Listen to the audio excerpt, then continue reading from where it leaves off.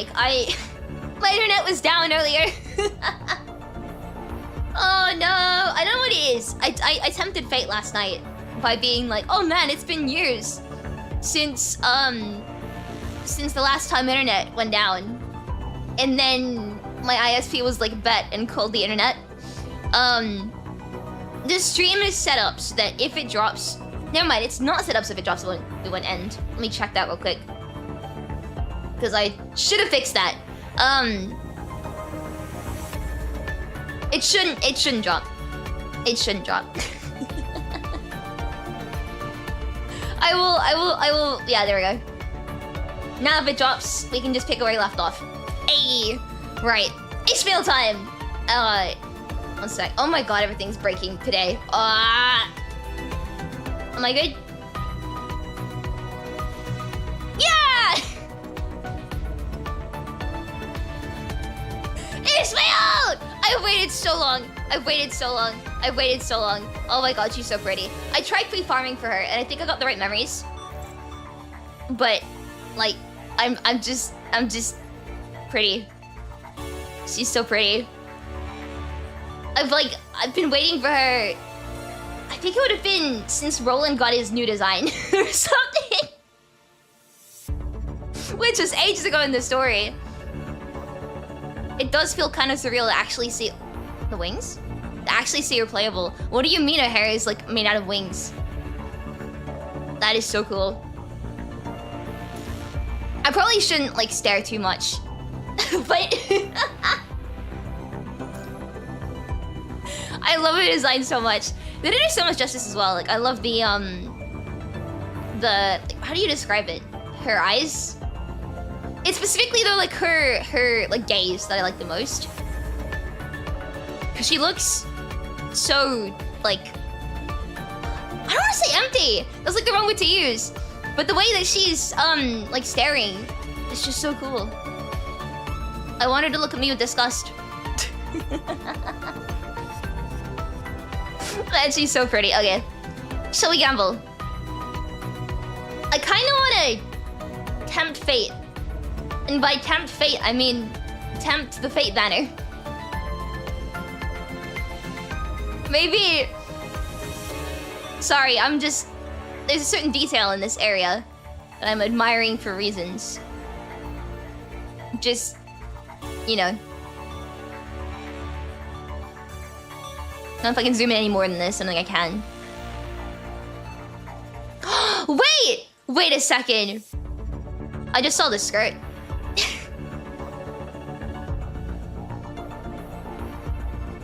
It's such a pretty design. Right. Gamba. Gamba and then story, which again, I'm torn, right? Because on one hand, I want to see her, her like, what's the word? Animations. On the other hand, I'm terrified of story spoilers. Ooh.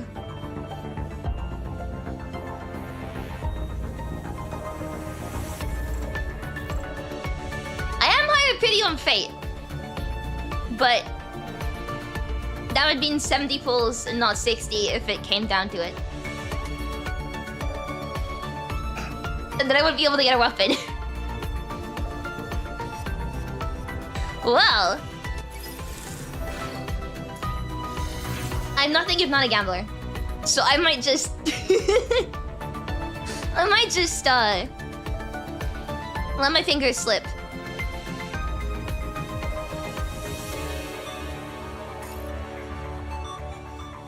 Am I gonna do it? I mean, look, what is 70 if not like barely more than 60 anyway? So I'm really not losing out on much if I just pull on the fate banner. That said, I'm gonna get her in this first temple because she loves me. And I love her too. Watch this. Damn it! The thing is, if anybody asks me, I'd always say do not pull on fate. But I don't listen to that advice myself because I'm a gambler. And I like gambling. One day, our favorite... Commandant. Okay. We're just gonna Just gonna pretend that didn't happen. I mean, now it's 60 pulls until pity, right? So... let me just, Oh. Ishmael! No! I may have flown too close to the sun. Please don't do me like this, Pate. Please.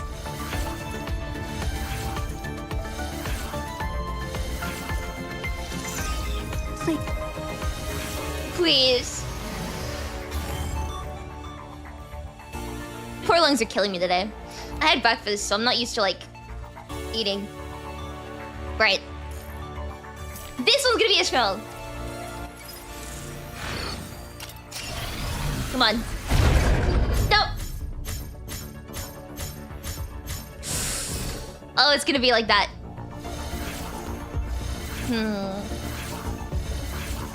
But at least a good A rank. Yeah, me too. The very thought of fighting next to you sends energy coursing through my body! Not even mad. And mommy's pretty one-up. Not even mad. Nanami and Kamui. I mean, there's certainly... there's certainly characters. No, I love them both. You can fight Kamui from my cold dead hands. New frame 1. Yes! Early pity, let's go!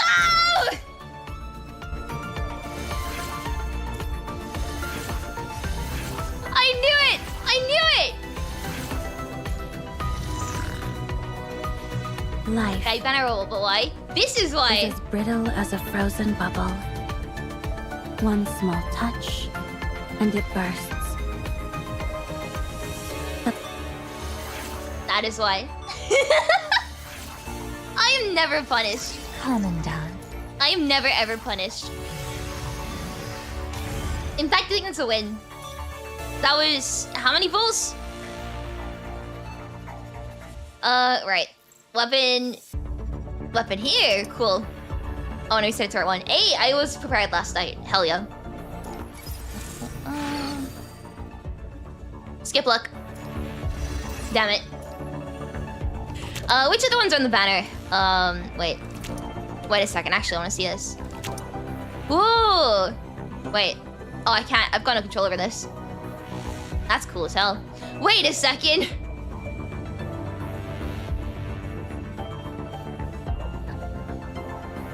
Knowing there's a DMC collab coming soon means this is pretty funny to me. Anyway,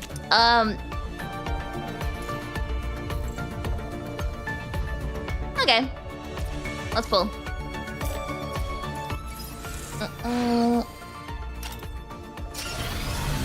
First try. Damn it. I'm on like 7 pity. So I've got like... no! My first thought is I'll be able to pull in the Fate banner again. If I get the weapon early.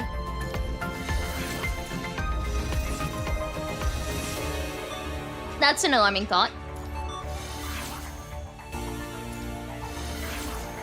Look! The Fate banner is nice to me. So if I get the weapon early, I'll just pull on Fate. And then everything will be fine. I love gambling.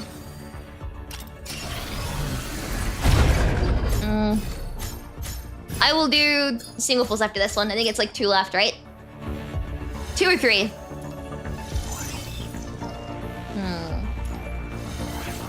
People would have been, thought it was a great name, but Kuro probably hinting that shit to us, yeah. Well, I mean, I don't know how the translation is. It might have been different in CN. Either way, if you know, you know.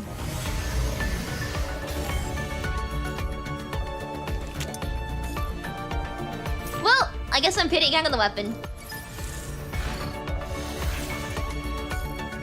Last couple I'll skip.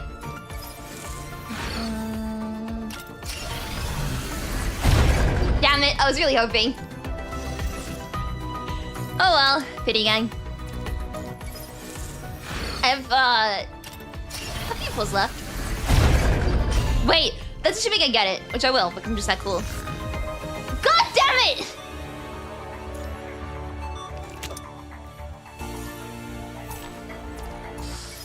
Fate giveth, fate taketh away. Here goes round 2.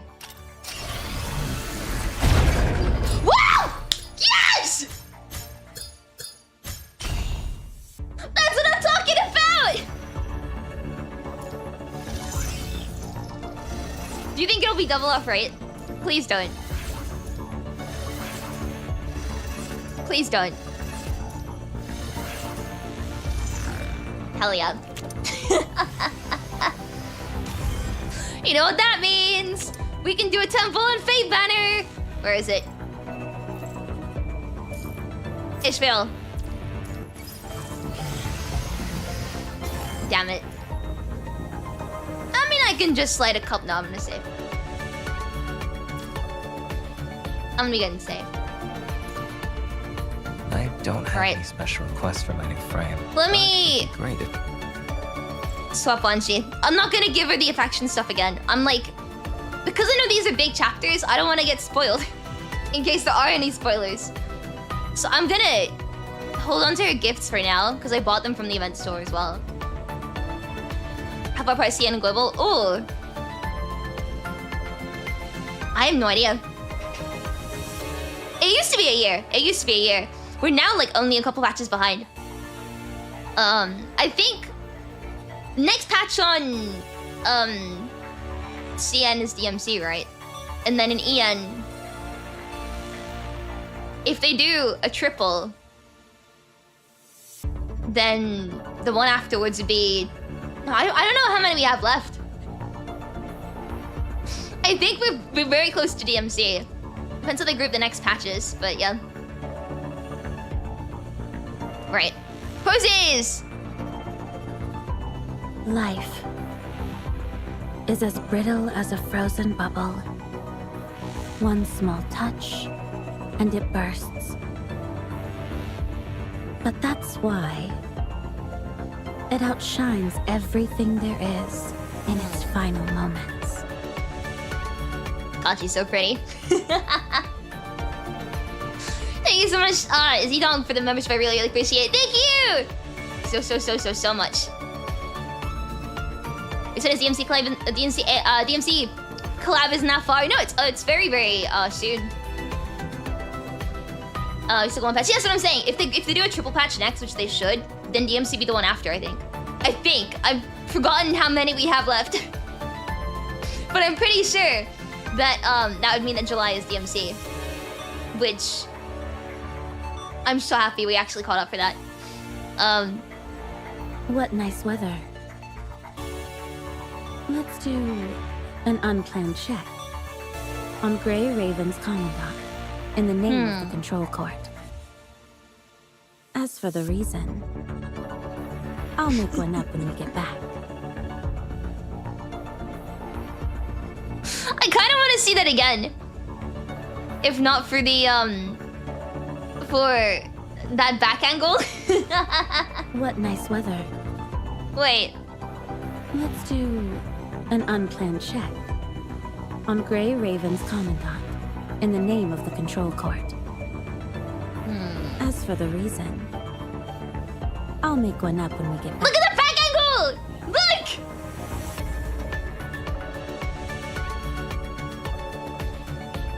You know what? That's tasteful. I like it.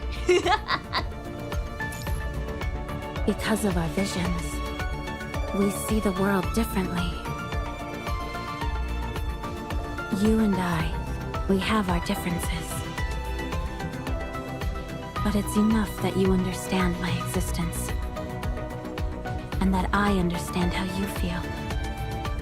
That's all that I can ever ask for. Horai's so pretty, man.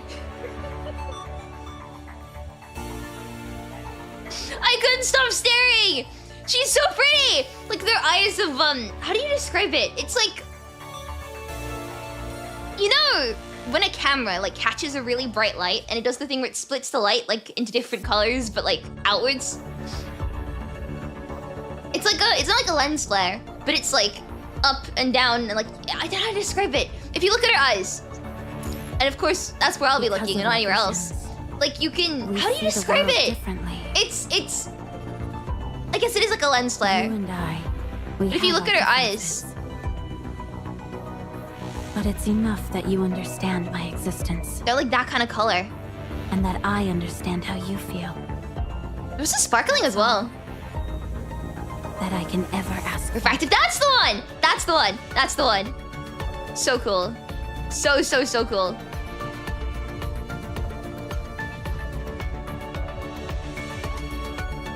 It's also weird. Is it weird saying this? But I never imagined she'd have like really long hair. Because you don't even really see her from like the, you know, waist up. I just thought she had like short hair. I guess she grew it out. There's only black coffee at the control court, and I can't stand better drinks. If you ever happen to swing by and need a drink with some sugar, I always keep some in the third drawer on the right side of my desk. Help yourself anytime. I love her. You can drop the formalities. I don't mind having physical contact with you. Do as you please. What an invitation. No, I'm fine. I'm fine. I'm fine. It's the You arm can drop pose the as well. formalities. Look at that. I don't mind having physical contact. There it with is! you. Do as you please. I love that.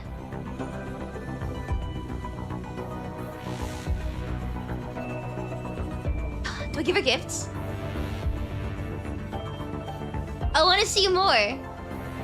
But I'm like, do I give her gifts now or do I wait until I finish the chapter?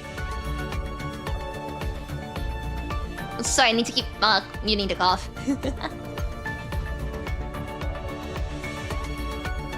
No spoilers, you're good? Okay. I mean, what I'll do, just in case. See, I didn't open anything else yet. I was like, I'll just get her to like 4 or something. There's only black coffee at the control I court, have, and I can't stand some gifts better saved, but I'll have a look at drinks. these ones. I'll save the rest for later.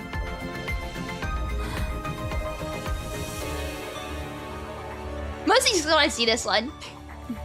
The idols are my favorites. Did I wake you? Don't worry. Smile! I just wanted to watch you sleep. Shh. You can keep sleeping. I would sleep so soundly. Where was she this morning when I woke up at 8 a.m.? And then woke up at 9 a.m. And then woke up at 10 a.m. and 11 a.m. and every single hour until I need to get out of bed.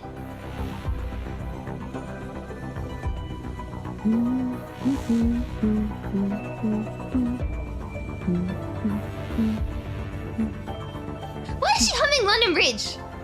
Today is going to be an interesting day. No. You cannot hum London Bridge and then follow up with today's gonna be an interesting day. You cannot do that. What do you mean by that? Hang on a second.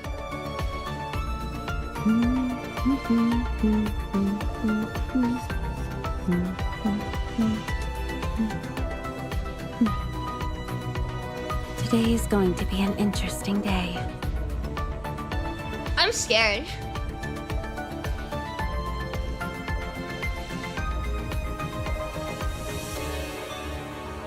You're already at your limit.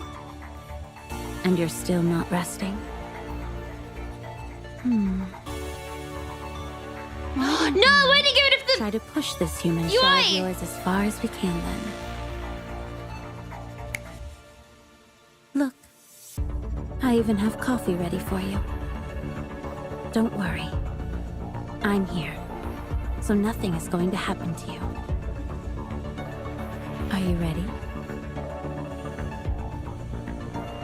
Yes.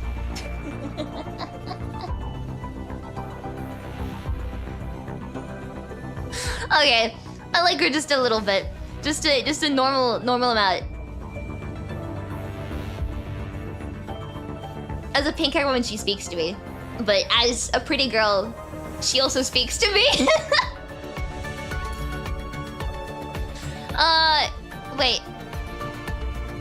moved, didn't they? I'm used to clicking on like here for the tutorial, but I think they moved it. Let's find it. Give me a second.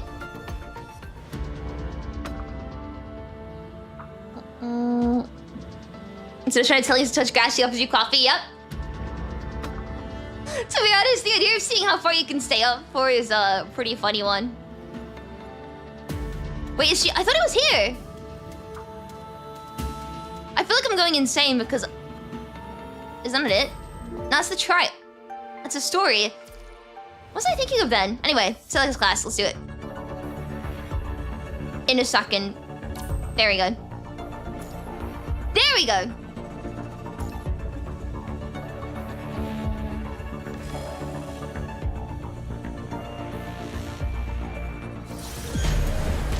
This is your final act. Sorry, what? Make it count. That's so cool! When Parhelion is in the Wanderer form, only blue orbs will be generated. Pinging blue orbs twice triggers blue orb combo and grants collapse points. Okay. I'm guessing the bottom thing is... Ooh. Ooh! I like that. Wait. Nice. Do not resist fate. After casting Blue Orb skill, holding dodge unleashes the Cosmic Afterglow and grants collapse points based on the consumed blue orbs. Okay, right. You've lost me already, but it's fine. So, use Blue Orb, then use dodge. So that... Don't do. Wait, oh, you wanted two? Okay. Okay, so only the square thing at the bottom is the meter for that. Tap yellow orb to cast Forbidden Realm. When equipped with the 4-piece Sotho set, which I actually pre-farmed because I'm smart, additional fandom points are granted. Actually, how do you pronounce it? Is it Sothoth or like Sothoth? The story is nearing its Whoa! end. Tapping signature cast signature primacy and enters the Dominator form. Would you like to see something beyond your scope of knowledge? Ooh. Consumes phantom points in Dominator form to cast Phantom Annihilation without consuming dodge gauge. Wait. Sorry, no, I heard dodge. I was like, once I've had you. Dodge Bailey to cast Phantom Annihilation. The 5th hit Phantom Annihilation grants Collapse Mark. You've lost me again. That's fine. I will go first. Like always, it's just a small gift. Ah, yes, my favorite kind of dodge, the one that deals damage. While in Dominated form with the class mark, holding dodge, cast Dimensional Collapse. Embrace it. This is the miracle you have been waiting for. What? Me? Me next! When Parhelion is in Dominated form, only red orbs will be generated. Pinging red orbs twice will cast red orb combo in the 4th hit of Phantom Annihilation. Do not resist fate. Oh, shit. So 1, 2, dodge, enhanced dodge. Wait, what do you mean by enhanced dodge? Am I going insane? I thought it was like press and hold, right? What?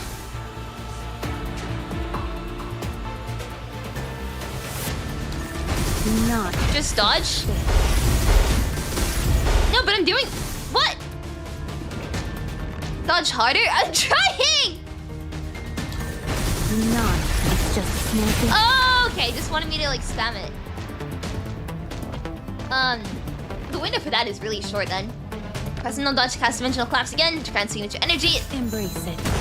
This is the miracle you have been Coming signature cast signature Silent Punishment in its Dominator form. We gave it another try, and it seems like nothing has changed.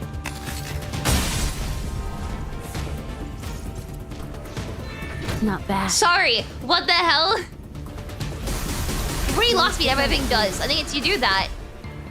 Then you do something. Is nearing its end. And then you dodge a ton, right? Like this.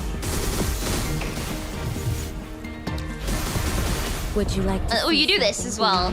Scope of knowledge? And now she's got red orbs. So you ping twice. Your destiny. Then you like spam dodge until that happens, and then... We gave it another try. Oh wait, no, you needed to do the Seems like big dodge nothing again, has right? changed. And then like spam dodge again. Okay. Do not sit. Don't blink. So it's that. And then... The story. Would you like to Oh, see I've forgotten something beyond your scope of I knowledge? remember this. It's just a small gift. Embrace it.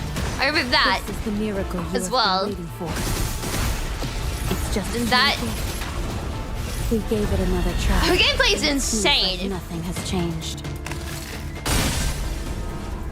I mean... It's complex as hell for me to understand, yeah? But it feels less like I'm playing a game, more like I'm watching an art. It's an entire art form, just animations alone. Would you like to Like, what do see you mean? something She beyond your eats scope of knowledge? the world, and then it shatters the screen. Do not persist. It's just a small gift. I will go first, like always. It is We so gave it another beautiful. I try, mean, I'm just and spamming it stuff seems now. like I want nothing has Celica to walk me changed. through the entire damage output cycle. But like this, look at the effects and bad. stuff. Sorry, I took my hands on the keyboard. Look how insane the effects are. Do not persist. The story is nearing its end. Would you like to Kind of see insane that something anything beyond could your even scope of survive knowledge? this. Like, It's just a small gift. We gave it another oh, there's also try, the kick and it attack. Yeah, I keep seems forgetting. Like nothing has changed. Look at that! That is insane! Sorry. That is absolutely insane. Do not persist. Would you like to see something beyond your scope of knowledge? Embrace it. This is God, the that's miracle nuts. you have been waiting for. It's just a I small remember the gift. dodge thing like that. Right, I want to see Celica walk you through the actual, like, tutorial. Embrace it. This is the miracle you have That's been nuts. waiting for. That's so nuts! Okay, I want to leave. Let's go. Come with me on a whole new path. That's insane, though! I'm just... What? I don't even think it would be a competition to say that she is just my favorite design attacks in the entire game. This is your final act. They cooked so hard on her. Count. Ishmael complete. Yes, thank you, Celica. Please walk me through this. After casting blue up combo, press and dodge. Okay. Don't blink. Then yellow orb. The story. Then Would signature. you like to see something beyond your scope of knowledge? I will go first. Then dodge. Always. It's just a small gift. Press and hold Embrace it. to do that. This is the miracle you have been waiting for. Okay, you've lost me already. We gave it another try, and it seems like nothing has changed.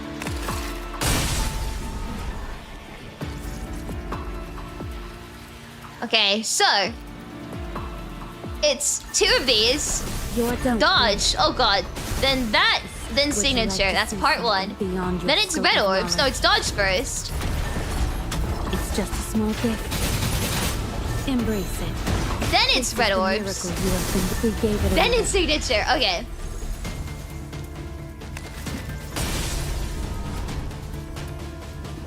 So, one, Do not two. resist fate. Don't blink. No. So we needed to have the Do not yellow one gun, resist right? fate. Your So death the other move's don't insane blink. as well. Press that, Would then you like ult. to see something beyond your scope of knowledge? then dodge, It's just a small gift. Embrace then it. hold, This is the miracle you have been waiting for. We gave then it ult another again, try, right? and it seems like nothing has changed.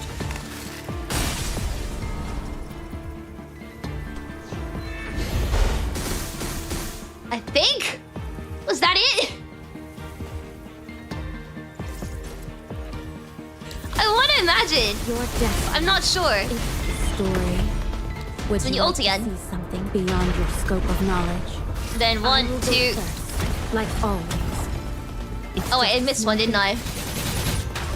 Embrace it. Then you do that. This is the God, that miracle attack is so you have cool. been waiting for. You like attack again. Your destiny is sealed. But then, We gave it another oh, you signature try, again? and it seems Oh like my God. nothing has changed. I think it's a really funny story, doesn't even make use. Yeah, actually, that's a good point. We never once attack with her. What does she do? What? So I missed out on those animations. Hang on a second. That like attack with the eyes.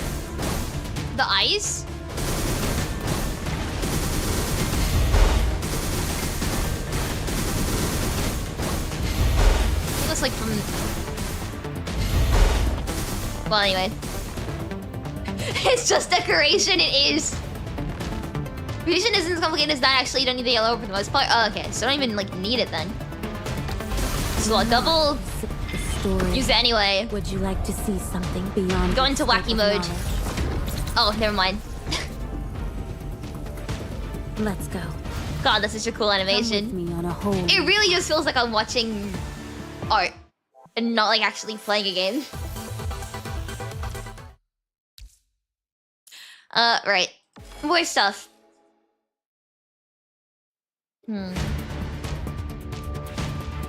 Oh, it's just practice now? Wait, when Ishmael's in dominant— Ah! I'm reading! Shut up! No, I didn't read what Selka said! What was said? What was said to me? Don't worry. I will What was go said to me? Like always. Would you like to see something beyond your scope of knowledge? Do not. The story is nearing its end. It's just a small gift. I'm gonna read— Embrace it. This is the miracle you have been waiting for. God, her attacks are insane. I kinda wanna use them anyway. I will go first. What was Selka Like saying? always.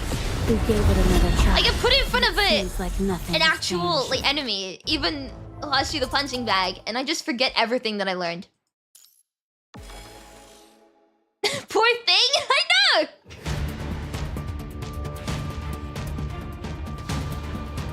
Okay, so I will go first. it's Like double. always. Then you like dodge a bunch, right? No, you use yellow orb, right? Story. Would you like to see something beyond your scope And you go into of this knowledge? form. Oh, fuck off. So it's very rude of me, wasn't it? It's just a small. I will go first. Like always. I don't think I did the proper Your destiny is thing, did I? small gift. Embrace it. That's the one. This is the Miku gave it another try, and it seems like nothing has My favorite changed. animation of them all. So good. I will go first, like always. Would you like to see something beyond your scope So of this dodge. knowledge? It's just a small gift. Oh, hey, get out of here. You hit me. That's very rude of you. Assist the story. We gave it another try. I didn't do the big Seems kick like again, did I? nothing I has should changed. try and do that.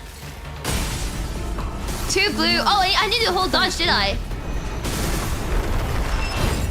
I will forgot about go that. first, Oops. Like always. The whole dodge is Don't something I keep leave. forgetting about. See, that's cool as I hell. will go first, like always. Boy. Would you like to see something beyond your scope I'm messing of up so bad, but my brain, I'm just trying to like Your understand the muscle memory here because This it's is the not in my miracle fingers you have yet. been waiting for. We gave it And I another think I'm try, gonna need it. and it seems like nothing has changed. So 2 blue, Your whole dodge, yellow, story. Would signature. you like to see something beyond your Dodge scope of combo after knowledge? signature is something I remember. It's just a small gift. Oh, never mind, Hoshi died. Let's go. Come with me on a whole new. You know what? We just figured it out.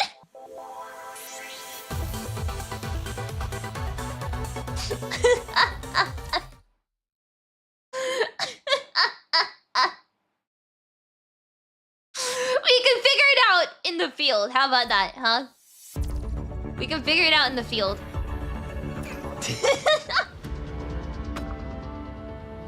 It's so cool.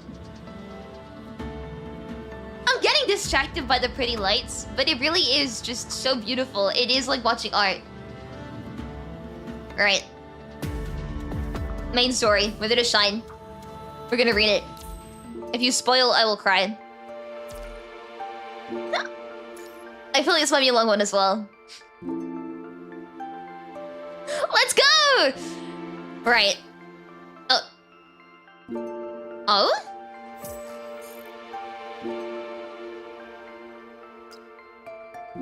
Confidential. Well. Yippee. Now we can play the story. An SS is just ult, second red. Oh, 2 reds, dodge combo, hold dodge, QTEs, ult repeat. Okay. I need to get good. She's so flashy, I love her so much. In a corner of another world, humans sleep eternally. Half a bottle left. Gotta be careful with this. Underneath a ragged, holy cloak, his big frame shows no sign of importance. He takes up his water bottle and gives it to the person next to him, who's making raspy noises. Thank you. The pale young man takes the bottle, tapping it gently, listening to the water hit the metal. Then he carefully unscrews the cap, tilts his head back, and lets a few drops of water trickle into his mouth. Once we get through the canyon, we'll... He's not wasting his breath on another word. The aurora hangs overhead like blue flames, and the man at the front raises his lamp again. Dirty, ragged refugees from a former long line, trudging across the snowy wasteland and through broken rock canyons. Panting reindeer are pushed forward with sticks, their saddlebags almost empty. Rich and poor, educated and simple, famous and unknown, they all walk together. These refugees are an army without a home. They've left behind their grapes, olives, and figs, their useless tech, their altars, fireplaces, and graves. This land was once theirs, but their homeland has been completely destroyed.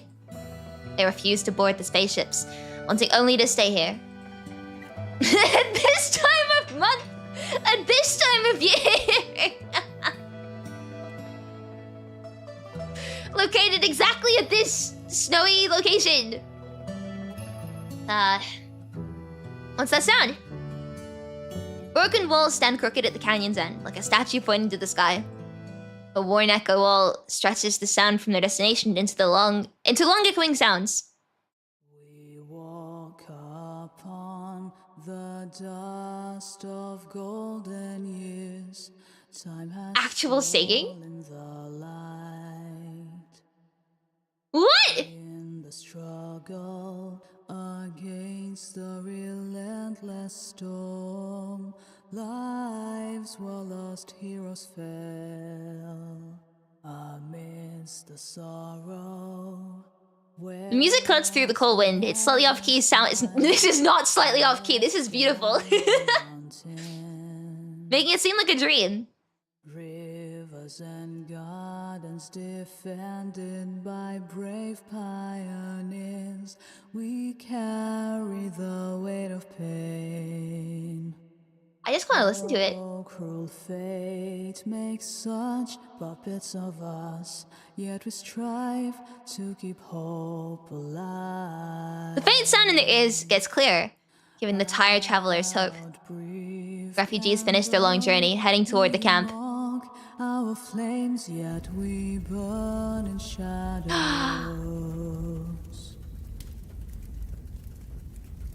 Okay. Okay. What dreams may come. Wait, more? This mortal cord. The minstrel's fingers dance on the strings, humming a story. Around the fire, people remember the past, carried by the music. A woman with pink hair sits among the others, listening quietly to the song.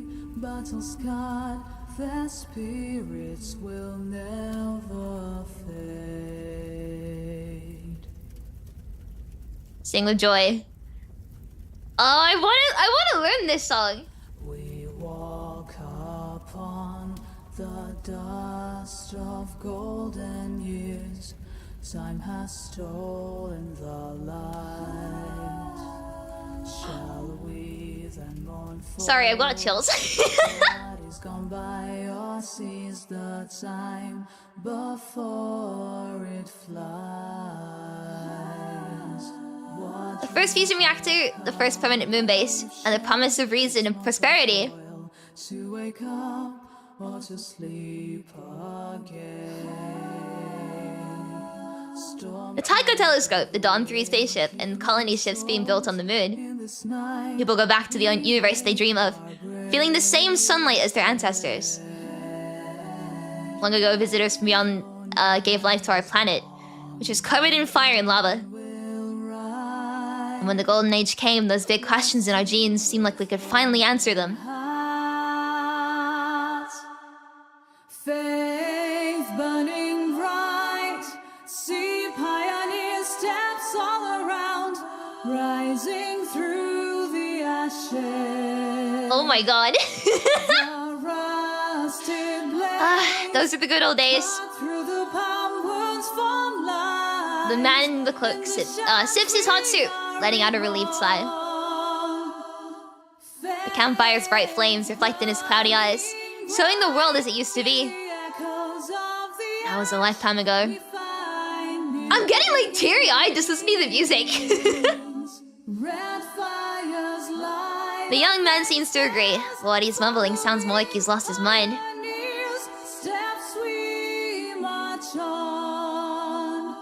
After all, the very old hare actually lived in the world that song describes. Oh. No, I'm sad I was enjoying that! An old woman warms herself by the fire, dozing, not hearing them. The singer finishes the song and then it is quiet for a moment. My teacher taught me these lyrics. The limits of language are the limits of the world. Humans made miracles and then spread legends through time and space with their voices and ears. Human songs go beyond the disaster, heard all over the world. When will this ever end? Please tell me, without spoiling, we hear that song later on in this chapter. Please, somebody like tell me I'm gonna hear it again. I hope it's like Liv's song, and that we'll hear it with instrumental later on. Cause if I say I want to cover that,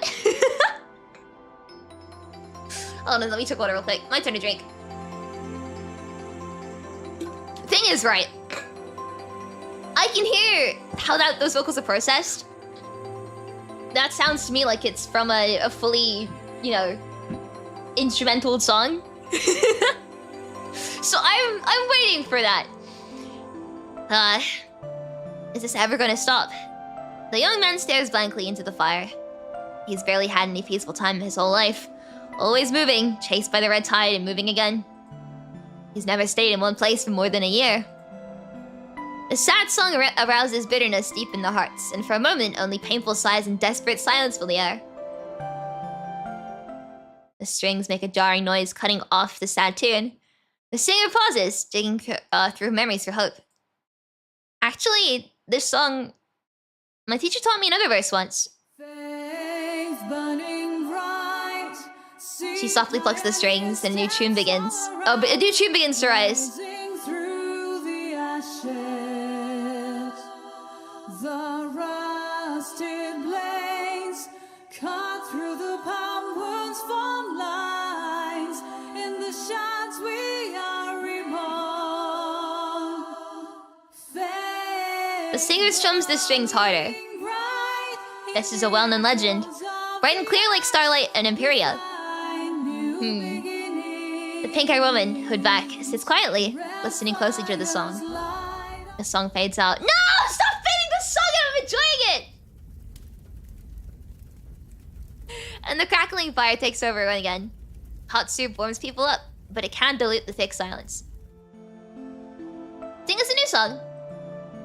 Sing about our lives now. I can even play something. He pulls out a metal piece from his wet bag, unwrapping it carefully. Is he gonna play the spoons? The frost doesn't damage his treasure. A rusty— oh, harmonica! The singer looks troubled. I'm sorry, my teacher died in the ARU's last battle. I'm not good at describing disasters, so I can't tell you about the world as it is. I can't sing about the present. No one mourns the sad but common remark. The young person quietly apologizes for asking. It's okay. After winter ends, maybe you'll sing new songs. The refugees go silent, knowing that false hope is the worst thing on these snow plains. The harmonicas, the spoons of the mouth if you think about it. No, I don't think that's how that works. She fiddles with a die, ooh, her gift, in her hand in complete silence. The gravedigger flips through the pages where knowledge, reason, desire, and chaos are frozen in the printed words.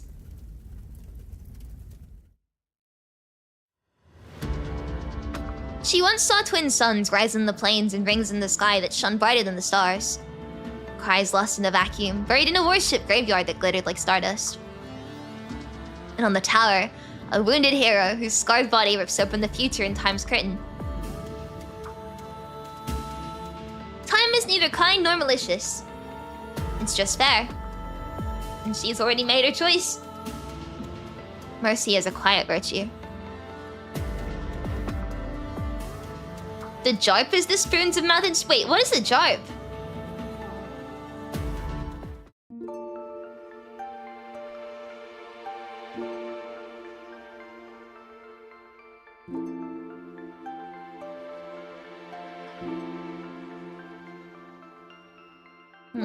I can't find anything. Right.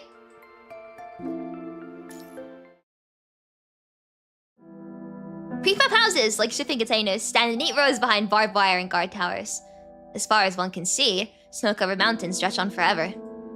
The grey walls still keep out the cold, but look pretty small against the mountains and wilderness. Straight jarping it? Wow, I'm glad we're really mature here. Right. Putting up thicker walls to keep the heat in is just a quick fix. Generator fuel will run out eventually. But first, there's an even bigger problem. In this endless winter, ice is the only water source. Breaking and getting ice is how they get clean water. The water collection crew is back. Wait a second! Reading focus again, the armed water collection team has already returned to camp as promised. Hook the flame up here! The leader puts the rifle under his coat, giving quick orders to others. Oh, it's a jaw harp! I see! Because I just found, like, harp. Like, more harps. Oh! No, that is the spoons of the mouth. No, I see it. I never heard of that before. A young man turns on the pump and connects the worn hose to the water tank. Any problems? Same old, some small stuff needs filtering out. The middle-aged man breathes on his hands, rubs his stiff fingers, and opens the report. You know, I wasn't cold until now, because it is kind of warm for me. But seeing the snow in the background has made me want to put my jacket on. So I'm gonna put my hood on real quick. Oh god. I had it with me, but I took it off at the start of the stream because I was like, man, it's really, really hot in here. You know what? I am easily susceptible to subliminal messaging, I guess, and so on goes the hoodie. Also, parts of the river's melting, so it's risky to walk on. That's causing problems with the digging. The river's melting. Vanessa frowns, thinking. The outside temperature hasn't gone up, so this shouldn't be happening. Mutated red tide's messing with the ice. It's probably not the red tide. If it was, we'd see something weird in the ice with our own eyes. He nods to the young man who pulls a metal tube from his bag. We took the temperature of the meltwater and collected some samples. This warm water is 5.8 degrees warmer than the freezing point. Considering the rate of the heat loss, there's probably a hot spring upstream. Whoa! His breath turns into ice crystals in the air, then disappearing as he stops talking. The same as always. Send the samples to the lab. She stares blankly at the far-off mountains covered in pine trees, where the river starts. If the mutated red tide really starts messing with the water, you can use the stored ice for a bit, but once the contaminated water gets into the system, humans might never find clean water in this area again. Keep using the meltwater until we know what's in those samples. Thank you for your hard work, everyone. Go get some rest and get ready for lunch. The pump's quiet now, and the ice melter's empty. The clean water filled that huge tank like an old grain silo to the brim. A water tank is the only thing keeping the camp alive. The young man drags the hose back to the vehicle. I almost said horse. Eye of horses on the brain, I guess. But the team leader won't move. Abby! Miss Vanessa. The middle-aged man took off his gloves at some point, his rough fingers nervously rubbing the rifle stock. Can we at least check out the possible hot spring? He anxiously cranes his neck forward, trying to read Vanessa's face. If it really was a hot spring, you wouldn't have to melt ice anymore. I wouldn't have to melt ice anymore. Collecting water could be way easier. No. The mountain's too far out for patrols. We can't take that risk. But last month, Miss Jones' little girl, she died because we didn't have enough water. Sadness fills the middle-aged man's eyes, his eyebrows covered in frost. No. Vanessa turns away, annoyed. No one's explored that mountain. No one knows if it's got the mutated red tide or some other monster in it.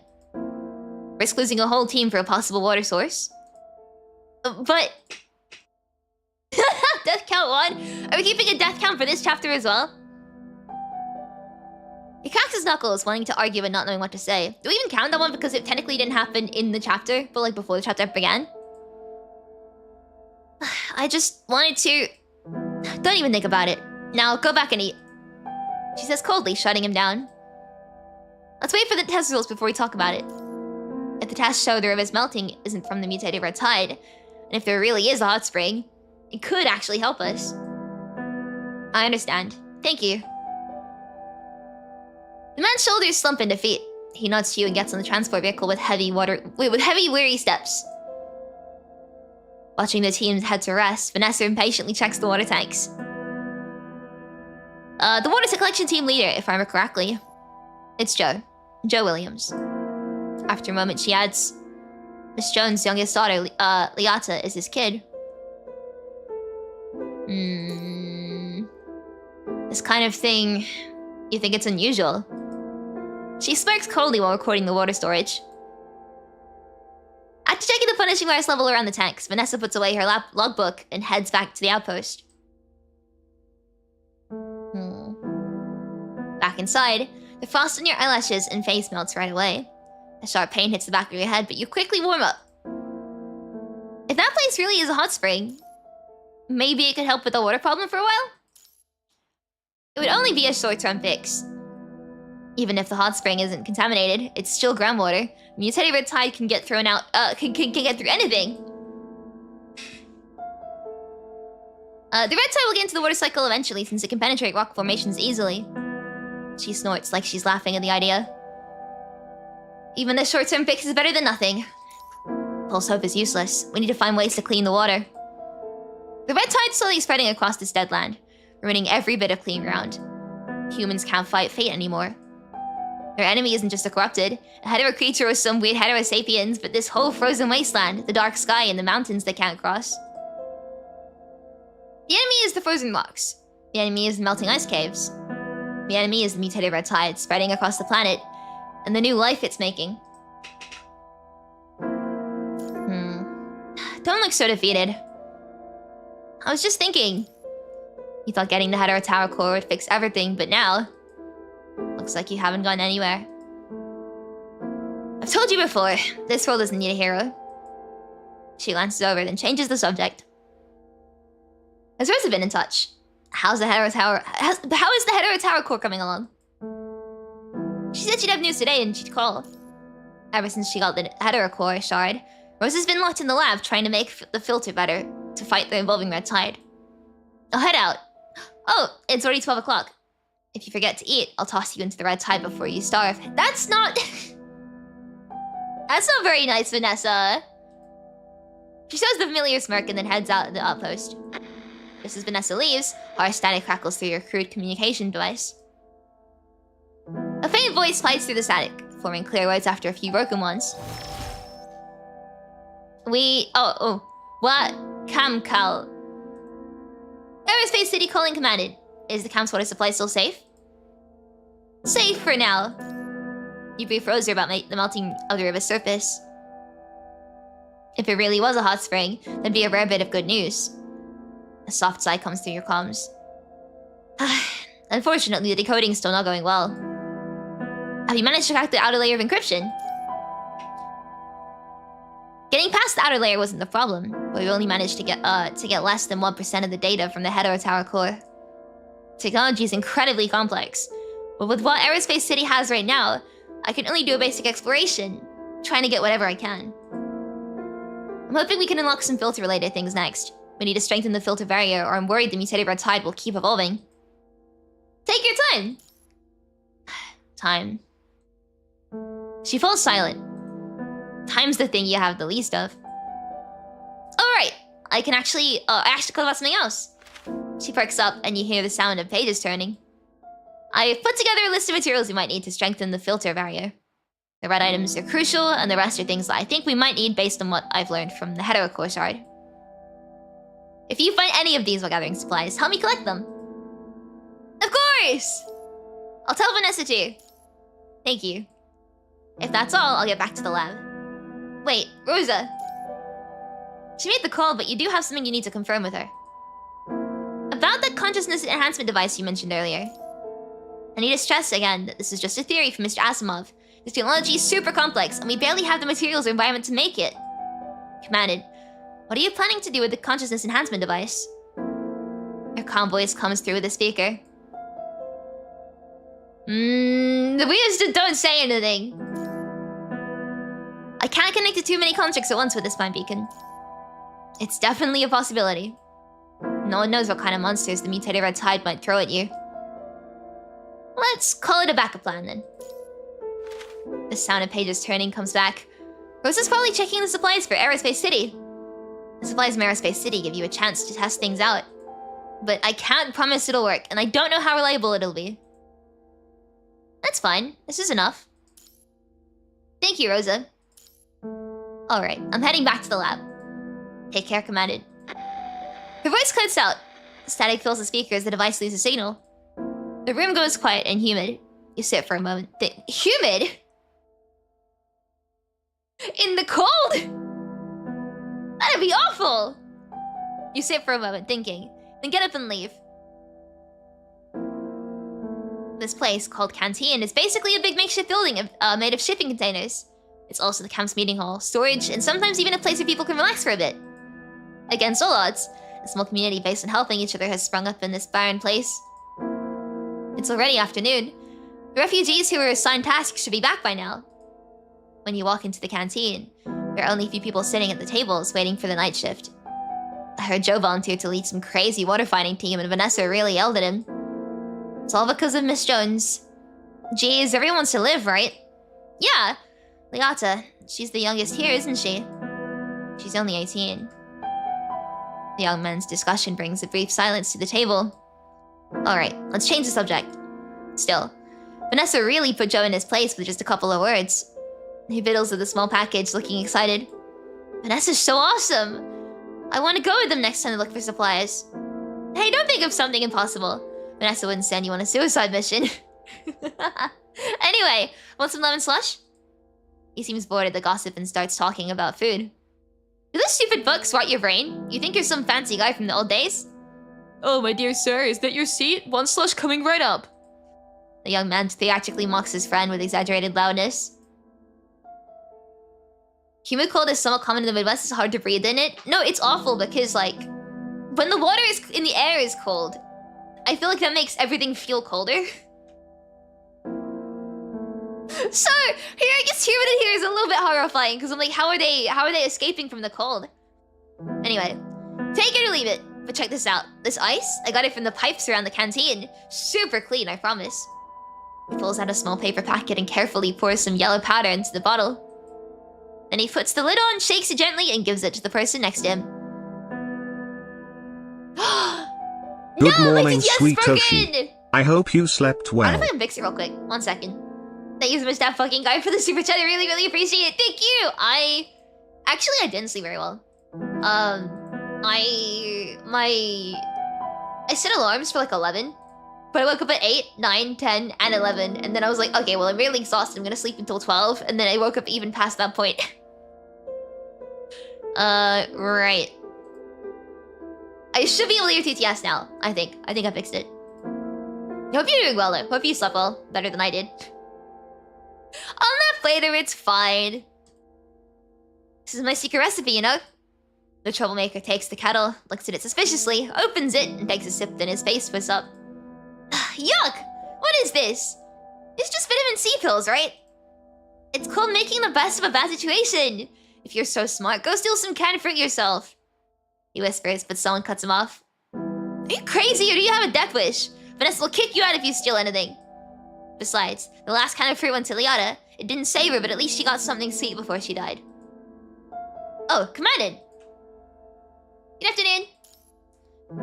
You've overheard their whole conversation, but you don't need to tell them to stay away from the supplies. Vanessa's strict rules have worked pretty well.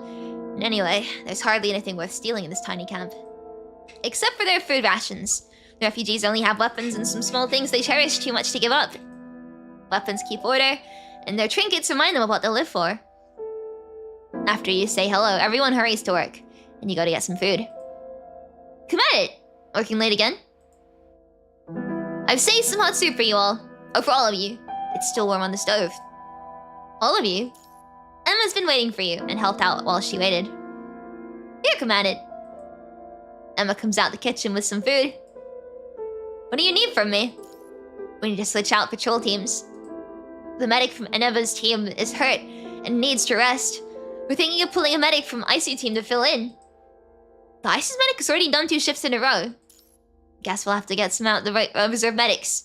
Oh, guess we'll have to get some of the reserve medics. Emma writes in her notebook while you eat some dry rations and water-thin soup to ease your cramping stomach. Oh, there's something else. After we figure out the patrol teams, Emma moves on. River water samples are in. We've got the results. Bad news? Emma looks worried. Whatever she's about to say is definitely bad. We didn't find any clear signs of the red tide, but the water's definitely contaminated in a weird way. I think the header creatures, there are header creatures near the water source. Or mutated red tide's already spread to those pine forests.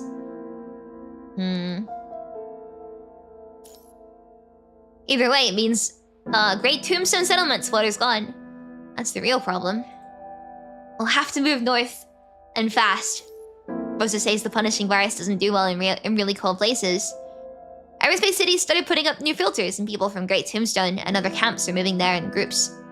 But if there really is a problem with the water source, they'll have to move faster. Got it. I'll tell Vanessa.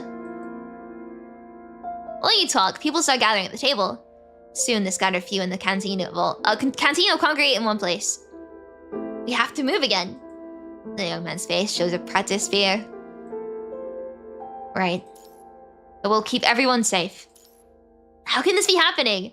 We just got here. What are you waiting for? Go pack your stuff. Even if we don't have much, we still need to sort through it. People start talking all at once until Emma calms them down, and they head off. Sounds like my sleeping patterns too, except I wake up every 2 hours and then end up late as well. I've been getting fat these days, so that's a factor. I don't think that's a factor, though. There's a ton of reasons why you have, like, trouble sleeping, but I definitely know that I feel the same.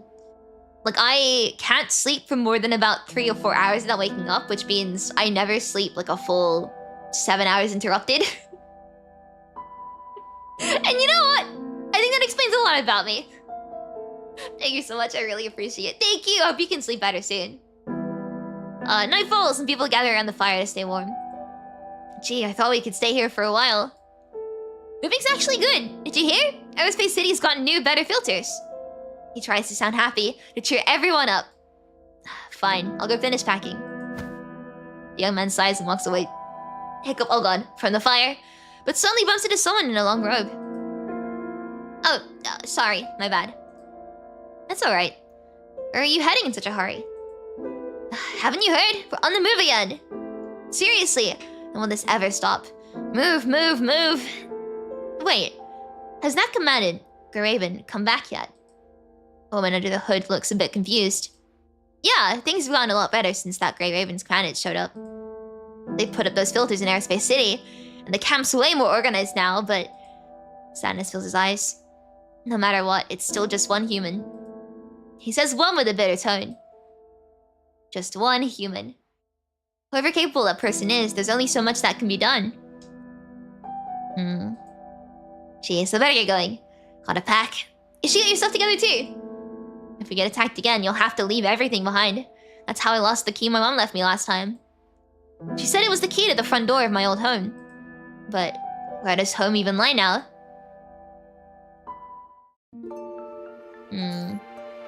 How did I break it more? I have no idea! I'm assuming you guys can still hear it, right? But for me, it's just like...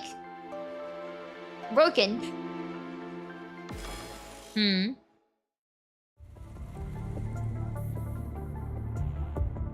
There's an abandoned town 12 kilometers north along the river. The same location listed in the patrol team's routine report last week. We're short on people, and the water collection team gets a vehicle first, so we haven't gotten the supplies yet. You can hear it cool. So I just messed it up on my end then, because I'm a genius. Actually, somebody remind me before next stream to fix it again, because I'll put it on my headphones, and I won't be able to hear anything through these wireless headphones. If I remember right, the report didn't mention any mutated red tide activity. Yeah, it's an abandoned town. We scanned it and found a lot of protective gear, purification devices, and weapons and ammunition inside. They probably didn't have time to evacuate. He shrugs and goes quiet. Across this destroyed land, the same sad stories repeat. Moses' list said we need some water purifiers. Should I take a chance? It's been so long since you saw anyone streaming this. Effie, you love me! I'm glad I can feel the PGR void for you. I love this game, man. Yeah. Since you're on patrol, you now have time to venture deeper into the ruined city to search for the materials as I mentioned that are in short supply at Aerospace City. With a light reconnaissance vehicle, you can cover 10 kilometers across the flat land easily. About 20 minutes from camp, you see buildings in the distance. Not bad. The punishing virus is still low here. We should be able to find something useful. The vehicle's treads crunch over gravel and ice, sending a crackling sound and vibrations from beneath the driver's seat straight into your ears. The town's image in your eyes turns into more details. No, that's not a building. The buildings in the distance suddenly look like hazy grey clouds, and the horizon below them wavers. Oh no, we're... I think we're hallucinating! What's happening? The ground under the town curves upwards like someone's playing with a sandcastle. A dark red flood pours from the sky, swelling the grey mass before joining the chaotic horizon. We're hallucinating! Careful, it's red. Commandant! You try to speak, but this desperate urge to speak drowns in the airless depths of your throat. Like a nightmare, you can't even make a sound. Emma, everyone run! Your mouth opens wide and your cheeks hurt from trying to speak, but it's all in vain. The brown and white land is gone. Under the sky, nothing can stop the red wave. But under your feet are rocky reefs with strangely shaped algae and coral growing through the cracks, like they're hungry for nourishment. Then something grabs your legs. Is this the bottom of the ocean? Wait, this feeling. A chill runs down your back as old fears start to surface. You're dreaming, it seems. You've seen this scene before.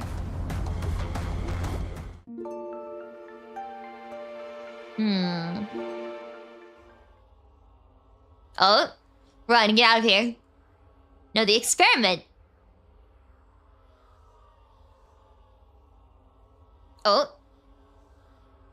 What is this place? Where am I? First person gaming! Leave this place. No, why am I running? Oh god. How is this possible? Header creatures? Oh shoot!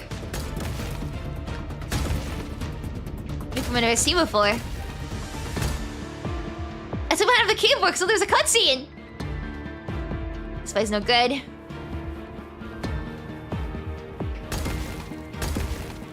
Header creature. Oh, E, shoot! Oh no! 异常情况已经被清除。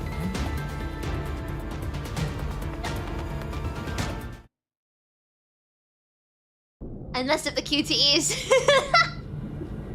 The world turns into a dark red spiderweb. Liquid, liquid, liquid. Strangely, your lungs don't resist. You open your eyes and the spiderweb clings to your eyeballs. A sharp pain shoots through your head, like an arthropod rampaging inside, desperately trying to break free. The This empty space is chaotic. You need something to hold on to. But your skin's just coated in some thick goo, so you can't tell where your flesh and bones end and the world begins. Why would you phrase it like that? Like you completely melted. What you see might just be nothing more than your last thoughts. Then something weird happens in your head. It's coming from your tongue. What? The juice bursts in your mouth, all tangy and fresh. No! It hits your tongue and suddenly you feel gravity again. Your drifting thoughts come crashing back down to the support beneath you. Is this the medical room? Hey! Vanessa pulls the dripping fruit away from your lips, then flicks your military knife in the air. I thought I'd have to bury you. Too bad. My head's killing me. Try to force your eyes open to get rid of the web. But it still stings. Like, oh no! No! Still stings like tiny needles dig into your skin. Of course your head hurts. Passing out miles from the designated location and face planting into a snowdrift, even if there was a sun mutated red tide attack. But after all this time, you still faint around mutated red tide. Vanessa's knife moves smoothly as she peels another fruit, making a perfect spiral of skin. It was a rare polar apple. Open your mouth. A slice of fruit on a dagger is held to your lips. I'm gonna take it off the knife before I end up with blood in my mouth. Psst. The tang hits your mouth again, and the cold fruit wakes you up a bit. Feeling better? A bit. Just tell me what's going on. I saw the bottom of the ocean. The tide surges in with ferocious hunger. The touch of death presses against your skin with surreal intensity. Scenes from the dream that after you'd sunk into during unconsciousness. Fragments of half-real moments swirl and shift in your mind, refusing to settle. The bottom of the sea. She stops peeling the fruit, looking confused. Do you remember a time with Lamia? You mean the Descendant? You both remember the same thing. Torrential rain and waves crash against the coastal rocks, enveloping the fully armed squad in a thick blanket of mist. Our laser dots focus on the target, but the glowing object in their arms makes everyone hesitate to pull the trigger. Craven commanded, do you remember that number? You told me another version of you. A person said I was the one left behind. The one at the bottom of the ocean. Craven commanded. Then in a place where sunlight cannot reach, beside the mermaid, death comes. It was back then. Before she finishes, urgent knocking tears through the heavy atmosphere.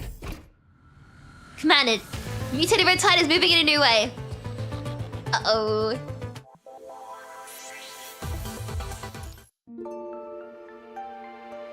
These are shorter than usual. Or is it just me?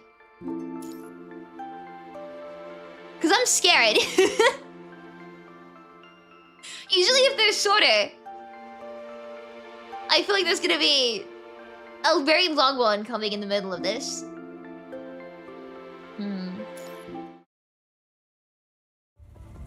People are gathered around the camp, relaxing after work. A middle-aged man stands by the vehicle, counting supplies and writing them down. Have you finished counting everything? Yet. What are you doing? If you want to eat, just eat. A young man squats on the ground, holding a few fruits and turning them over. He licks his lips and puts them back. No thanks, I'll wait for the rations. We found these foods, so we deserve a little something. Take one, and I'm gonna count it in.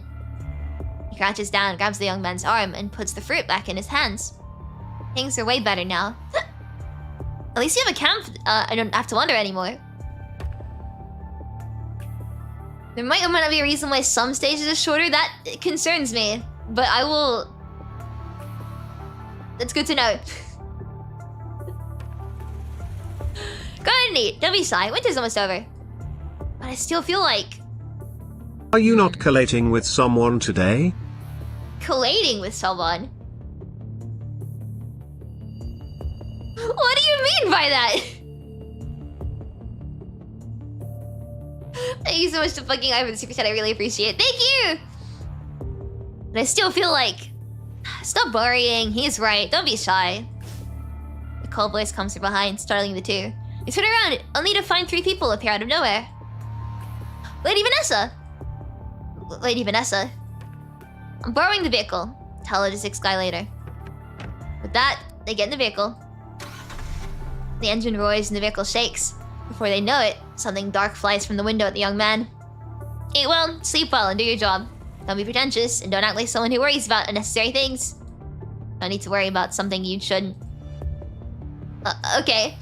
Thank you, Lady Vanessa. The young man catches what Vanessa throws.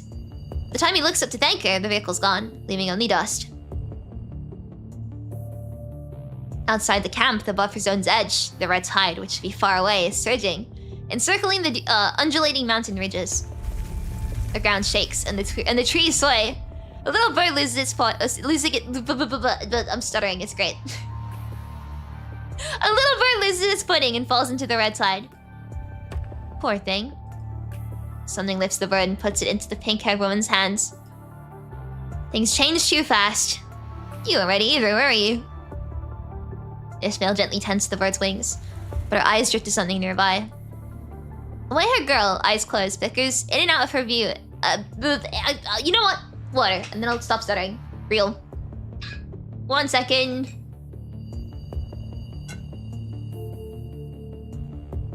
And I spilled it myself. You know what? It's warm. I needed that. The white-haired girl, eyes closed, flickers in and out of view in the red tide. Swirling snowflakes pass through the girl's body as if it were nothing but a shell. Chaos's legs, submerged in the red tide, are gradually disappearing. Looks like this nice doll is about to vanish into the gray and red world. How pathetic. Finally getting a chance to come back, but something's getting in the way, huh? As if hearing something, Ishmael turns around, and the bird in her hands takes the chance to free itself and fly into the snow. I need a sippy cup? What? I mean, yeah. I can see as much, but still. So it started. She extends her slender fingertips into the void, and a book quietly materializes, I'm its pages slowly turning. I thought you were someone else. Ah, okay. So you just got the what's the word? The schedule's confused, yes. I don't think I've heard anyone phrase it that way before. But thank you so much, I really appreciate it. Thank you! No, it's just me today. Alright. In the book's production, an off-road vehicle is parked by an outpost. I hope you'll bring more possibilities to the story. When they arrive, Discord takes them to the Watchtower's duty room, turning on the equipment and explaining the report. How's the red tide looking? When I left, Marker 6 was gone, and the red tide was about a kilometer from Marker 5. The duty room's only a screen, a patchwork of parts from various models, showing The duty room's only screen, a patchwork of parts of various models, slowly lights up, showing that most of the grid's divided surveillance feeds are down. The working feeds show Wow, I can't read today! Oh my god! The working feeds show a creepy scene. Snowflakes melting into the tide, turning into a horrifying red expanse. Seeing your stunned faces, Discord quickly corrects herself. Now, it's about a kilometer from Marker 4 now. It's moving that fast. Can't say. We're stretched thin. This many markers are all we can handle. Also, for some reason, the filters aren't protecting us from the hetero creatures anymore. We're even attacking the filters that they used to avoid at all costs. The only good news is we got the acidification filter core from Marker 3 back. The small room feels tense. Vanessa makes a quick decision. Discord, take Evie back to camp. Tell her what's happening and get them ready to move. Yes, madam. What about you? Something's causing the red tide to surge. I need samples. We won't be safe anywhere if we don't know what's going on. Vanessa explains while shutting down and taking apart the equipment. Don't worry, I know exactly how to tickle you, lol. Why would she phrase it like that?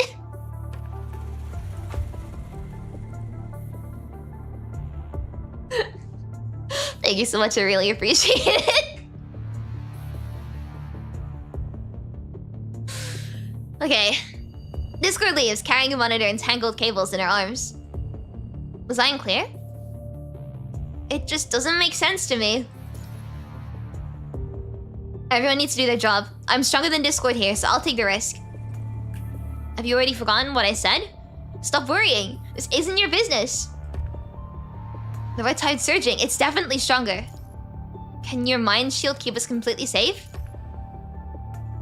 Yeah, the rest isn't my problem. But keeping your mind stable isn't your problem either. With that, you start a mind link with the construct in front of you. In this operation, I'm the commandant. Vanessa wants to say something, but halts. Eventually, she taps her earpiece. Soon, engine sounds come from under the watchtower. Happy now, Commandant? Let's move out. When does Vanessa glow up? I think Vanessa's always looked really cool, but I do like her new design. 20 minutes later, near Marco 4. Oh my god, okay. Barely dodging the attack of a header creature, Vanessa keeps backing away as vital fluid trickles down her wounds all over her body. Just a few header creatures. The red tide's getting stronger, and these vermin are getting bolder. Vanessa winces in pain as she raises her knife to block a header creature attacking from the side. The air is so thick with the punishing wires, it's practically dripping. If this keeps up... Mind deviation, 31.7%, 43.9%. Vanessa! Shut it! The header creature's form multiplies into overlapping afterimages in their visual module, with one image after another relentlessly rushing towards her. Vanessa, get back! I'm gonna fire. The feeble bullets barely scratch the creatures, just beating them in an instant. A piercing scream suddenly heads your way. Get back! Vanessa wipes the blood from her visual module, firing as she blocks the creature's claws behind her. Infection critical warning. Vanessa! The monster opens his bloody jaws. Human connection established. Maximizing my beacon output power. Get away from me! The blood mist in her mind clears and she quickly slashes the creature. After killing several, the rest retreat into the red tide. Finally got them. Hey, if I knew the demon connection helped this much, why didn't we do it sooner? She turns to complain, then her eyes widen. We have passed out behind her, slumping down behind the rocks. Oh god, we're so dead. Your mind goes fuzzy as something cold injects into your body. You're awake? Vanessa puts away the syringe. Yeah. Better not die or this undiluted rare serum will be wasted. She grabs water out of her bag and holds it to your lips. Let's drink it. Actually, I'm gonna take it. The water helps clear your head. The punishing wise concentration's up. And more than that, she looks at your shabby combat suit. This crap can't protect you from the punishing virus anymore. At the very least, it's useless against the mutated red tide now. I mean, tickle your humor. Well, I know what you know what I meant. I know what you meant. It was just a funny choice of words to me. Thank you. And you still can't handle the mutated. I can't say the words mutated red tide. It's just hard to say for me. Punishing virus concentration's up, and your suit can handle this mutated red tide. Even the diluted serums I gave you didn't help much. Luckily, we kept some undiluted doses for patrols, or else... Vanessa just grunts and says nothing. Hey, how's everything looking, by the way? Stable decline in progress. I got the red tide samples from the center. We're still stuck in this contaminated forest with no way to move. Feeling better? We need to go. Your suit can endure another attack. Yeah, of course. Slowly, you get up and check if you can walk normally before heading back the way you came while avoiding the mutated red tide. As Rosa requested, Vanessa takes red tide samples from 2 more places. Strangely, she falls into silence, holding the translucent container. What's wrong? We're pretty far from the center, but the punishing virus concentration's still the same. A few words were enough to tell the direct live situation. She turns around silently, the translucent sampler in her hand revealing a terrifying sight.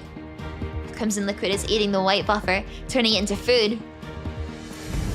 The red water shivers as if it's reaching to something, or reacting to something.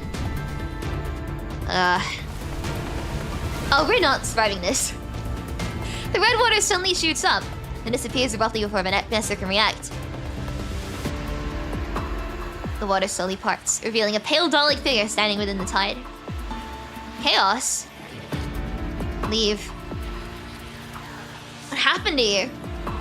As you utter your question, you try to make out Chaos's features. Her body is gradually melting into the red tide, starting from her legs and creeping upwards. Leave. Answer me! Consuming agony instantly crawls up your spine as if you yourself were the one trapped within the red tide. Leave. The doll mechanically repeats the same answer, as if another entirely different face is gradually emerging within her. Oh, I didn't read what that... Ah, Aiden 0. Again. Her shape starts to change, as if she channeled back the red tide's power. The mutated red tide suddenly surges. Its waves like a monster's open jaws, ready to swallow them both. Effie!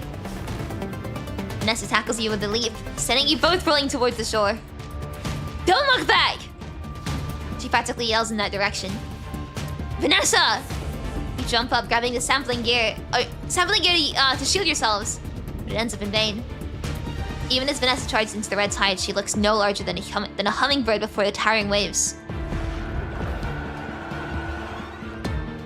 The red blade falls, and death closes in. But death does not come.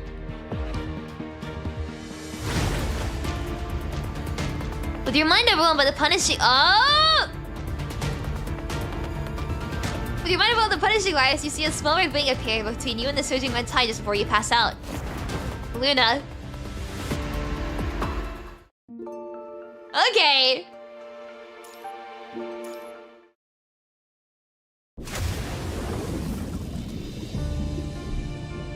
The waves rise. A strange underwater scene appears before you. What a surprise finding the Raven Command here in this shithole. Sure, Holt. Since we seem to be in this together, I've got a favor to ask. Say it. Keep in mind, I've been wandering around here for so long, my mind is turning into mush. You've come this far, things have gone far beyond Lythos' expectations. What happens next is anyone's guess. How did this happen? If I can make it back, bring a message to Valeria for me. A wave of grief emerges. Tell them yourself! Tell her to delete all my embarrassing videos.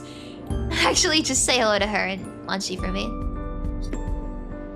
Stop him. But he doesn't stop, just keeps walking like he's in his own world. I've seen enough of your face, don't bother looking for me. Ansadol say. The scene changes. Danger in the darkness closing in fast. Command it, get behind me! Shield Shorehalt. In an instant, body and soul are ripped apart. Did I save him this time? Weird thought. The last time... Which time was that? There was no time to confirm the situation behind when the feeling of suffocation suddenly hits.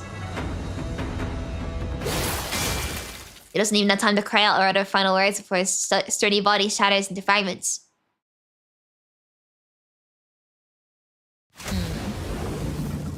Ocean waves. A damp, fishy smell. Take a deep breath. The freezing air fills your lungs. It's pointless. Only one way to find out. Open your eyes. But at what cost? Risk our lives for samples. Humanity can't hide forever. To survive, we have to face the red tide. Before that day comes, humans can't be completely clueless about their enemy. The lizard drowns out the maiden's voice. No matter what, don't come here. Hearing a faint noise, the two conversing people simultaneously turn towards the source. Okay, so now we're back. Huh. I think our memory is just a little bit scrambled. Just a little bit of pride. You're alive. That's good. The white-haired agent floats up, her lifeless eyes looking down at you. She's angry. Thanks for helping. What if I hadn't? Are you always this reckless, counting on someone to save you? I trust you, Luna. You shouldn't trust me so much. Stay away from here. You should have noticed the mutated red tide's gone completely haywire. Chaos who controlled the red tide is losing power and being eaten by it. Leave. You saw her. We have that concussion memory? Oh god. Luna sounds certain. Not surprised at your reaction at all. Yeah. She could barely talk anymore. She just kept telling me to leave. So get out of here. A new Agent Zero is forming, and I can't stop it. We might still be able to help. I doubt it. Luna shakes her head, dismissing the naive idea. After the mutated red tide surge, I lost my connection to the Ascension network. But as a former agent, I still sense some changes. The Ascension network's evolving as information updates, or information keeps growing and expanding. The punishing virus keeps developing, but the amount of matter in this world stays the same. A new life is perhaps being born. A new life is being born, but the cries of infants haven't been heard in human settlements for a very long time. Did you find her? That girl Nanami? I found her. She told me... The Nanami see the parameters. Let me set you up as the new starting point for this simulation as you are. Preset conditions confirmed. Logical simulation established. Let's go, Commandant. And hope is other word you're getting. I'm sure there will come a turning point where you'll find a perfect solution to the problems you're facing right now. This is what your entire civilization has strived for. Did she say that? Yeah. I understand. Oh no, do not give me tinnitus. During the conversation, you start feeling dizzy again. The punishing virus concentration is spiking. After injecting another serum, Vanessa stares intently towards the base of the snowy mountain, her expression grim. Following her gaze, a pale figure stands amidst the mutated red tide, but Chaos's form has almost vanished.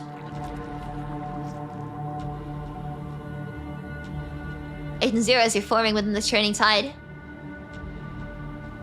Return to Aerospace City immediately. Let's go.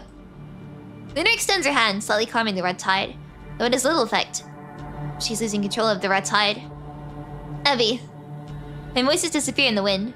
She seems to be searching for something in this dark world. Luna? You misheard. Let's go. I'll help you. One last time. With the remaining power, she creates a gentle barrier, pushing Vanessa and you out of her territory. By the time you realize it, Vanessa and you are already banished from her territory. Luna! Yes, you makes it impossible to move forward. Luna! The girl uses the Ascension Network's residual spatial isolation. Luna. The biting wind carries the girl's last words. Don't come here anymore. The punishing virus concentration is still going up. If you don't leave, you'll waste more than a few serums. Vanessa falls silent and leads the way back. Watch out! You quickly shoot down the hetero creature behind Vanessa. The hetero creature? Luna gathered all the power that was protecting the forest, giving the hetero creatures the chance to launch attacks. Luna. A gunshot rings out and hetero creatures scream behind you. The hetero creatures are catching up. Let's go. After dealing with the hetero creatures, you trudge through the snow.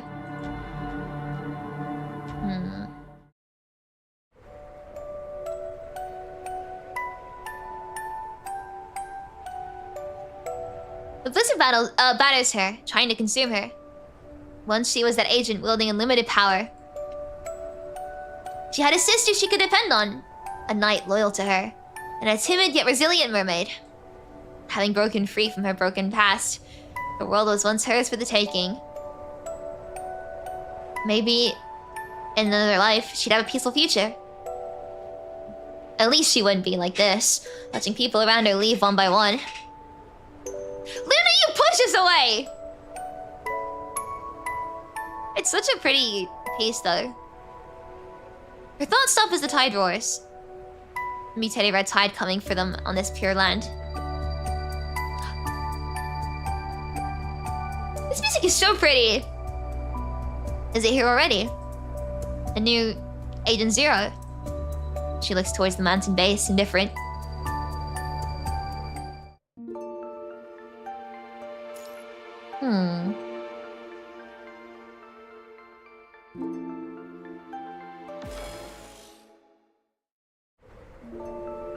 Winter drags on. Luna stands on the peak, calmly observing the mutated red tide below. She can see the mutated red tide birthing alien life that doesn't belong here. She hears the wind carrying deathly silence. Alien pulses that shouldn't exist here. A new Agent Zero. Luna holds out her hand, letting snowflakes fall through her fingers. She felt it growing even before rescuing the Grey Wing commanded. Strange creatures take shape in the mutated red tide, lurking at the cliff's base. What a disgusting presence. Chaos has almost disappeared, and the new Agent Zero silhouette is solidifying. Driven by basic instincts, so eager to steal my power. Looks like you are nothing special after all. Dim moonlight washes over the cliff. So pretty! Her frame was reformed in the red tide, absorbing its punishing virus power and gaining a sliver of its control. But the new agent isn't bound by the old rules. Luna is powerless against the mutated punishing virus. The new Agent Zero won't abandon Luna as the source of nourishment. It needs to master all its powers to challenge the original will of the red tide. Chaos. Once the new Agent Zero consumes this area... Luna turns slightly to the side. Behind her, out of sight, the Grey Wing Commandant struggles through the snow. There will come a turning point. We'll find a perfect solution to the problems. She whispers, repeating the Mechanoid girl's language. The Grey Wing Commandant told her. A turning point. It feels good to move again, Grey Wing Commandant. She looks down at the newly formed Surge Mimicry. She's been alone for too long, drifting through this desolate, frozen valley. I hope you keep the red tide in check and buy humanity some time to retreat. In return, once my sister's ready to enter the Invahetero Tower, I want you to share whatever intel she uncovers with me. She's already held up her end of the deal. She got intel in the Invahetero Tower and, as promised, protected humanity's last stand. And now, let's call this a new deal, shall we? I'll trade a future to see you safe. Cold wind blows with the moonlight from the trees. Luna's voice is lost in the wind.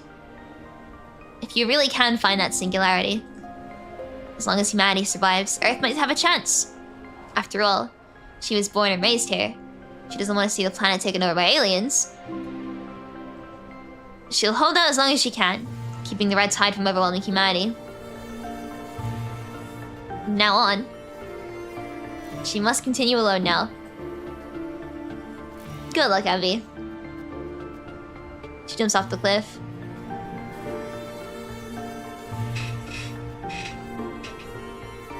The finger construct stands on a distant peak, watching as the mutated red tide spread like a flood. Oh, the finger construct stands on a distant peak, watching the mutated red tide spread like a flood. The pages in her hand flip without a breeze, while 2 dice spin and stop on 2 identical numbers.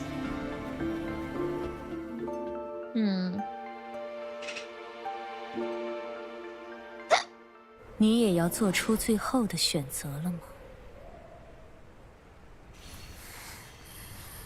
真是恶心。Crumble and dissipate. Disperse. Oh.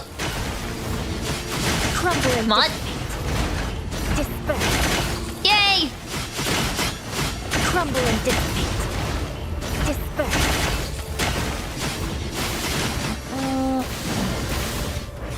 I've completely forgotten how to play Luna, by the way. It ends.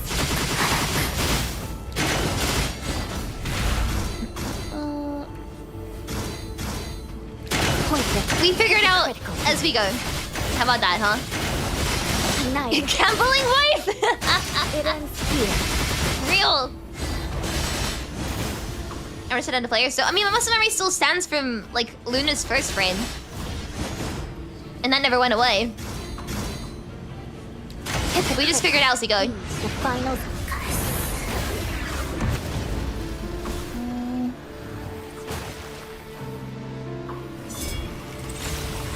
It's funny how Ian does see in voiceover in stages, while JP does proper JP. Oh. I was gonna say we get English usually, but it's like later on.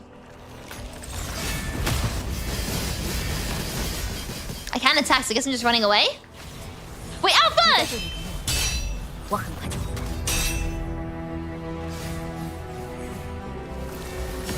New Alpha's hallucination.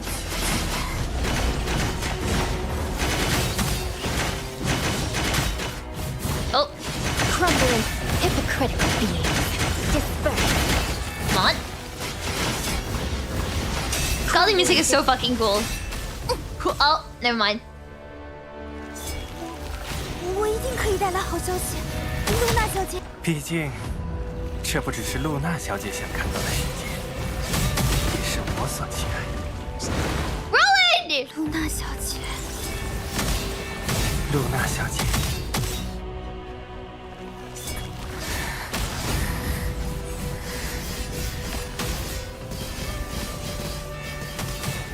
Oh God.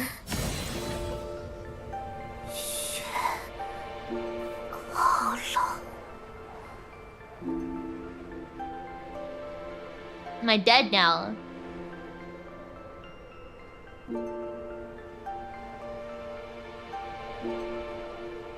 It's not in the distance.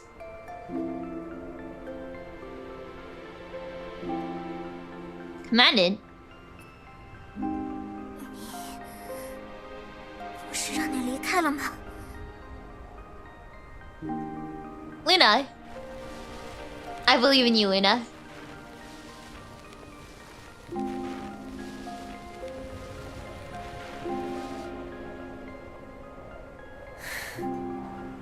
这一次是真的幻觉。 It's not time to say goodbye yet. 告别的时候，假如你真的能找到那个起点。 Off topic, but have you seen Chinese anime yet? 都可以回到从前。 Have you seen Chinese anime? I've not actually seen any Chinese anime before. There's one of like, I don't know if it counts as the anime, it's just like a Chinese cartoon I've always wanted to watch, but like I always wanted to watch Lo Shae, because I think Lo Shae is really cute. Like I have merch of him, but I have not like seen the media. I gotta get around to it at some point. Please, I don't really watch like any anime, to be honest.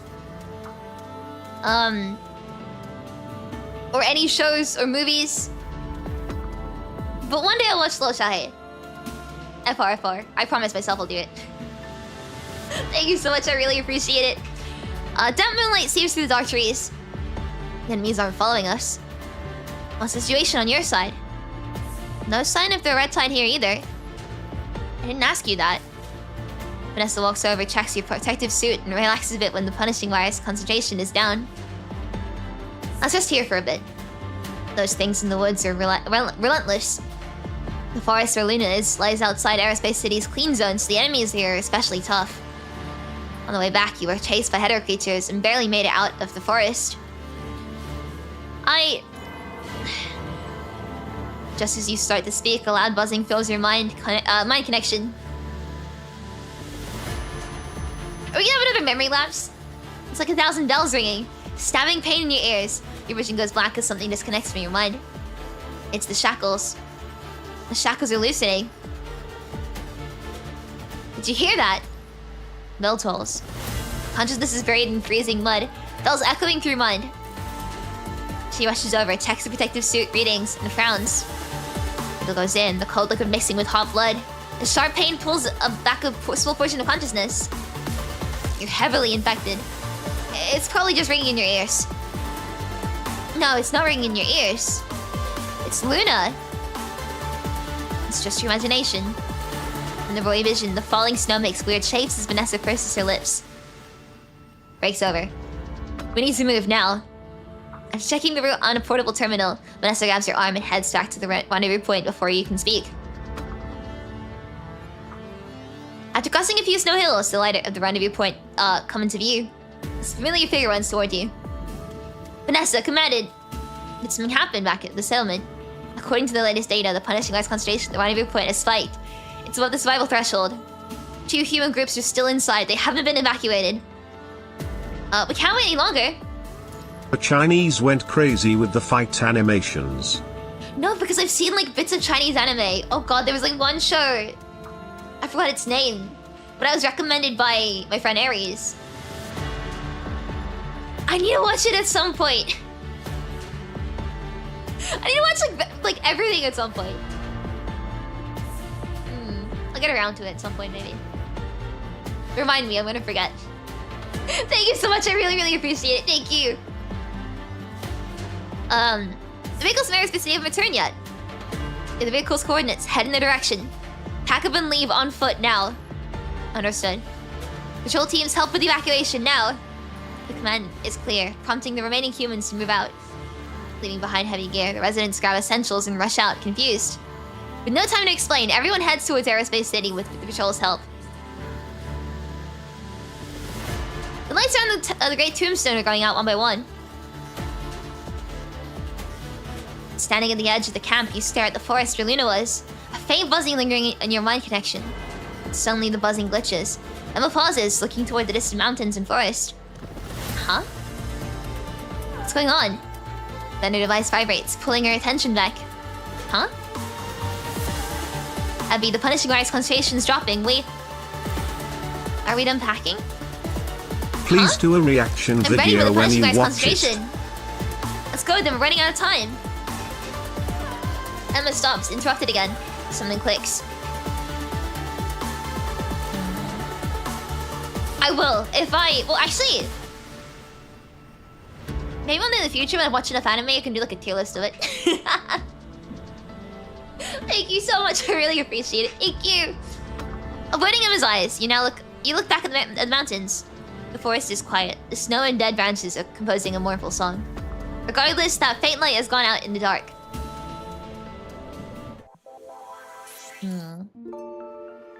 Ah, okay. Wait. So what is this then? Well, there's 7 and 8 in order.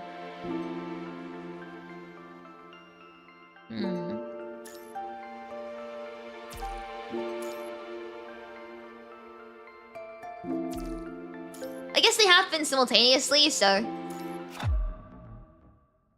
It has been 5,212 days since Raven Command entered the Hedera Tower. How many years is 5,000 days?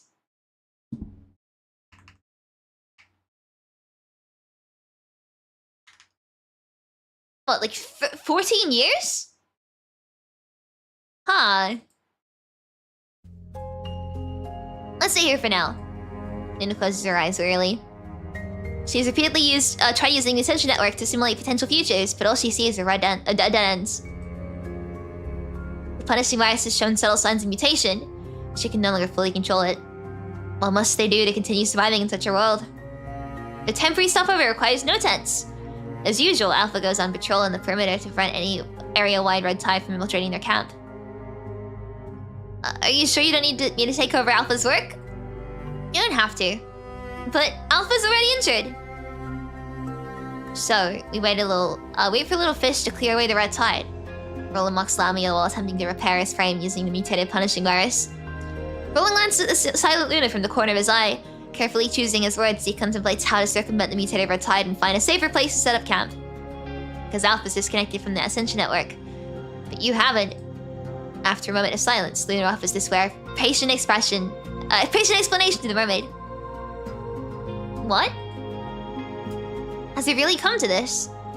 You two, don't stray too far from me. Luna turns her head away, falling silent again.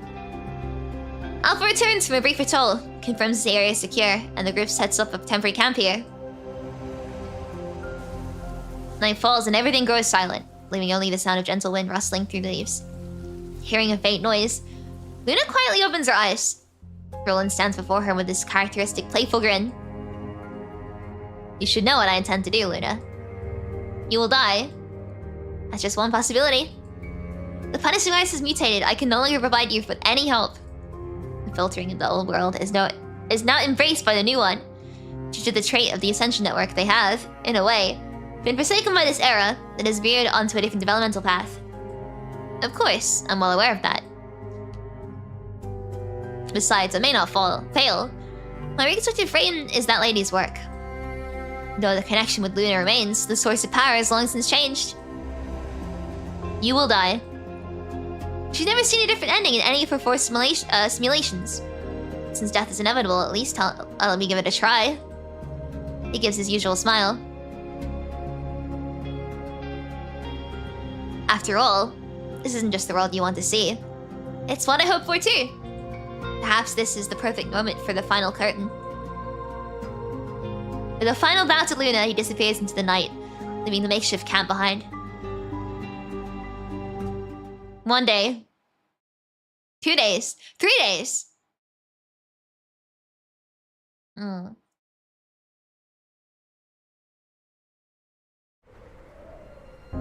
another night, amid Lamia's fearful yet cautious inquiry, Luna lifts her head slightly, sensing the first snowflake descending. As the snowflake lands on her fingertips, she carefully feels the thread belonging to Roland's snap.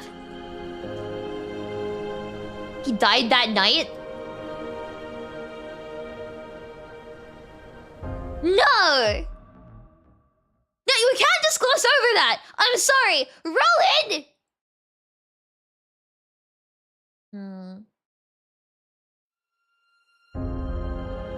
I feel like... Okay, death count is now on 2, but I feel like that's not gonna be the end of it. If Roland's death is glossed over like that, it's not gonna be... There's gonna be more. The three continue to press forward. Along their journey, they barely see a single human. Camps lie rotting and scattered remains have long since been quietly buried beneath dust and soil. How did everything become like this? The mermaid grows restless, instinctively fearing this increasingly unfamiliar world. Where have all the humans gone? Normally they wouldn't pay much attention to human traces, but they'd always run into wandering scavengers, or occasionally stumble upon nearby human settlements. He died off screen's first rule of film is he's not dead real! Perhaps they've sailed far away, or perhaps they've all perished. Is it possible they found some refuge and they're all hiding there? Could they have left other messages behind? She looks desperately towards Luna, seeking an answer as definitive as it has always been. With human capabilities, creating such a vast shelter would be impossible. But... faint tremor of sobbing creeps into Lamia's voice. Luna doesn't continue speaking. She doesn't know how to comfort Lamia, nor how to explain this inevitable end that awaits them. Or is there any chance he could find some place to take refuge? What about uninhabited islands in the sea? Impossible. I can go into the sea. The new frame you gave me is very agile and can resist most hetero creatures there. The ocean's mutation began even earlier than the lands. Freddy's estimate. Oh, you mentioned chapter 4 this one. I know, but that doesn't make it any easier. What if I can find new hope? Maybe I can find news of humans or find a new hope. They happen to be passing by a strait. Those aren't the same hetero creatures as before, Lamia. Her control over the punishing virus has been weakening as time passes. She distinctly feels another power growing stronger, gradually wresting away her authority over the punishing virus. A new Agent Zero within the Red Tide is about to awaken. The Red Tide will flow back into the sea, giving rise to enormous mutated creatures in the ocean. They won't be anything you've seen before. They'll only be even more terrifying. The Ascension Network is constantly changing. I fear the day will come when I can no longer control it. Even so, are you still determined to push forward in search for this new hope? I'll definitely bring good news, Luna. The frame you helped modify for me is really strong, so I'll definitely bring back good news, just like last time. I'm sorry. She wants to help modify Lamia's frame one last time, but she no longer has the power to do so. Lunar Alpha stands silently at the shore, watching as the mermaid's silhouette vanishes into the vast ocean. She isn't sure what exactly happened, but she can sense that Lamia has really found something. It might be a small island with minimal punishing virus, enough for them to recover. Perhaps it's something else entirely. That morning when Alpha once again returns covered in wounds to their temporary camp. Her hand touching Alpha's wound pauses briefly. Luna lowers her eyes, her fingers trembling slightly. Luna? Is it Lamia? Luna stays silent.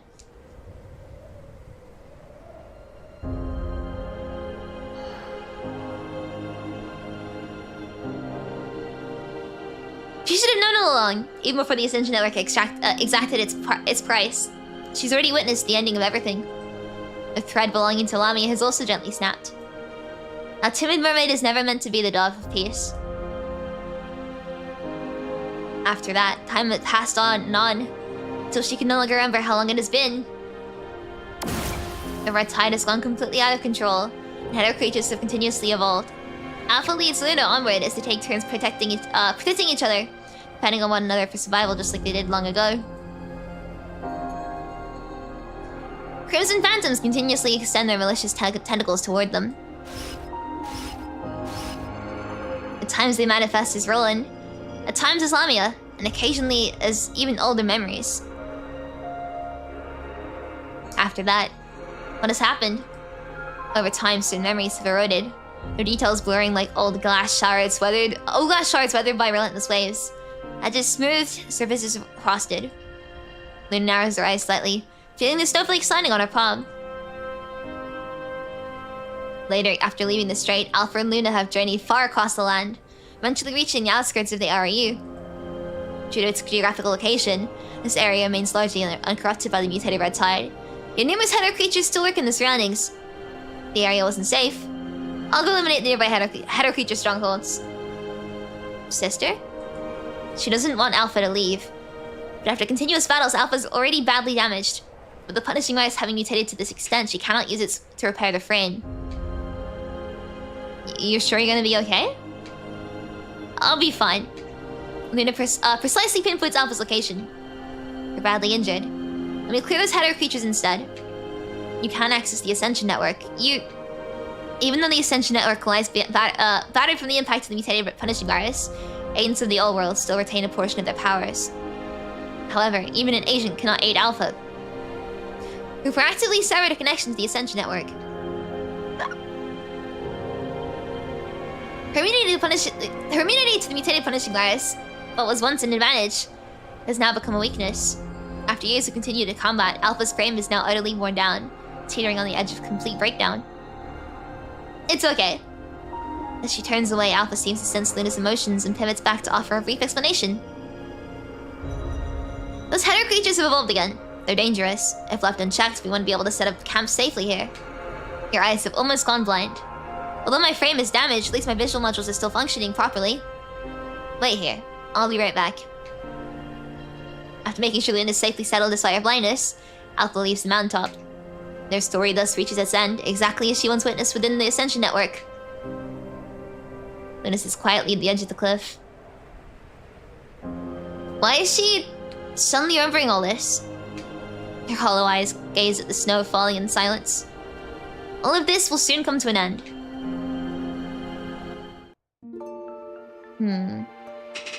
So now we're gonna do the other split path.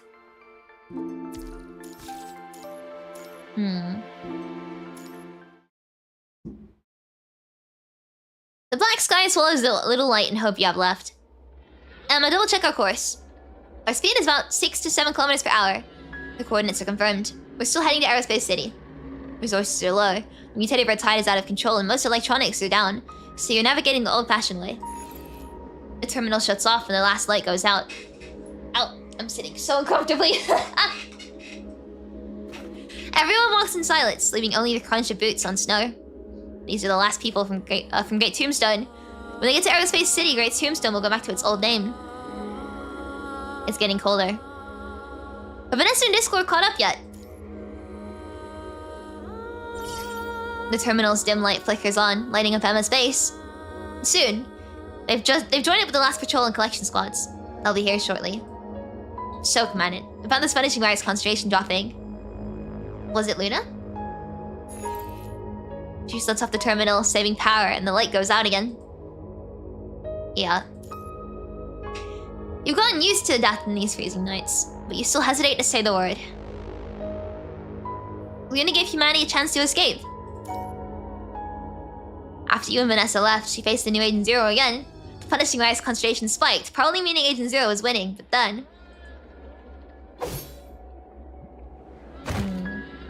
Like she promised, she helped you one last time, buying you and humanity some precious time. Cold creeps up from the ground. Your breath hangs in the air. Nearby others overhear you. Luna, even that Ascendant. How did it get like this? The Great Tombstone's gone too. Will Aerospace City be next? Her voice cracks. If this keeps going, do we have any chance left? Cold bites harder. Thinly dressed, the human's voice shakes. To calm them, Barniga rubs her frozen hands and takes out the instrument strapped to her back.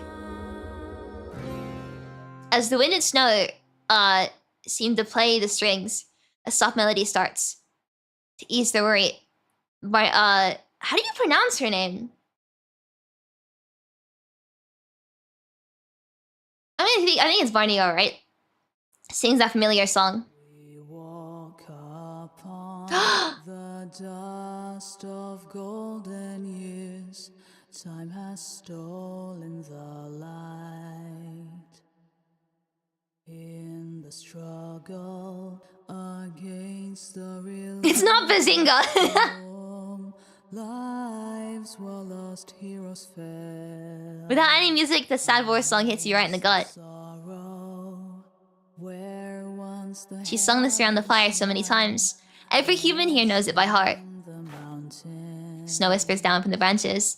In the quiet crowd, someone starts singing along like they can't help it. Defended by brave pioneers, we carry the weight of pain. Like the signal flare.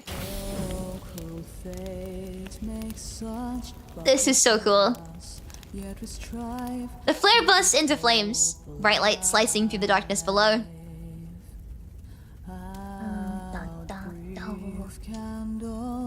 Do you mock our flames, yet we burn in shadow. No one says a word, but the song keeps going, burning through the silent suffering ground, like that flare in their hands.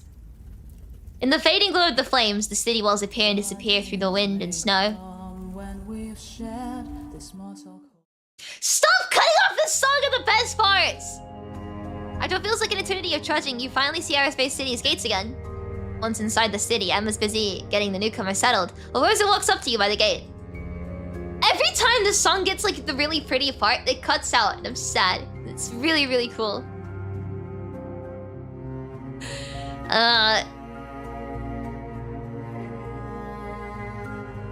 Alright. Commandant, I've got some good news and some bad news. Which do you want first? Well, bad news first, good news second. Exploring this mutated red tide has already sucked up so many resources and people. We really need to keep at it. What about the good news?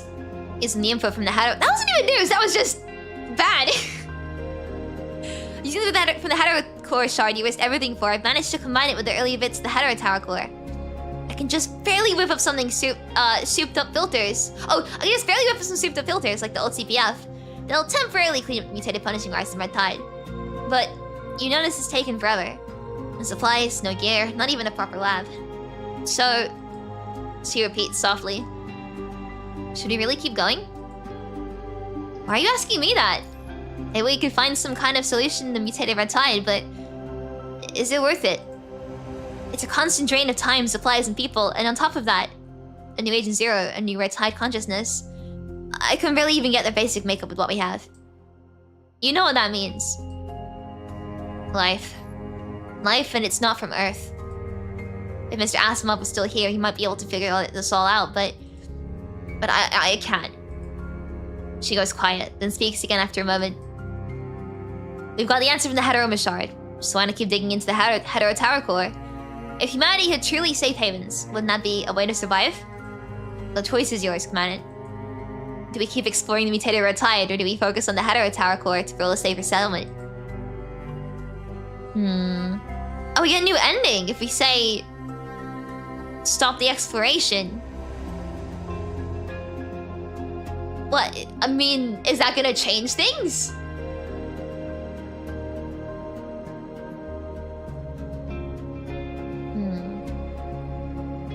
If you play the stage and choose the other option in the story in the node, if it's fairly drastically, the ending option is the one the next stage continues from. So if we say continue the red tide, that'll be like the main plotline, right? I think I might do continue. I'll do whichever one the next story leads into, so that we just like can play the whole thing in one go. I don't like having choices. Whichever one is the main plotline, I'll do. And I think that'll be the second one, right?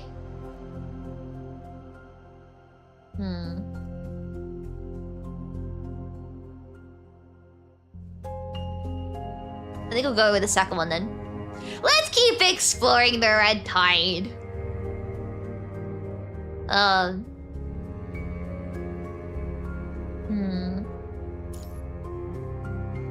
Give on the red tide and put all our lives and choices in the hands of a filter we don't even know will last. Vanessa, looking worn and weary, catches the tail end of your conversation. But humanity can't keep hanging on by a thread. We can't give up. At least we need to find out who our real enemy is. She stares coldly at the outskirts of Aerospace City, where the mutated red tide crawls over human civilization, sucking up Earth's nutrients like a leech. I agree with Vanessa. Besides, even if we are just barely hanging on, what's next? I can build a greenhouse using what we have. I'm talking about way further ahead. Don't be so naive, Rosa. Even if we secure all of... Oh, both are important. Cool, I'll do the other one after this then. Even if we secure Aerospace City, then what? Live like rats forever inside these high walls? Don't forget, Earth used to be ours. Hub blood clouds your vision. Your consciousness starts fading as header creatures screeches echo in your head. You see something, but you can't quite grasp it. But it all comes at a cost. Cost? What doesn't? Even if the cost is your life. Anyone who's made it this far isn't a coward. She breathes heavily. After a few deep breaths, she calms down. I've grown to hate this way of life. Outside the window, snow falls hard, crashing against the ground. Hiding, running, trapped in one walled-off sediment after another. If this is the future of human civilization, I'd rather destroy it than let it happen. I see. So commanded. You can't give up on studying the red tide. Lucy and Nanami and so many others are fighting for the future. How can you just stand still? The world can't stop here.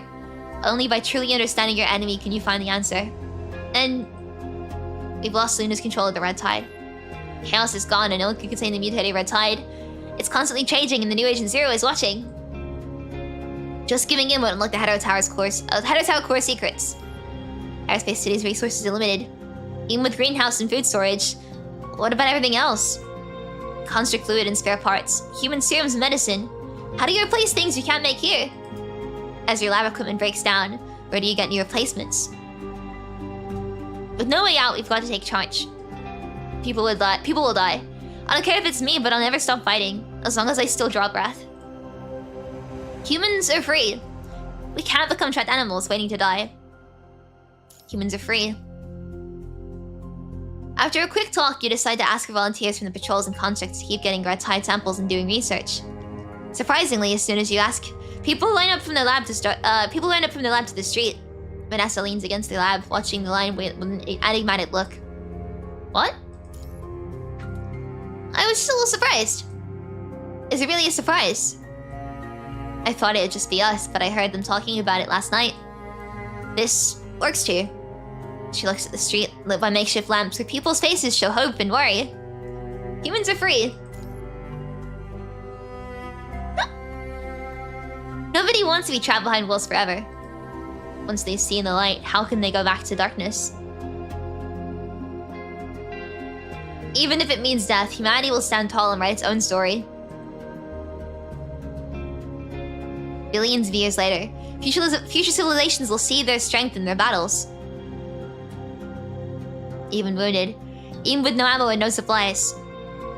As long as there are humans left, we're not giving up hope.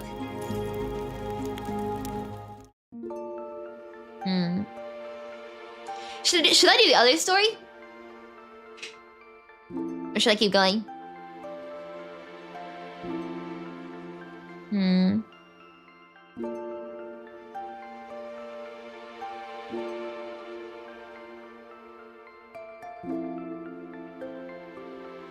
I kind of just want to keep going. Because I don't want to do the... If the one's going to come up in the future, part of me is like...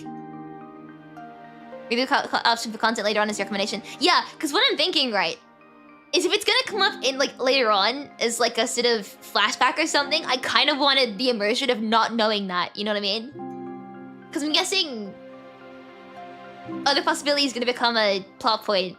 And if that's the case, I kind of want to like narrow in on one timeline and then like have the other surprise me like the I want the immersion. I'm kind of looking forward to being surprised by it more than like spoiling myself now. So I think I'm gonna do the main storyline, and then I want to be surprised if it comes up later. I'll also chuck some more water as well, because I'm thirsty!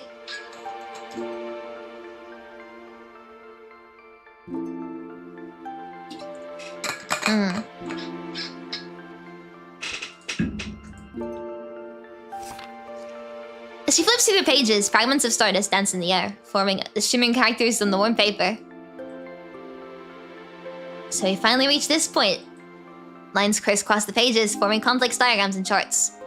Humanity. Singularity. Ah, here it is. Her index finger presses the page, making the selected text flicker and project a hologram of Aerospace City.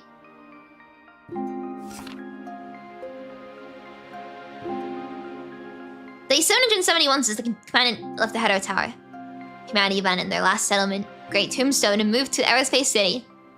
That wasn't the end of the story. Mutated red tide was eating up huge chunks of Earth, sucking out all the nutrients outside Aerospace City where the filters couldn't reach. The punishing virus was eating away everything.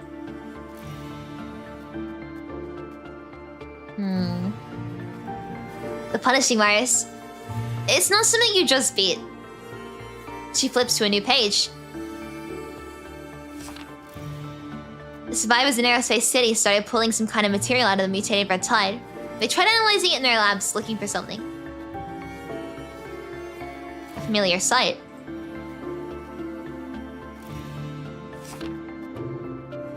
The humans in white suits looked hopeful, but red warning lights started flashing like crazy. Equipment broke down as everything screamed the truth at them. This was not something they could analyze. Humanity finally realized the mutated red tide has evolved to a whole new level. They probably couldn't fight the punishing virus with anything Earth had. Abandonment, despair, same old story.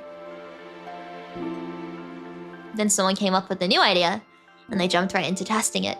These non-Earth substances were likely fragments from another civilization.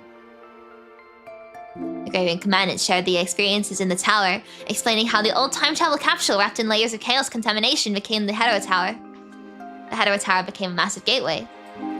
It stood tall like a crimson tower of Babel, its twisting tunnels leading to different times and even dimensions, connecting to countless unknowns.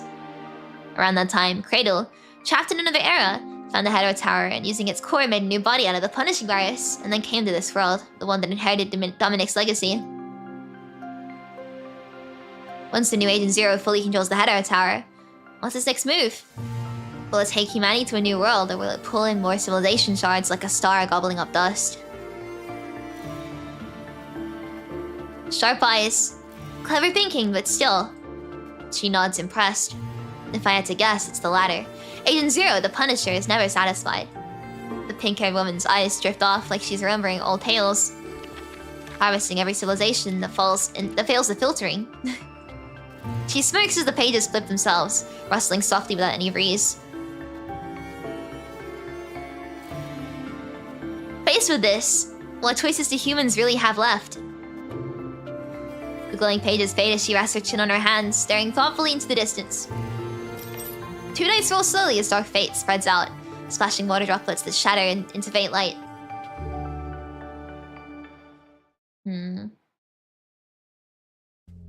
Inside Aerospace City, the snowstorm keeps howling.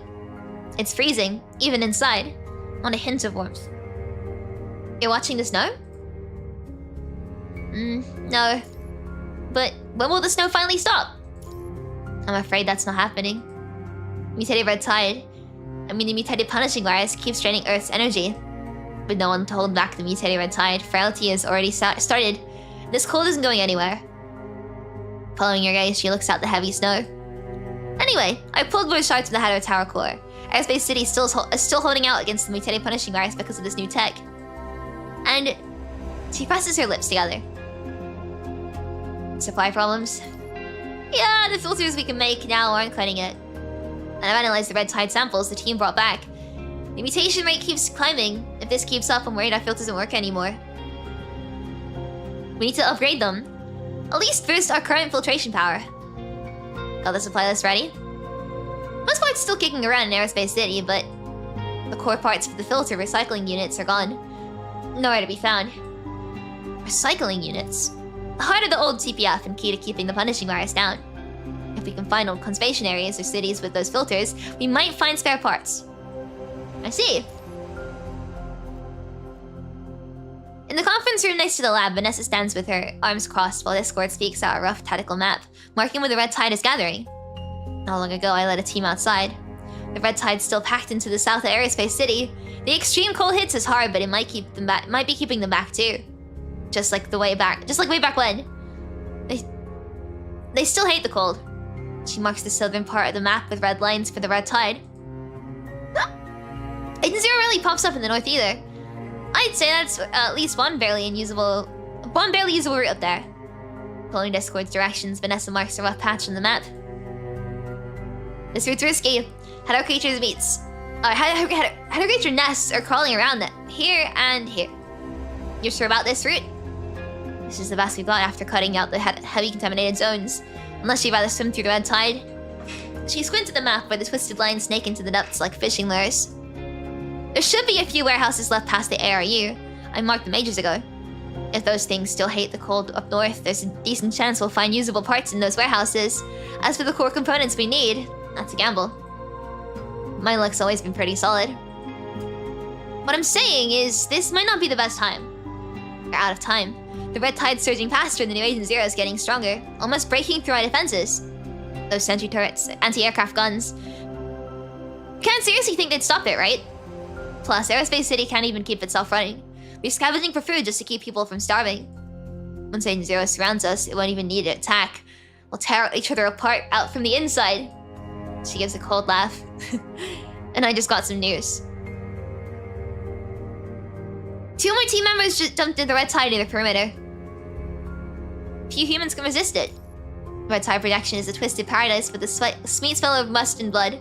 Every time you get close, you hear calls from deep inside your memories. It listens to your fantasies, creates dreamscapes of what you want, and pulls out your deepest, most precious memories. There was one team member, Saga her name was. She was retreating with me, and then just broke down sobbing. She said she heard her mother calling from inside the red tide. I told her it wasn't real, but she... What's even real anymore? Maybe this is the dream. This is the nightmare we can't wake up from. If only I could. If I just go over there, Mom said she'd be waiting for me. Paradise is over there, with endless food, where it's never cold again. Before anyone could stop her, she laughed, dropped her weapon, and jumped into the red tide. Fool. A heavy silence fills the room. So, we need to find the item and fix the filter, fast. Otherwise, I'm afraid in a few days people will be lining up to throw themselves into the red tide. Then I'll go. Not just you. Vanessa frowned, studying the map. Discord, take a team and go around this way. There's an old ARU warehouse there. I've marked the entrance with a safety beacon. And... Commandant, we will go this way. Are you crazy? That's way too close to Agent Zero's territory. That's exactly why you need to come with me. As long as my mind holds up, Agent Zero can't touch me. There's a big warehouse around here that I remember clearly. The ARU used it for trading with Babylonia. The Killer Punishing Ice filter's in good shape there. That place probably has what Rosa needs. Someone's gotta bring back supplies if we want to survive this. She mutters to herself, staring out the dark sky. Far off, a creepy red glow spreads across the sky, slowly twisting into the shape of Agent Zero's eye. A sweet, metallic smell of blood fills the air. Stop with the air raiding! Darkness takes over. Consciousness pulls itself from memory. A faint light filters in from far away. A loud buzzing fills your head as pain signals come through the mind beacon. You left Aerospace City with Vanessa, heading out for the warehouse you planned for. And then... Vanessa? Shallow, heavy breathing comes from nearby. The sound of a suit rustling. A sharp, icy pain shoots through your arm. The suit mixes with your blood, swirling strange colors in your vision. Your breathing gets heavy, your eyes closed and open. Your vision slowly comes into focus. If you're awake, get up and walk yourself. Your swaying vision stops. You realize Vanessa's been carrying you this whole time. Vanessa? Your scrambled brain starts working again.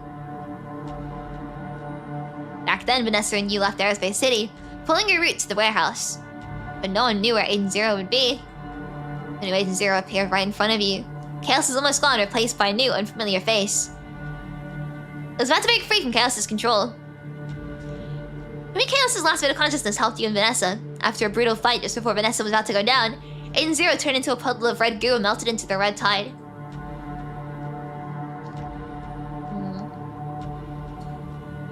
Still fuzzy? I thought I should just toss you into the red tide and call it a day. I'm back. Vanessa scoffs and softly puts you into a hidden spot nearby. She's not looking good. Bad wounds, losing vital fluid, and her mind is all messed up. Your mind's deviating badly. Something nasty is lashed onto me. She says it's like it's no big deal. After Agent Zero disappeared, you got hit hard. I carried you all the way here. She rips at the bandages with her good arm, clearly impatient. Take the bandages. Taking the bandages, you cut a length and help Vanessa with her wounds. Just as you reach for the condensation liquid pack, Vanessa stops you. We'll save it for later. Shouldn't we head straight back to Aerospace City? With injuries like that, she shouldn't be able to keep going. The warehouse we planned for is just ahead. She narrows her eyes, checking your surroundings. This area is still clean. Agent Zero's showing up was probably a fluke. You've got a good chance of finding what we need. Yeah. You can still move, right? Of course. Vanessa holds out her hand. Let's go. We need to hurry. Agent Zero's already found this place. As mutated red tide keeps spreading, we might not get another chance to explore here. If Discord's team can't find the parts either, we might as well jump into the red tide together. Don't joke about that. What's not funny about it? After a short break, you continue forward toward Vanessa's marked location. Just like Vanessa said, Agent Zero's already been here. Mutated red tide is switching in the shadows. A bunch of twisted red tide creatures are already gathering in the corners, testing the waters. You need to grab the supplies before the red tide floods in. Careful. She gives her gun with her good arm and gestures for you to follow. The next second, corrosive spit shoots out the darkness. Bang bang. 2 quick gunshots ring out, flowing through the red tide's creature head and chest, wherever its chest might be. At least it wasn't Agent Zero. The red tide creature hisses and melts away. Vanessa's face stays stone cold as she speeds up. The base is just ahead. Mutated red tide spreading like crazy, totally out of control. You both sprint at top speed, heading for a warehouse that hasn't been corrupted yet. Along the way, red tide creatures swarm them like moths to a flame. After Vanessa and you take them down, they just melt back into the red tide, then reform again. Agonizing pain shoots through her as she realizes, with a horrifying clarity, she's been massively infected with the punishing virus. Her left arm's completely useless, and her right leg parts are damaged. She's got maybe 20 minutes left. Oh, we're gonna lose her too. You calmly fire the charging red tide creatures, while Vanessa closes her eyes to the bitter smell next to you. Before she can speak, a choking cough escapes her lips. I feel like asking are you hurt is a bit of a obvious question. How are you feeling? I'm fine. Save your breath. She swallows the metallic bitter taste of vital fluid. It's just up ahead. You pour the fuel you've been carrying in front of the warehouse. A single spark will turn the ground into a roaring inferno. Boom! Have you back again with the professional VA cough? Yeah. What can I say? I got a chronic cough. It's always ready to go whenever I need it. Red glow flames shoot skyward. Alright, get inside, quick. With the flames as a barrier, the red tide creatures are temporarily held back from storming the warehouse. Lock the warehouse door behind you. Even a few more minutes would make a difference. Vanessa watches your movements silently, just gesturing for you to start looking for the core device. Following Vanessa's memory, you search the warehouse, grabbing any useful supplies. Aha! Found you! On a shelf at the far end sits the core device. Just like Rosa described. My luck's always been pretty solid. She quickly shoves the devices into your backpack, then struggles to stack boxes under the skylight. You're breaking out from the side? Yeah, you go. The flames at the entrance won't hold them back for long. I'll cover your escape. I don't need cover. Though your mind, through your mind beacon, agonizing pain and screams flood your mind connection. Your mind? Yeah, I heard you. Never stop wasting energy. Oh, now stop wasting energy. Before she finishes, her right leg gives out and she crashes to the ground. Thought I could last a bit longer. Pulling 2 bandages from her emergency kit, Vanessa tightly wraps her damaged right leg joint and struggles to her feet. So, like I was saying, I'll stay behind you while you take the device back. Never thought I'd say something so cheesy. Vanessa draws her weapon and looks at you. What are you standing around for? Expecting some dramatic goodbye? I don't do that. Now get out of here! What are you waiting for? Don't do anything stupid. Hey, let me go! Hey! Down to the right to Vanessa, you secure the immobilized construct to your back with a climbing rope. Then try to climb through the skylight using the boxes Vanessa stacked earlier. The skylight's too narrow, barely big enough for one person. You can't get both of you through at the same time. It won't work, I told you, just leave me behind. Bang bang. Several gunshots later, the busted skylight crashes down with a deafening bang, sending dust everywhere. Piece of cake! After restacking the boxes and using the rope, you quickly climb onto the warehouse roof. Sensing your determination, Vanessa finally stops fighting. Such naive idealism. Kindness is the last thing we need right now. I suggest you drop me and haul ass back to Aerospace City before your good intentions become actual supplies. Shut up! Cover my back. The construct behind lets out a strange laugh. Looking around, the red tie creatures are still blocked by the flames around the warehouse. But a few smart ones have gone around, trying to cut you off. The half-collapsed buildings may be a new way out.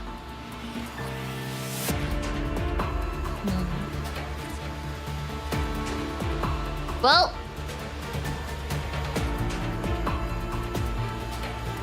be thrown, but both do the same thing, right? Don't be ridiculous. If you try that, we'd both end up on the ground. How you know disgusting things. So how long are we playing rooftop parkour through these ruins? She speaks, Vanessa fires at the header creatures chasing you. I told you, you can't outrun them carrying me at this distance. After checking the distance repeatedly, it's safer to use the rope to climb onto the crossbeam of the building first, and jump onto the other roof. The old building clearly wasn't built for this kind of weight, and still structure groans ominously. Put me down! Do you want us both to die here? We won't. As much as I hate to say this again, but you should really leave me behind. My right leg is busted. I can't move. If I stay here, I might make a decent bomb at least. Save your energy. Stop talking! A construct's voice box is useless, and I'm not wasting any more battle fluid. Gritting your teeth, you spread across the steel structure, throwing the rope just before it collapses, leaving the two of you dangling from the edge of the opposite building. The collapsing structure crushes the warehouse below. After a moment of silence, Vanessa speaks again. Typical FOS chief. Why the sudden compliment? A rope is looped around another building's support beam. After a careful test, you swing across the rust-colored sky. Even now, you still believe the tactics and conviction are for enemies, and the living are worth saving at any cost. Isn't that how you think? Yeah. I've never thought that way. I mean, that's why you beat me. No, I haven't lost either. The value of every survivor's life should be maximized. That's how we keep humanity alive. If I didn't think like that, do you think we'd have made it this far? As long as people are alive, as long as that spark of humanity is still burning, I haven't lost you. Her voice fades away. Yeah, save your breath! You drift off? You feel a slight movement from behind. She's still with you. After climbing over the last pile of rubble, you're about to hit your limit. Converting the direction, you stop weaving around and quickly take out a few squirming hetero creatures nearby before rushing towards the target area. The terminal beeps repeatedly. Rizzo modified it so it can barely reach your team within a certain range. The coffee we all need, hell yeah. I'm good at one thing and one thing only, and that's going... Yay! Pretty smart. Why did you contact Discord? When you were stacking boxes? Don't make me sound like an idiot. Despite her trying to sound casual, you can feel her frame getting colder. No. Vanessa? If he's dying, I'm always dying. I live life on 1 HP. Don't worry, I'm not dying on you yet. The edge of the snowfield is in sight. Where red flares are going up. Discord's other team is right there. Jump down through and using your rope. I need to cough again, actually. If you see me open my mouth and make no sound, it's because I've muted to cough and I'm like hacking up my lungs. sharp pain shoots up your leg as a piece of rebar rips through your suit. The icy wind seeps in, chilling you to the bone. No one's dying here. The snow-covered ground is a muddy mess, a cold mix of hope and despair. Vanessa commanded. The faint voice is lost in the wind, echoing the distance. Almost there. The freezing wind cuts deep. Your pain-numbed body resists removing the punishing virus. Starts eating away at your flesh. Your pain-numbed body resists moving as the punishing virus starts eating away at your flesh. We're almost there. Cold sweat freezes on your temples as your vision blurs with those discolored patches again. Consciousness sinks back into the depths.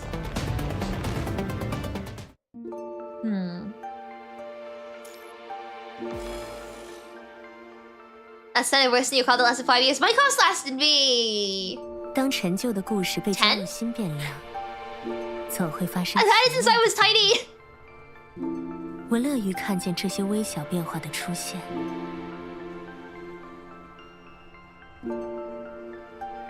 现在，让我来看看，在加入这样的变量之后，这个故事，能否出现不同的声音？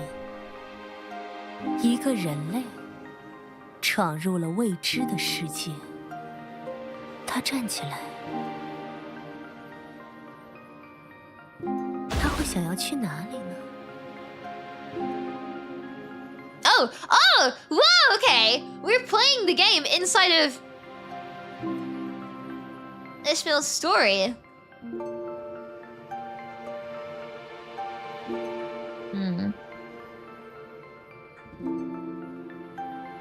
这些和他几乎一模一样的素体们，都早已没有了气息。他在疑惑。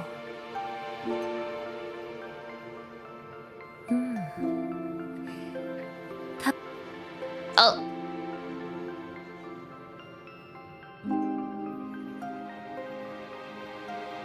现在的你，是正在被灰鸦小队焦急寻找的指挥官本人，还是他们根本不在乎的五人之一？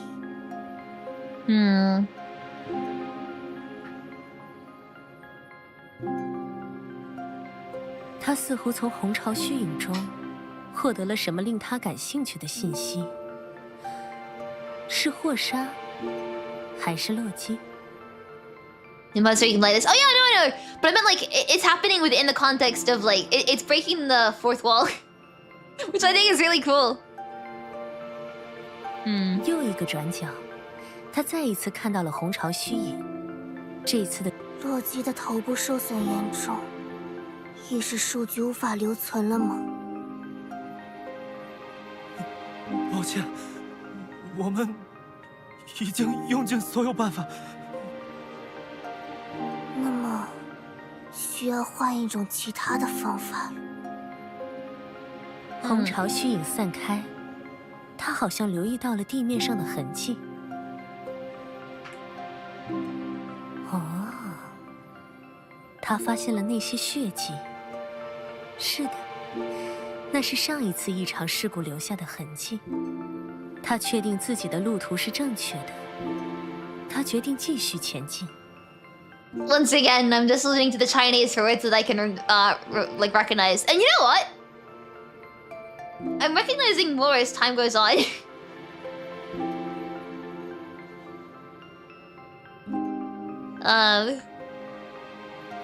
他找到了那条路。 似乎很迫切地想要离开这里。对不起，先生，我弄丢了灰鸦指挥官的具体方位，可惜啦，也因为提前唤醒而暴走了。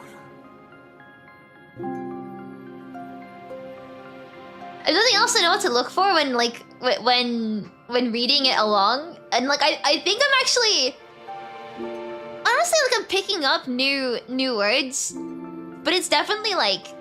Something I'm gonna remember them in the long run, but I'm definitely like, recognizing more than I thought I would, and going like, ah, that's what it means. I'm gonna sneeze. Oh god. 这里对他来说，简直就像个巨大的迷宫。他正在想办法抵达对面。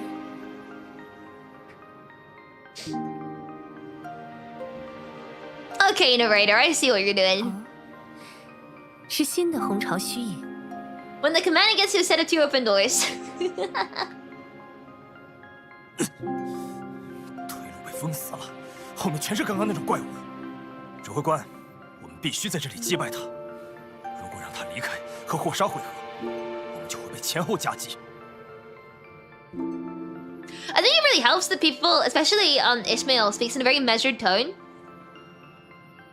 Like she's speaking very calmly and very easy to understand. So like, out of every voice in this game, hers is probably the best to listen to for 按照这个方向 See? 他就快要抵达真正的出口了。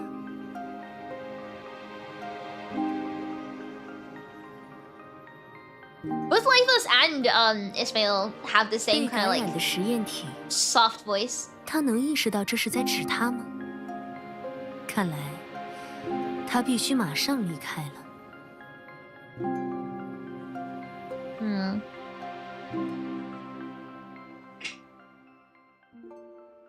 It's really soft and beautiful to listen to. 他还是踏上了那条最后的道路。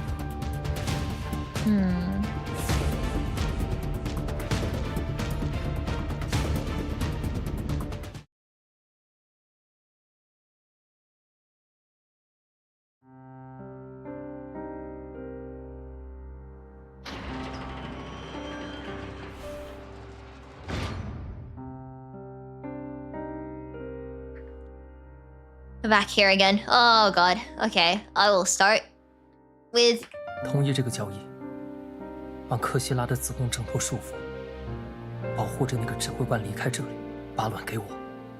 只有这样，我才能从内部压制住科西拉，利用他提供的防护，帮你在深海5000米以下抵御水压。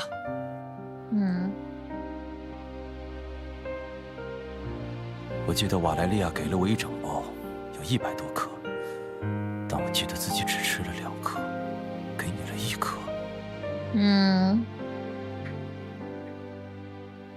等到最后一针注射完，你就只剩下48小时的生命了。就算立即回到空中花园，他们也未必拥有救下你的技术。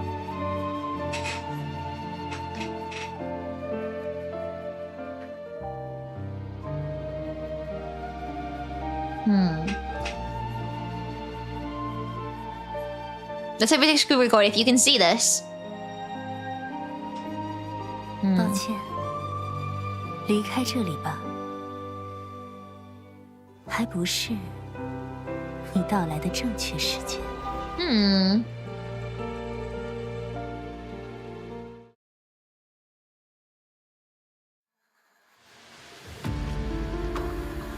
You're a bit late. Does something hold you up? The frail ascendant stands to the side, looking up at the massive tree bathed in red tide. Some unexpected hiccups. Unexpected hiccups. He glances back at the merciful one like he's looking for a nod of approval. It won't mess with your plans. Hearing the pink-haired woman's confirmation, the ascendant turns away again, focused on the weird giant tree, ignoring everyone else. Is she okay? Her cradle is stable. Everything will be fine. The high-ranking figure stares at the Ascendant's thin frame, her eyes dark and unreadable. Everything will be fine. He mutters, trying to convince himself, as the grotesque tree grows out of a jagged cage, its roots sucking up countless screams. The red tide surges, nurturing the blood-red cocoon at the top like a mother. Everything will be fine.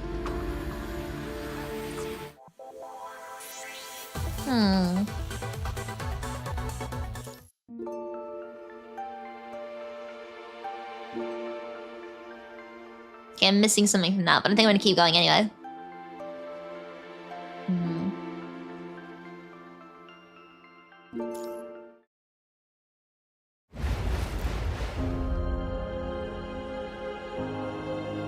Mortal consciousness drifts in the ocean's depths. Waterlogged vision, waves crashing, whispers and howls and bubbles hitting your brain with every tide. Gasp suddenly.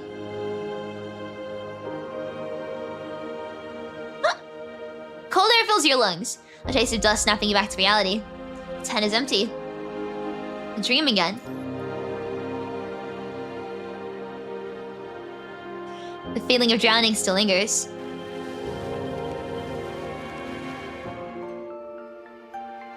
Was it a nightmare or a real glimpse of what happened? Are you the commander of Grey Raven? Oh.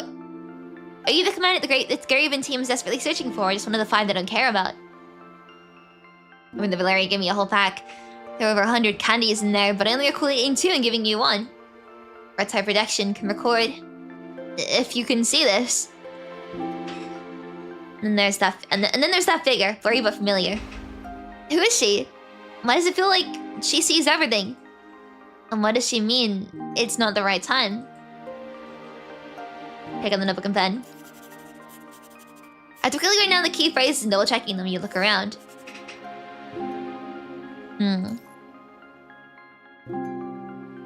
Ishmael's back. This is a basic tent, nothing but the bed you're on. Through the entrance, faint light shines from the snowy outside. Before you blacked out, you were carrying Vanessa, heading to meet Emma in Discord. But judging by this... Vanessa? Alpha voices drift in from outside. Before you can make out what they're saying, the tent flap opens. Thank goodness, we were worried you'd never wake up. She quickly checks the readings on your suit. Your suit was damaged, causing hypothermia and punishing ice infection. If you didn't have any serum left, you wouldn't have made it. Your injuries were bad, so we moved to a safer spot and set up camp, trying to stabilize you. Discord went back to Aerospace City for help, while I stayed to watch you. Discord will be back with the rescue vehicle soon. Emma's acting weird, talking fast and making no sense while jamming the serum into your suit's port. Emma? When Discord gets here... Hearing your call, she looks up, worried. The serum port's on the right side. Where's Vanessa? Like a switch flipped, Emma's face goes pale and her fingers start shaking. She lowers her head, plugs the serum right into the right port, and injects the whole dose. And she stares at the infection readings. Emma? Emma's lips are pressed together. Only when readings start to drop does she look at you. Does she look up? Tears silently falling. Vanessa, she's gone. 3! No! 4! No! 5! No, 6! No, yeah, it'd be 6, right? 6. Vanessa, Evie! During the search, the orange-haired construct spots someone moving through the snow. Discord, over there! Discord, who was searching elsewhere, hears Emma's call and looks towards her. The dark figures stumble before collapsing into the snow. Fortunately, they're close enough that Emma and Discord reach them with a little effort. How could this be? 2 people are down in the snow. Vanessa's a mess, big wounds on her arm and leg, and the commandant. Don't just stand there. The commandant has a damaged suit and is showing infection symptoms. Serum is in the kit. Inject it now. Right. Seeing her rock, her support, in such a state throws Emma for a loop. Despite her panic, she follows Vanessa's orders, finding the serum and injecting it into the commandant's suit. You have a spare suit. Here. They grab a backup suit and quickly put it on the commandant. Then they push through the wind and snow, heading fast for Aerospace City. Where are the others you brought? After getting the commandant's message became right away, we sent the others to gather supplies nearby. No more to turn back and return to Aerospace City. Vanessa's breathing gets heavy and fast. Vanessa, stop talking. You're still losing a lot of vital fluid. Noah pulls out a vital fluid pack and tries to hug it up to Vanessa, but Vanessa stops her. Save it. We don't need it yet. Emma, keep an eye on the punishing virus levels around us. Vanessa squints, thinking fast. Agent Zero's already spotted the commandant. Won't let go of such easy prey. They're not likely to get everyone out of here alive. Copy. Understood. She bites her lip, puts the vital fluid pack away, and turns on the virus monitor. The blizzard's getting worse, howling and hitting everything. Carrying an unconscious human and injured construct slows them down a lot. Discord, the punishing virus is spiking. How far to the rescue vehicle? Emma glances up and glances at Vanessa, unsure if she's unconscious or simply resting with her eyes closed. Lowers her voice to ask Discord. From here, at our current pace, it'll take around 2.5 hours. Did the others get the message? Yeah. They didn't venture into the snowplane. The faster ones have probably already returned to the safe area around Aerospace City. Watch out. During their conversation, the mutated red tide has silently crept to their feet, unnoticed until now. Bang! Emma pulls Discord away, nimbly dodging the tide while carrying the commandant. She spins around and fires at the tentacles emerging from the faint crimson tide. Oh god, by Sinuses. Ugh. Though not as potent as the mega weapons in the past, Rose's custom firearm proves more than sufficient against these small mutated tentacles. The mutated tentacles recoil in pain, emitting a hoarse, mournful cry before retreating back into the puddle of liquid on the ground. However, it has already located them. How far could Agent Zero be now?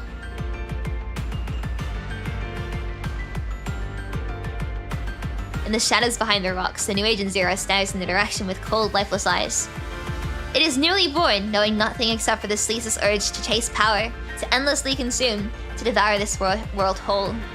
Everything in this world is supposed to serve its nourishment. Its hollow eyes focus upon the silhouettes in the distance. And that human will become its most delectable feast.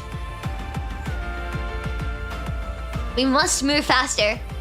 Pushing her frame's output to maximum power, Emma anxiously glances behind her. They're still more than 2 hours away from where they parked the rescue vehicle. Emma isn't sure if she can safely bring Vanessa or the command back to Aerospace City. The sound of a gunfire jolts Vanessa awake, pulling her back to reality. The commandant has fallen unconscious. Without suppression, Vanessa's mind is getting more unstable. She's using all her energies to keep it together. How far are we from Aerospace City?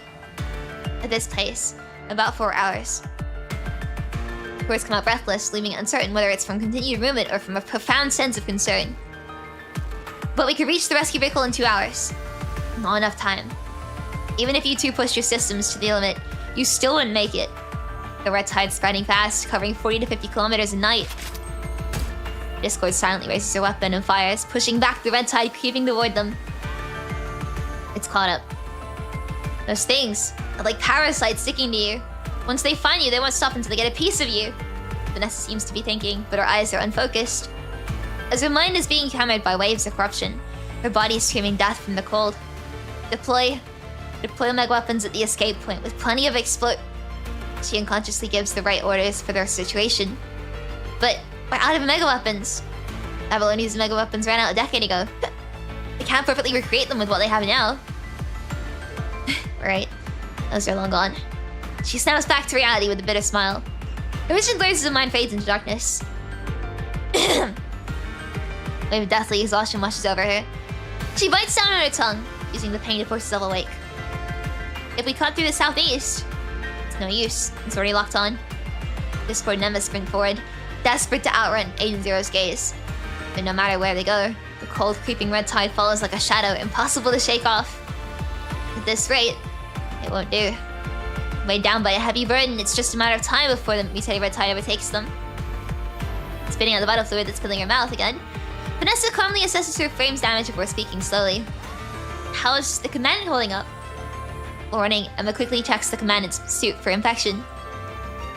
After the serum, infection levels are slightly high, but vitals are stable. Mild hypothermia too. A mild hypothermia too. Her frame's about 70% damaged and her left arm gone. And her right leg wrecked and barely held on by bandages. You two go on. Leave me here. I'll cover your escape. Have you lost it? Emma stares at Vanessa, incredulous. You're the ones who've lost it. She says it as casually as if she was saying I'm going to find supplies. At your current pace, we'll all be that thing's lunch in half an hour. Not a bad way to go, actually. Rosa can watch us wave from inside the red tide back in Aerospace City. No, absolutely not. We're not leaving you here alone. I agree. Discord cuts in. Her breathing's erratic. For an automaton like her, this pace is way past her limits. She's running on fumes. I'm not asking for your permission. With an annoyed wave, Vanessa fires her sidearm at a hetero creature creeping up behind Emma before Discord can react. Emma jumps, nearly stepping into the red tide that's already seeping toward them. Without them noticing, the red tide's slowly closing in from all sides. Agent Zero won't let its prey get away. The snowfield's still peaceful, but there's a deadly trap hidden beneath the snow. No, there's gotta be another way. She bites her lip, trying to find the best option. For example, I could draw the red tide away while Discord gets you and the commandant out. I can still fight after all. You're suggesting Discord carry both a cripple and an unconscious human, pushing our systems to the breaking point, and they keep that up for 2 hours? Or... Mid-sentence, Discord groans as she lifts her foot, the bottom of her shoe already stained with red tide. Do you see? Covering her mouth and nose, Vanessa coughs, bladder fluid leaking through the corner of her lips. There we go. We don't have time to argue. If we wait, we all die here. Vanessa says, studying the damage to her frame. Even if we got back to Aerospace City in time, they don't have enough to fix me. The snow's falling harder now. I don't have the energy to convince you. 2 choices. A, we all die. B, I stay behind to cover you. As they speak, mutated red tide tentacles silently reach out, wrapping around Emma's ankle. Emma stumbles, and Vanessa cuts the rope, jumping off her back. Barely steady on her left leg, Vanessa tightens the bandage on her right leg with one hand. Bottle fluid stains the ground. I'll say this one last time. You and Discord take the commandant and leave. I'll cover your retreat. Don't worry about how I'll do it, and don't worry about whether I can still fight. Don't forget what I taught you. Maximize the value of survivors. I can fix her! Real. To be honest, whatever's wrong with her is way funnier. Oh boy. With the last bit of strength, Vanessa leans against a nearby rock. Snowflakes quickly cover her, turning red as they soak up her vital fluid. Without another word, Emma and Discord salute her and follow her orders, heading back to Aerospace City with the commandant. Abby. She looks up at the grey sky, forcing a bitter smile. The battlefield doesn't play nice. No one saves everyone loses something, even you, Chief. Using the ice as a mirror, she tries to smooth her messed up hair and wipe the blood off her face. Yes, one good thing about being a construct is the synthetic skin cleans way easier than human skin. Her rumors echo across the desolate icy ground just as they did decades ago when she stayed in that dark underground chamber. Back then, she at least had the unconscious Chief for company, but now she stands utterly alone in this vast, empty world. Mutated red tide slashes against the ice as Aiden Zero slowly forms from the liquid. It's moving pretty fast! The purple hair construct gives Aiden Zero a nasty smirk. This is where it ends.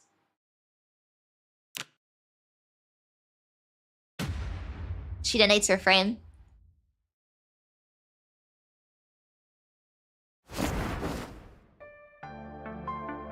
The tent is freezing cold. The entrance is frozen solid, and the wind's howling against the tent, making muffled thumps. We heard the blast, but didn't dare look back. We got to the safe zone first. After getting you settled, I went back to see. The explosion did something. Mutated red tides backed off for now, but the ice is gone. Just dark brown rock left. This is all I found. She opens her hand, showing the scarab name tag, riddled with bullet holes and blackened by the blast. You want to say something, but can't find the words. You open your mouth, but only a hoarse sigh comes out. Vanessa. Let me introduce myself. My name is Vanessa, Commandant Egret and Chief Commander of this operation. Regardless of your past accolades, Commandant, you better follow my orders as the Chief Commander. Abby, you stupid naive piece of trash. You're only respected. You're only respected by so many people because they're lost in their own ideals. Now you have no one to count on. Let me tell you how to maximize the value of survivors. This greeting comes 30 years later, Raven Commandant. I thought this time you were finally dead for real. Go on then. The sooner you leave, the sooner you'll be back. I'll wait right here. Don't worry. When you open your eyes, I'll be the first thing you see.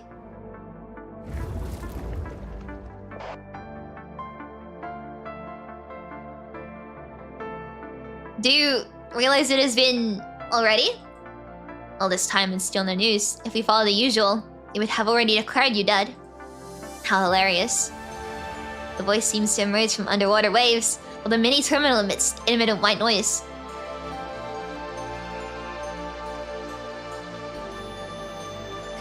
Commandant! Serum. Is there any serum left? The last dose is already gone. Over here. The tent flap opens briefly as someone comes in, letting in a blast of cold wind that clears the air for a moment. Cold liquid flows into your vein as the blurry underwater scenery fades away once more. Emma looks at you with urgent concern. You're in rough shape, Commandant. I'm fine.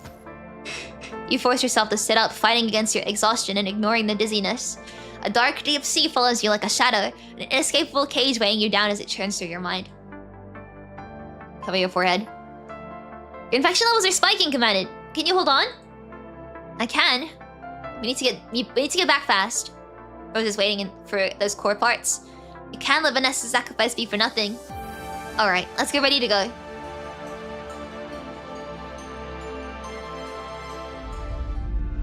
The makeshift camp is quickly packed up. Snow covers every trace you left. In this weather, that ice field will be back to normal in no time. The team leads the supplies into the rescue vehicle while Discord and Emma wait by the car.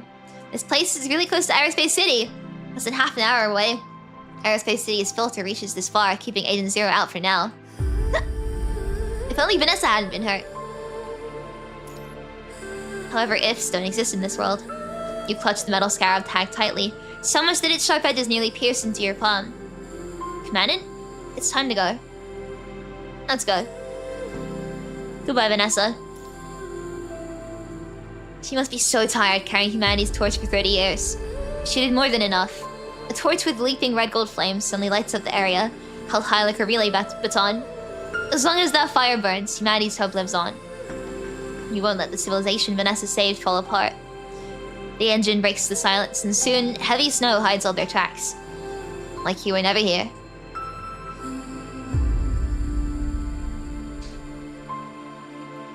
The pink-haired construct stands on the mountaintop, watching the rescue vehicle disappear.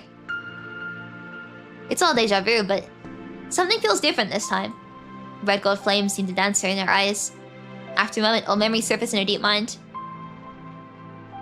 Another Pioneer member gone. Yes, it's 253. His name was, Lel2... Wait. Is it EA? EL. His name was, EL2 Hythe, an immigrant from planet Bola. He had a lover who was Pioneer 142. Once as the heat death approached, they seemed to have lived through a similar story. Pages turn, but the memories are fading. Stars blinked out one by one as ships fled into a deep space, never to return. The story's always the same, but will these humans share that fate? Even if they escape this loop? Who can escape eternal darkness? The dice collide with a crisp sound as the pink-eyed construct gazes at the departing rescue vehicle before vanishing to the snow-covered plain.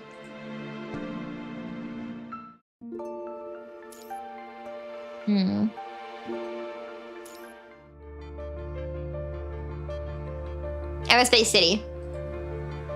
It's done! After obtaining the new red tide sample and resources, Rose has dedicated herself to working day and night with the team's recovery core devices, finally creating new filters. The first small-scale filter springs right into action, steadily diminishing the rising corruption levels that have been intensifying with each passing day. The red tide slowly recedes along the edges of the Aerospace City, making the air within seem to flow more freely. As another new filter slowly activates, the nearby working residents let out quiet cheers. Comprehensive testing is completed. Purification efficiency is 8% higher than before, barely enough to maintain the current punishing virus concentration in this area. She frowns at the crew device, clearly dissatisfied with the current results. Well, at least it can hold back the mutated red tide for a while. Emma tries to comfort those present, but hearing those words only makes Rose's frown deepen. What? The analysis report on the red tide sample is complete. Its growth exceeds my expectations. Just an 8% increase in purification efficiency isn't enough for a permanent solution, but this is already the limit of what we can do with all of Aerospace City's available resources. We're short on substitutes, and our experimental supplies continue to dwindle. I'm sorry. This is the best answer I can provide right now. We're out of time unless we can extract more components in the Hetero Tower's core. She bites down hard on her lower lip. Also, here's what you asked for. Rosa hands you a small hat-shaped device. The lab just created this first simulation device today based on my early concept. It hasn't been tested yet. What is this? It can stabilize mind beacons designed to support my connection with constructs. Is there a problem with your mind? Emma immediately tenses up. It's just a precaution. You cut it before Rosa can speak. Hearing your explanation, Emma shifts her gaze away, not entirely convinced. Mind beacon simulation? Filtering. If we could strengthen these filters a single point using a lighthouse network approach, then extend it into a grid. Inspired in a flash, Rosa hastily jots something down in her notebook before swiftly turning on her heel and rushing back to the laboratory. Rosa, you haven't rested in a long time. All that answers everyone's is the sound of the laboratory door shutting closed. Emma lets out a soft sigh as the door at the end of the hallway creaks open, revealing Discord's entrance. How is the situation outside? Not so good. Everyone's in low spirits. The advanced team hasn't gone outside for a long time, not since Agent Zero appeared. No venturing outside means no supply runs, resulting in food shortages and dwindling essential resources. For some, the memory of a satisfying meal has been missed for a long time. And besides, ever since they learned about what happened to Vanessa, she turns her head away, gazing out the window.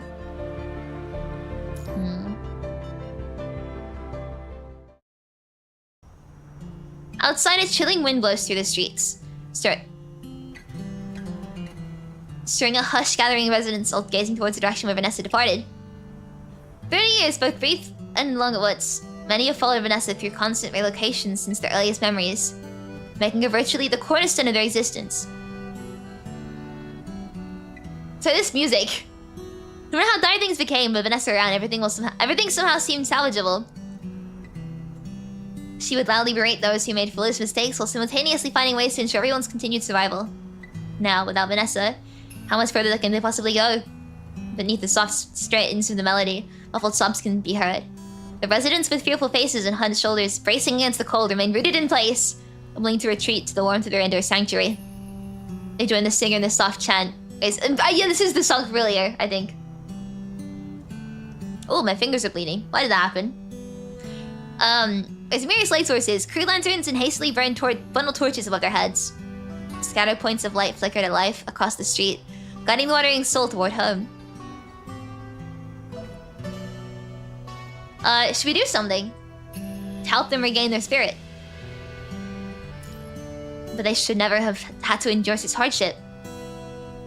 If the Henlo Tower never descended, if Agent Zero had ever appeared, if none of this had ever happened, these residents, they could live in Babylonia, in conservation areas. As staff members, mechanical engineers, soldiers, farmers, traveling merchants. What do you mean? Oh, like, you know what you nail? It's like the part of my nail where the skin meets the nail. I'm fun. They could be born into a more peaceful world.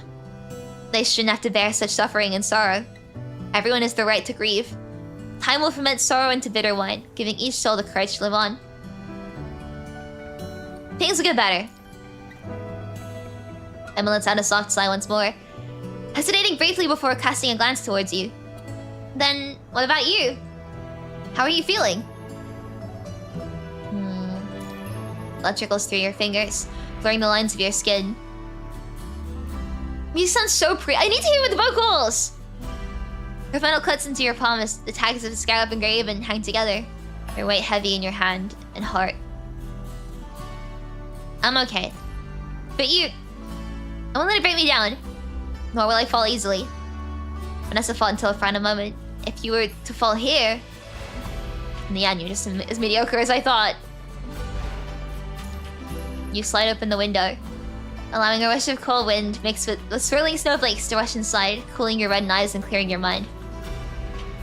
Time bought with the price of life should not be wasted on despair and sorrow. Simply recalling all events experienced since entering the Henlo Tower, you scour through memories in search of that pivotal thread amidst the chaos. There must be a final solution to everything happening now. And hope is the other reward you're getting.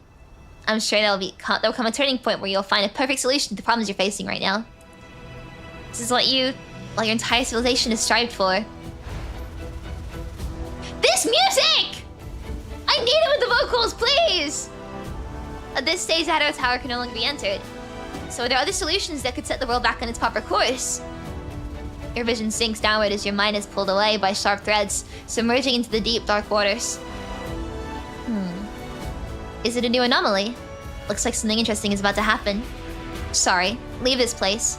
It is not the right time for you to be here. A woman with her face indiscernible, those half-real, half-illusory mumblings. When all illusions are stripped away, what remains, no matter how incredulous, stands at the final truth. An obscure semblance of truth starts to take shape in your mind. But before the final threat can be grasped, the sounds of gunfire and hurried footsteps from outside the walls shatter the flow of thought. Commandant! There's an emergency communication from the patrol team. Unit gunfire reverberates from outside the city walls, slicing through the air. Beads of cold sweat dampen the forehead of the guarding soldier, his quivering gun barrels aimed at the advancing enemies below, who approach with an unsettling impassivity. He glances at the self-destruct device in his protective suit, grits his teeth, and establishes communication with the city. Warning, warning! Punishing Ice concentration is rising! A specialized bullet tears through the hetero creature and sinks into Agent Zero's body. Its form blurs for a moment, only to swiftly recover. It's not working! It's Agent Zero! Agent Zero is spotted! What comes after the chaotic sound is a muffled explosion. Can we pinpoint the location? Found it! It's a sentry post on the outskirts of Aerospace City. Right at the edge of the filter's effective area we measured last time. Could it be trying to breach the filter's blockade? Deploy nearby squads for support. Rose's filter remains a potent defense against the punishing virus and the assaults of the hetero creatures. Without it, Agent Zero might have already commanded the Red Tide to devour Aerospace City. Let's go there too!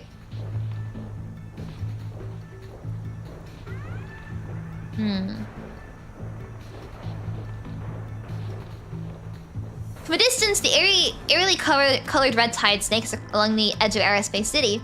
The filter is working effectively, faintly outlining an invisible wall.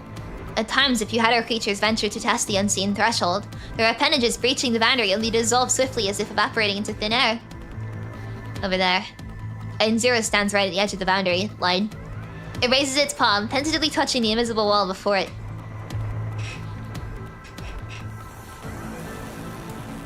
As its fingers gradually dissolve into the ether, a furrow creases its brow, prompting a swift withdrawal, and it's as if in pain. It still cannot pass directly through this boundary line. Yet it matters not. Raising its head, it gazes toward a nearby mountain peak where that human stands. That human is the anchor point of this world, entwined with its very fate and able to provide it with sufficient power. After all, reaping Earth's civilization has always been Agent Zero's calling. Melting slowly in the embrace of the Red Tide, Agent Zero locks his gaze on the silhouette atop the mountain peak amidst snowfall. Raising its hand, it commands the more hetero creatures to charge forward, aiming to breach humanity's defense line. The Red Tide sweeps up the snow, raging like a tempest alongside the relentless assault of the hetero creatures, battering against the unseen wall. Further away, the hetero tower radiates an ominous red glow.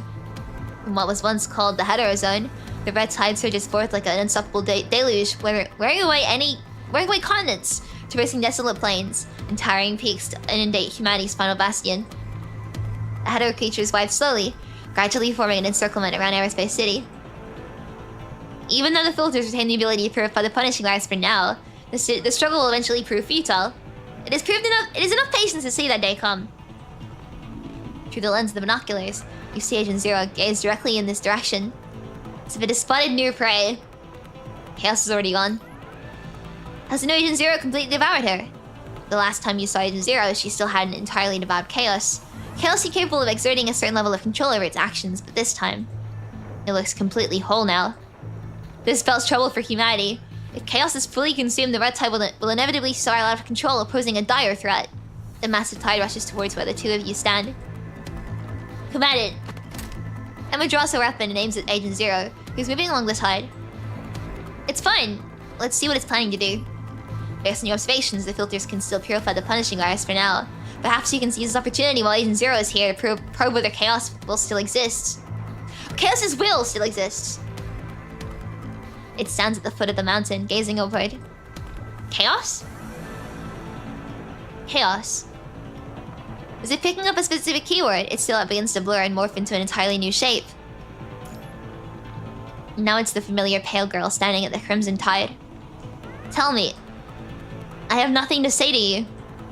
The reality. Deteriorating. No. Muttering incomprehensibly, it fixes its gaze upon you, as though scrutinizing something intently. Come, Graven Commandant. Evie, come with us. New world. Bang. In response, it is met with unflinching gunfire.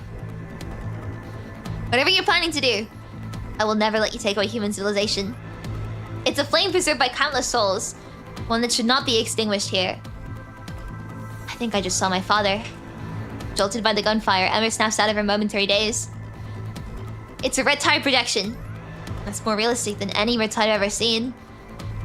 N0 is still constantly evolving through the hetero tower. Through the hetero tower, what it can absorb extends beyond the civilization of the present, of humanity. Just like how a stellar core attacks stardust. The red tide projections. What a familiar scene. The city in recollection lay besieged by the crimson tide. The viral red spreading through every star system it could touch like maggots burrowing into bone. Sadly, the will known as chaos probably doesn't exist anymore. Unfolding the book, threads of crimson and gold intertwine amongst the lines of text as she delves into the writings, lost in contemplation. Without chaos, no one can continue weaving the red tide. Without guidance, the newly bred Agent Zero will grow into a pure beast. She gazes distantly towards where Agent Zero appeared. In contrast to Cradle, the newborn Agent Zero from the turbulent red tide exists beyond communication. Similar to the Punisher of old, it is driven solely by primal and chaotic instincts. It will use any means necessary to achieve its purpose and complete its mission, to take the entire Earth civilization back behind the gate. Is a miracle still possible now?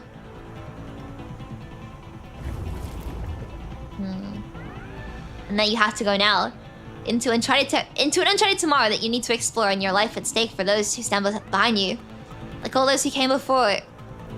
And that this is so difficult to read for some reason. And then you have to go now into uncharted tomorrow that you need to explore with your life at stake for those who stand behind you, like all those who came before you have done. The deep echo reverberates through your thoughts once more, carrying with it the echoes of tides and the unique white noise of the ocean's depths humming in your ears. Leave this place. It's not... Ow. Not the right time to be here.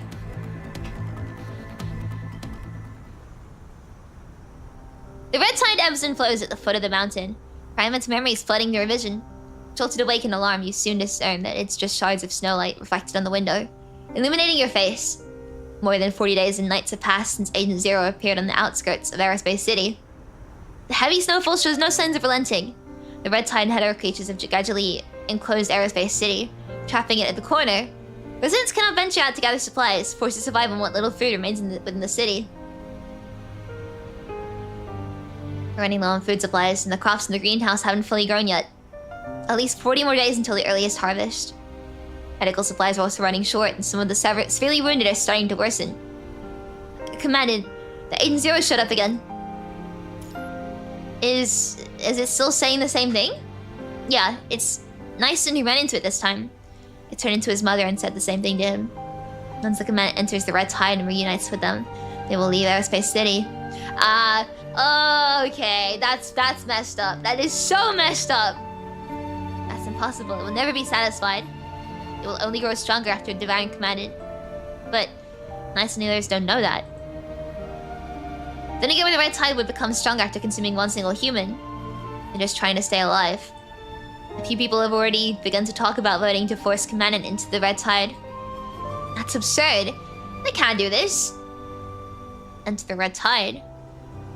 Your memories form the hetero tower gradually surface. Chaos and no fruit, the red tide within the hetero tower. Enter the red tide.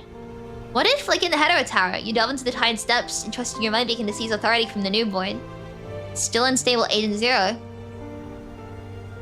You've already obtained the mind beacon stabilization device made by Rosa, but would this truly work? But is there any other way?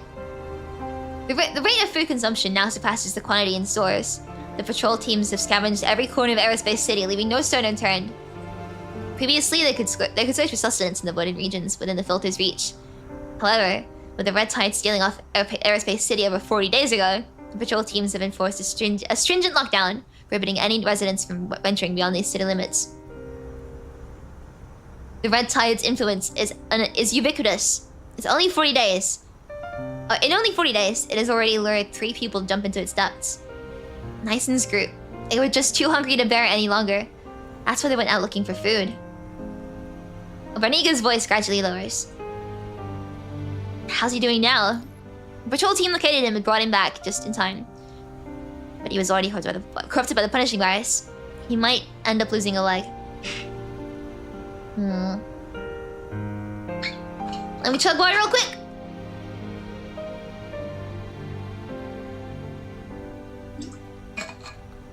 Things can't go on like this. A desolate chill descends within the slanting daylight, while snow reflects the light's glow, illuminating everything around and revealing the entire landscape in stark clarity. Not far away, the red tide slithers ferociously around the perimeter of the filter's effective range. Under Aiden Zero's command, Heddo creatures relentlessly assault the boundaries of the safe area marked by the filters. They are advancing, slowly but surely. The surging tide crashes against the unseen wall, its viscous sound echoing in the air, once again dragging your thoughts back to everything experienced during consciousness. The pink-haired construct under the sea. For reasons unknown, memories from even further back gradually surface. From even earlier, the memories in the Heddo Tower. You're in command. Who are you exactly? Can you see beyond the ordinary world like me? Is what's left here just a projection like me? Raise your head before the mirror. Tell me, what she glimpsed wasn't just a sliver lining from behind. We should throw Shikikan into Red Tide for one free pull. I agree. On the right track, huh? Perhaps the variable you're hoping for is already taking notice of your wish. Right?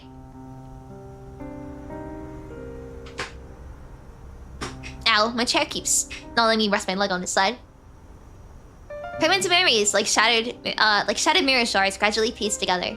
When illusions are stripped away, what remains, no matter how incredulous, stands at the final truth. She saw me. She saw you behind the glass curtain. The ocean depths, the stairways, the slaughterhouse parade, and the approaching downpour.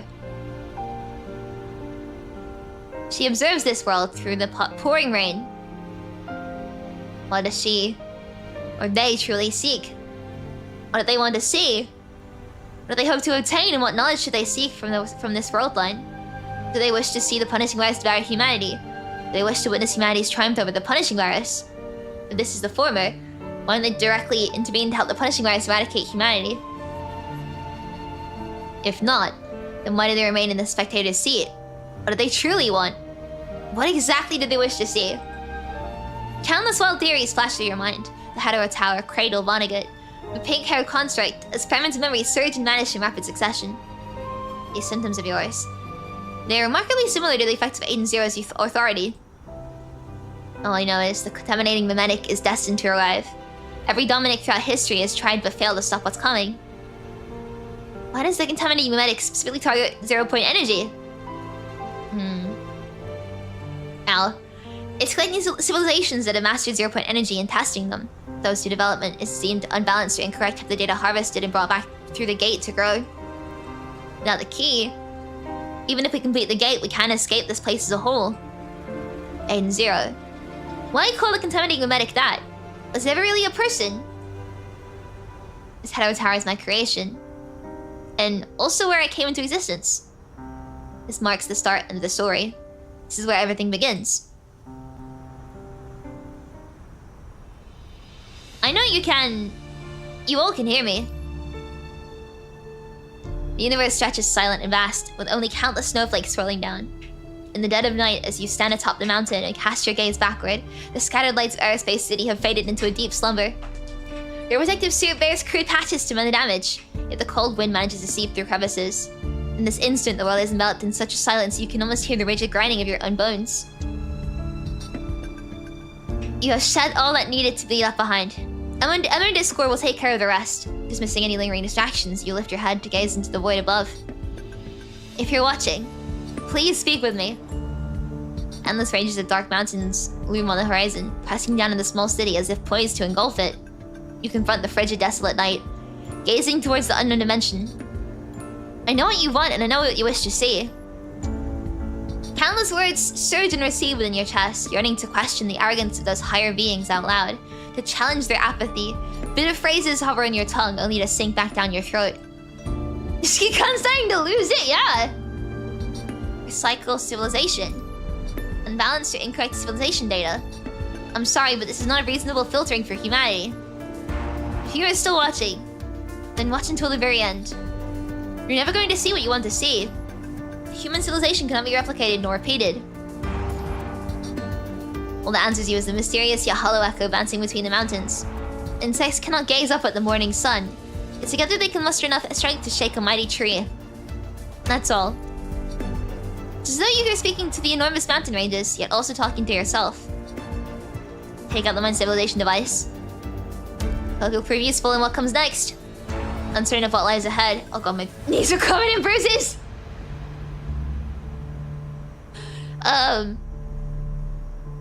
Uncertain of what lies ahead after entering the Red Tide, you can only place your faith in this device to stabilize your mind, allowing you to endure longer within the Red Tide.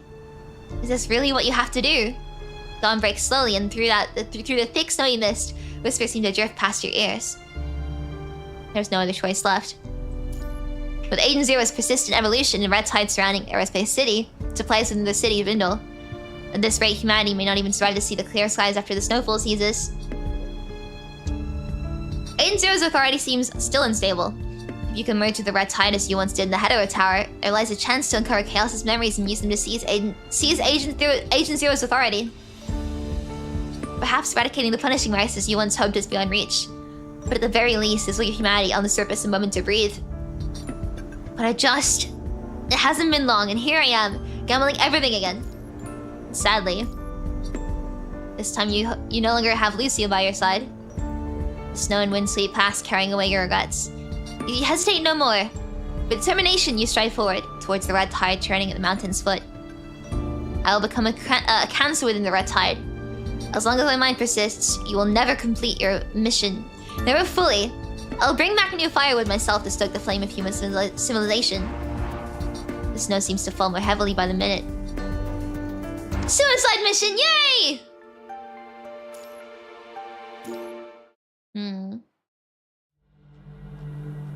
Here, time becomes a blank void of insignificance. Alongside the dissolution of time's grasp, your mind has also shed its sense of self. Bones dissolved, flesh corroded and torn apart. Your body shatters then reconstructs when the searing agony reaches its peak. It turns into a void within your mind. Your thin silhouette drifts through the muddy Red Tide, like water dissolving into water. Your senses chaotically converge and scatter. At that moment, you hear a voice calling out from somewhere nearby. No, not yet. The only response to the hoarse cries from your throat is the endless sounds of the tide. Cold wind. Unnoticed, your senses begin to trickle back. A biting wind howls past you, grazing your bare skin, inflicting a dull, persistent ache. Skin? Why can you still receive this concept? No, why does this concept still exist? The confusion acts like a signal. Quickly, sensations both familiar and foreign wash all over you at once. A sharp pain radiates from within your consciousness, burning fiercely through that void in your mind. A soft sigh accompanied by a peculiar fragrance floods your senses. Struggle to open your eyes. Take it easy. Someone's hand gently yet firmly covers your eyes. The snow's glare pierces through the gaps between those fingers and into your eyes. Despite the gentleness of the hands, the sharp pain remains unavoidable. Humans, such a fragile life form. Even gazing directly at natural light can cause wounds that never fully heal. Your body hasn't recovered yet. Snow blindness will hurt your eyes again. Taking heed of the advice, you ease your movements. Waiting for the sting to fade, your vision slowly returns to your battered body. Who are you? Are you fully awake now? The blur caused by the mild snow blindness fades away from your retinas. The features of the pinker woman before you slowly sharpen into focus. Ishmael, sitting before you, is none other than Ishmael, formerly of the Babylonian Control Court. But how did this person manage to bring you out of the Red Tide? Even after all this time, you still remember me. I must say it's an honor, Raven commanded. Countless suspicions churn in your mind, causing your muscles to instinctively tense into a guarded stance. You're too tense. She raises her head, her strange pupils glimmering with star-like radiance. Power materializes from nowhere, and almost forcibly compels your body to relax. This power, your higher dimensional... Shh. Language is also a form of information. Do not use it carelessly. I know what you're thinking. Regrettably, I'm merely the gatekeeper, not one who establishes the rules. Gatekeeper? When she utters this term supposedly foreign to you, an unexpected sensation of familiarity washes over you, evoking countless memories. The gateway in the Hetero Tower serves as a shortcut to another gate. That lady once told me about another gate, behind which exists a civilization without life. It's collecting civilizations that have mastered zero-point energy, and testing them. Those whose development is deemed unbalanced or incorrect have their data harvested and brought back through the gate to grow. In terms you would understand, this place is what lies beyond the gate. This is the space that remains after the gateway connected to the Hetero Tower was recycled. This place is both a graveyard and birthplace of civilizations, where birth and annihilation coexist at every moment. As memories flood your mind, you instinctively clutch your forehead and step back. Back in the Hetero Tower. It was me. Ishmael nods silently, or slightly, then pulls her hood back over her head. Or perhaps you're more familiar with this appearance of mine. With her hood lowered and cloak opened again, the pink-haired construct has taken a new form, wearing an ambiguous smile. The dull sound of ocean waves floods your mind as a realization dawns upon you. The mysterious pink-haired figure who killed you multiple times is also Ishmael. That person under the sea was also you. Who exactly are you? Don't you already know my name? I'm Ishmael. Her hood sways gently as if she's quietly laughing. Though occasionally some call me the merciful one. The most mysterious agent. Information always becomes distorted in the process of transmission. Gives one extra chance to whoever she deems suitable, regardless of whether they are good or evil, friend or foe. That's just a rumor that got out of hand. What I do is simply give people with unfinished business a chance when I happen to be in a good mood. So you've been watching all along. The assertion is inaccurate. There seems to be a misunderstanding. The punishing virus isn't a trial I introduced to human civilization. I am merely the gatekeeper, an observer from somewhere far more distant. Ishmael's fingertips wave gently as light and shadows form from pure energy gathered and disperse. Projection. She ascends upon unfamiliar stars with light as her back, accompanied by fragmented whispers echoing between the crevices of dreams. I can't read today. Oh my god. Great Commandant, who are you exactly? Can you see beyond the ordinary world like me? Is all that's left here just a projection like me? Somewhere near the city is corrupted by the mutated red tide. She appeared unnoticed. Perhaps the variable you're hoping for is already taking notice of your wish. Right? She caught a glimpse of you sealed beyond time and space. With this thought, she suddenly raises her head. It's the one who's with Nanami. Ishmael smiles, offering no denial. And her smile shows up more scenes, deeply buried within your memories. Huh, so you're the one who's been crying out. Do you want my help? To wake you up when your decisions still matter, so that you can forge your own path and make your own choices. In that case, Evie, I wish you a journey with no regrets. The echoes of the past reverberate in your ear, as long-forgotten details slowly come into focus, sending a shiver down your spine. Understanding everything brings not enlightenment and joy, but vigilance and unease. What do you want? Ishmael offers a gentle smile as she pushes forward a clay cup brimming with steaming water and vibrant green herbs. A peculiar fragrance wafting through the air. Have some tea. There's no need to be so tense. I've held you before, if you still remember. I just don't understand your intention. When a novel reaches the foreshadowed truth, it leads either to the climax or the ending. Not necessarily. The current world is still quite a journey away from either of the 2 points. It's just that the conditions have been met. So there's no more need to keep things from you. However, I still can't delve into all the details at the moment because... language is information. Cradling the cup, Ishmael gives a faint smile. You're a quick learner. That's a good thing. Each cryptic statement is a boundary line paid for with blood and tears. She too must abide by some kind of rules, limited to speaking only this much and no further. Smell this realization brings you a modicum of solace. Pulling a momentary silence, Ishmael resumes speaking. What were you thinking when you chose this ending of yours? Ending? Leaving the pain aside, you must have been aware before entering the red tide that there was no assurance that the fruit of chaos remained effective. And your ability to contend with the newborn Agent Zero for authority was also uncertain. Using your consciousness to obstruct the red tide is too naive a notion. Even if successful, the results would hardly be satisfactory. Not to mention that the price of the attempts was your own life. Yet you still made that choice. Ishmael adjusts their posture slightly, scrutinizing you. Was it an attempt made with certainty? Or were you simply doing what you could in the face of inevitable ending, despite knowing it would prove futile? Ending? Instead of directly answering Ishmael's questions, you shift the conversation toward this word that has been mentioned multiple times. Being able to glimpse different perspectives, you must have seen those endings already. In the past, during the simulations of Nanity, you already experienced some of them. I am not omniscient God, merely someone who exists in a different dimension, so my perspective differs from yours. So in your view, what state is human civilization in now? Now? She extends her hand slightly, and a heavy tone silently materializes upon her gesture.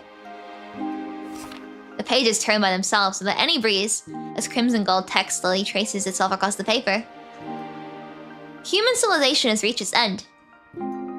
I have seen many, many endings, but in none of them did humans emerge unscathed from the punishing virus test. Although the test that has befallen humanity this time is not particularly fair. She furrows her brow, looking somewhat troubled.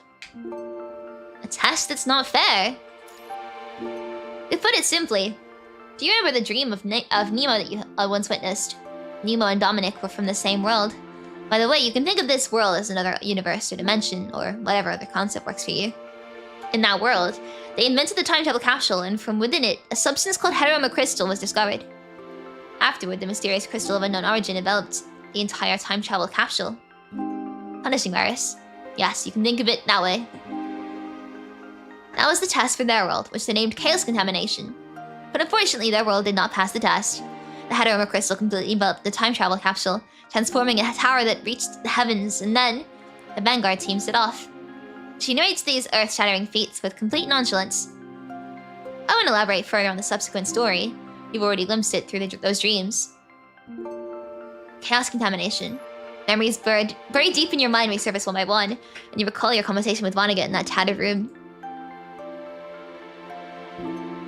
Due to their carelessness in leaving a leak, the contaminating mimetic followed their trail and entered this world. Otherwise, even though 0-point energy had brought the punishing virus, the Hetero Tower shouldn't have emerged so early.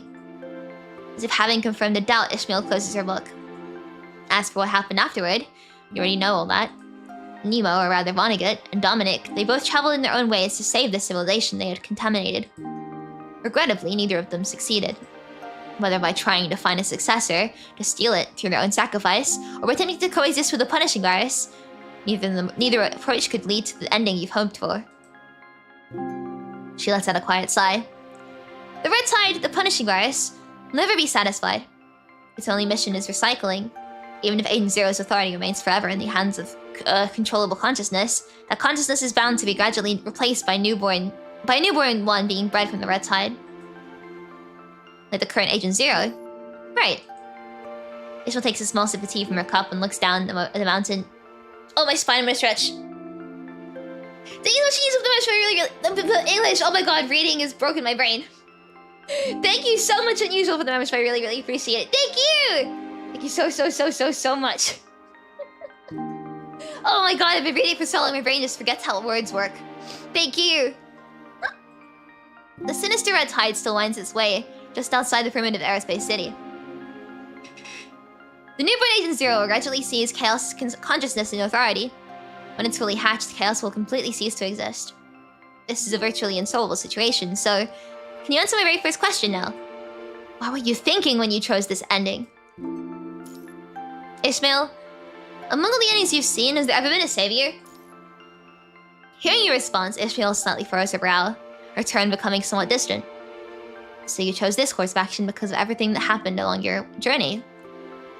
You've caused all the variables so far, so you chose to enter the Red Tide with such blind faith that my appearance solidified this perception of yours. No. As you savor the thoughts in your mind, figures flashing through your memories, you smile involuntarily. I've never considered myself particularly special. It's just that if you still have the power, why not act on it? This isn't a choice, but a responsibility.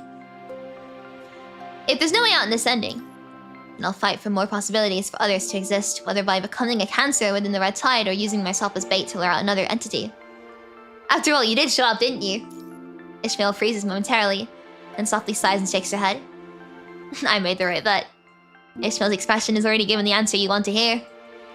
A risky choice. After pondering for a moment, Ishmael speaks softly. In a sense, you've indeed made the right bet. I can offer you another option besides merging with the Red Tide. You can choose to enter the Hetero Tower. It's not funny. The Hetero Tower has long been surrounded by the mutated Red Tide. No one can get near it. For ordinary people, yes, but as the gatekeeper, I can naturally allow you to re-enter the Hetero Tower. But the collapse inside the Hetero Tower is beyond saving, even if I enter it. There's no way to activate the Hetero Tower to rewind time. And anyway, you no longer have the key. The exit can't be controlled, and the key is gone in such circumstances. What could you possibly accomplish even if you were to return? No, you're capable of far more than you imagine. Ishmael's gentle voice seeps into your ears. The concepts of passing through the gateway and entering the Hetero Tower are not the same. Entering the Hetero Tower only allows you to see chaotic space-time and uncontrollable fragments. But passing through the gateway means new power. New power? Not long ago, when the Hetero Tower first appeared, a construct entered it specifically as a construct. He successfully reached the summit, and having overcome all the trials, eventually arrived at the end. It's Lee. I extended an invitation to him, offering a ticket to cross the gateway, but he refused me without hesitation. Cradling the clay cup, Ishmael shakes her head in bewilderment. He said there were still people waiting for me to go back. He came back for us! Well, always. But having it spelt out again. I miss Lee. Live lovely, as I've always said. Whatever the future holds, I'll find it together with him. Of course, he will never forget that accidental disaster, that brutal battle. To leaving the tower, he forgot everything that he'd seen and lost all the power he'd gained. I've never quite understood human thinking. Perhaps I've been drifting for too long, forgetting the emotions I once had. Lowering her gaze, Ishmael doesn't appear troubled by this fact. So, what will your choice be? Will you choose to begin the trial of crossing the gateway, or return to Aerospace City? What do you gain by giving me these options? How cautious, Greyraven? She smiles faintly, not at all angered by your questioning. If I were to gain anything, I suppose it would be a new possibility? A gentle steam from the herbal tea drifts before her eyes. Through the swirling mist, Ishmael seems to catch a glimpse of the cities of the past. There are some things I cannot tell you until you truly pass through the gateway. But even I cannot confirm whether other stories truly exist. Could there truly exist another possibility? A possibility where everyone could survive? I get it now. Whether this high-dimensional being, who identifies herself as Ishmael, desires to witness a new puppet show or unfold, or is attempting to verify something through you, having one more possibility can't possibly make things worse. She possesses absolute power. There is no reason for her to waste time deceiving you. Why not get said that unless I return with results, he would never let you back in the tower? Remember, the Hetero Tower's collapse has become far too severe. Chaos and I will seal off the entire tower no matter what. Unless you return with results, I will never let you enter again. Even if he's still inside the Hetero Tower, he has no authority to prevent a trial from beginning. He has already merged with Chaos, and I haven't tracked their movement since. Just one last question. Please. She gestures kindly for you to continue speaking. After sending the tower, or rather, after passing the trial, what exactly will I gain?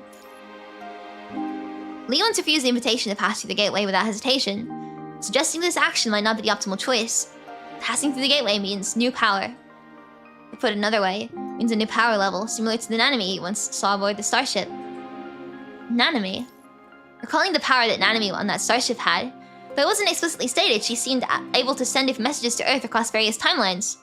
If you could wield that kind of power yourself... Moreover, you have no other choice left except for what you did just now, merging with the Red Tide, gambling on that fraction of a % chance to compete with Agent Zero for authorization. Every time she said that, people are like, Nanami, hi! Nanami! As you should be. We love Nanami. Oh, my poor spine. Oh god. Ugh. Okay. On the surface now, no one remains who can stand against Agent Zero. If Chaos were still complete, perhaps there would still be some capacity for resistance, but now... even Chaos' remaining power has been devoured by the new Agent Zero. The current Hetero Tower was brought to this world by Cradle of the past. Since Cradle's disappearance, the Hetero Tower's overlaid information flows... The Hetero Tower's overlaid information flows from different civilizations, breeding a new Agent Zero. If no one stops it, once it completely masters the Hetero Tower, human civilization will be utterly harvested. If you can successfully pass the trial, perhaps you can truly seize control of the Hetero Tower. After I have control of the Hetero Tower, will I be able to rewind time? To be honest, I'm not sure. Only Agent Zero can fully control the Hetero Tower. According to previous patterns, only when Agent Zero completely perishes will all authority be transferred. Passing through the gateway is merely an opportunity I can offer you.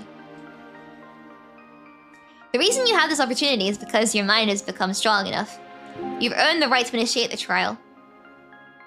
Because I'm god of... No. In any case, my appearance is here, my appearance is also because you've indeed reached the threshold to initiate the trial. Is it because I can still maintain my consciousness within the red tide? Perhaps. She does not offer direct confirmation. As the gatekeeper, the only back door I cannot open for you is letting you enter the tower directly without having to find a way past Agent Zero. For everything else, you must forge ahead on your own.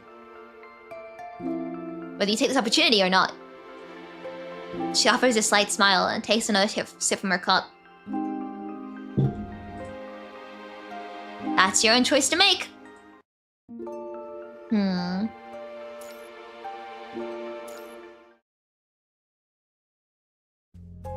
Ow. Ow, my legs. UV! Let me check some more real quick.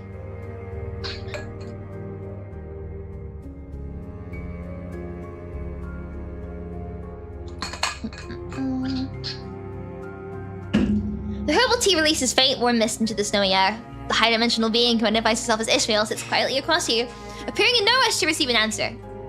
Gazing at the slowly rising sun in the distance, your thoughts are involuntarily carried to a place higher and farther by the chilling wind. Should you choose to enter the red tide and compete with the newborn Agent Zero for its authority, or choose to re-enter the Hetero Tower and attempt to pass through the gateway? The former seems to offer humanity a concrete way to survive stably for a long period. But if you could truly pass through the gateway and obtain a higher level power Ishmael mentioned, could that mean a chance for everything to return to how it was before? Time stands in this moment. Time stands still in this moment. Sunlight frozen on the tips of the pine trees, even the cold wind no longer blowing. Ishmael holds her clay cup, smiling at you. So? Have you made your choice? Ooh. Okay, re-enter. Ishmael indeed harbors no hostility towards humanity. Perhaps she is merely curious or simply wishes to see new stories unfold. Can she truly be trusted? Whether you trust me or not, it makes no difference to your circumstances. As if seeing your concern through, Ishmael speaks up, gently cradling her clay cup. I cannot guarantee whether you'll successfully pass the trial. The trials given by the gateway are not always the same. I cannot influence its will. However, I believe you won't fail. The power you possess far exceeds what you think you should have. A sly smile briefly flickers across Ishmael's face before she returns to her calm and gentle demeanor. No need to rush. You have plenty of time to think it over. She cradles the clay cup in her hands, leisurely shifting her gaze away. Chaotic thoughts flood your mind as morning light hangs suspended, draping like gossamer over the aerospace city below. If you could manage to enter the Hetero Tower and even pass the trial... The bridge across dreams. Do you mean that tunnel extending from the Hetero Tower? If I pass the trial, will I be able to control that bridge? Perhaps. As always, she offers an ambiguous answer.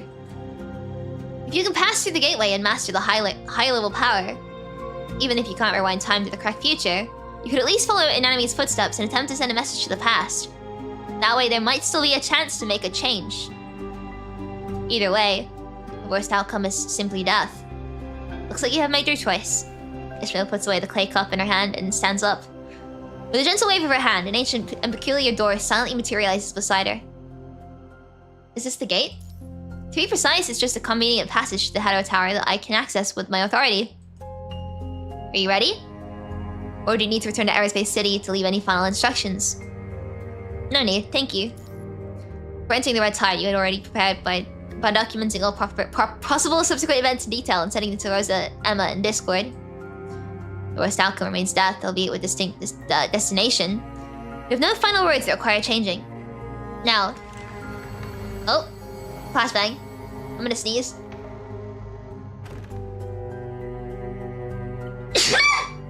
I'm fine. The door slowly opens, blinding light spilling forth from within.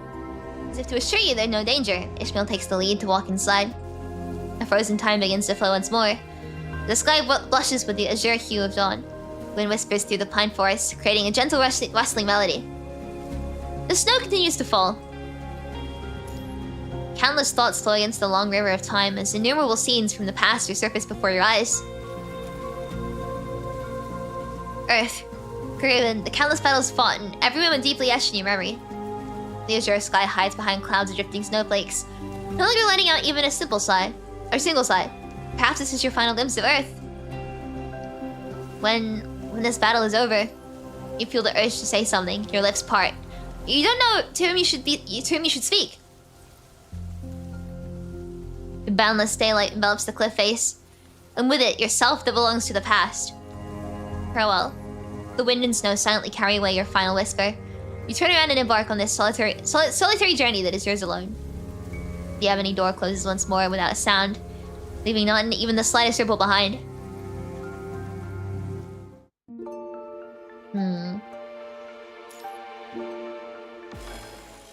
Okay. The blinding light sears painful trails across your retinas as the spiral tower plays its horrifying moments in endless slow motion. Horrifying movement, sorry. The moment you step into the hetero tower, countless bizarre information floods in like a bursting dam, overwhelming your mind's protective barriers. Intense pain strikes your brain as if high voltage electricity is coursing from head to toe. Towering crimson crystals stand within the hetero towers, its interior contorting and warping to cast one distorted shadow after another. Within your consciousness, colossal waves surge, brewing storms in the depths. Your nerves tremble incessantly, orchestrating a symphony of sorrowful wails. Blood trickles between your clenched teeth as the punishing eye's concentration spikes uncontrollably. Faintly, you feel a pair of familiar gentle hands supporting your back. Commandant, Lucia! Then the projection vanishes as suddenly and as silently as it appeared. What's happening? Ishmael? Has it appeared already? Ishmael shows up silently at one side. Was that Lucia? Where is she? Yes and no. To be precise, that was a projection she left in your mind beacon. As you speak, jagged crystals grow chaotically, resembling strange amber spreading across the sky, completely encasing your tiny figure within. Has it already begun? Then, safe travels, Graven. Abby. Yay!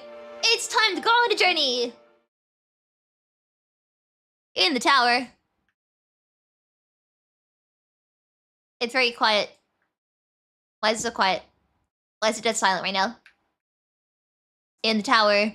指挥官，周围的情况现在如何了？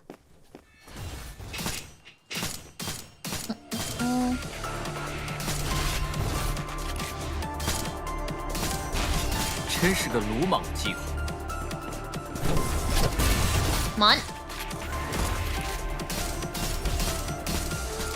Lee! Get him, Lee! I still think Pale Fire is Lee's favorite. Is my favorite Lee frame. Nothing else gets close. 露西亚，你伤得好重，还有指挥官也。You really can't top Pale Fire for me. It's too good.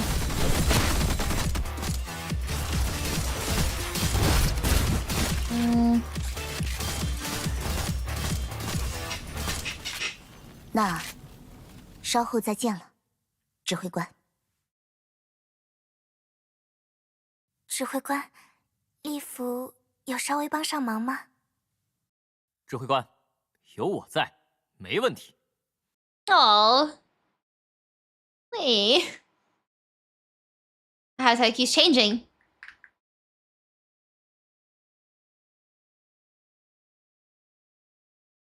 继续一起战斗吧，指挥官。All right, let's kill.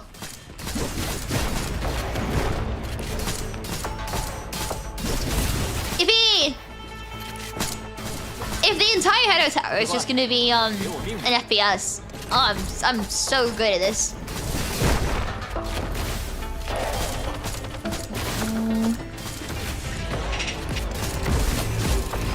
Oh, great! I see the newer frames. Everybody's second frame, which means next one will be hyper real. Still, you can't top Hailfire. I'm sorry.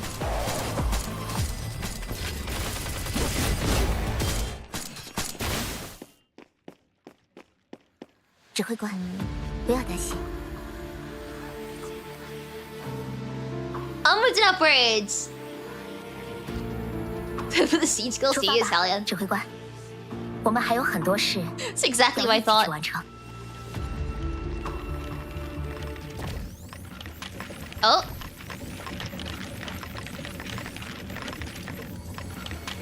Flashbang.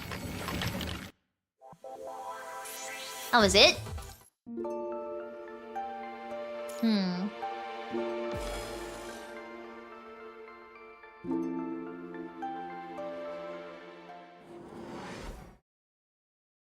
你是第二个踏足此处的人类文明的来客，就让我看看你能否走到最后。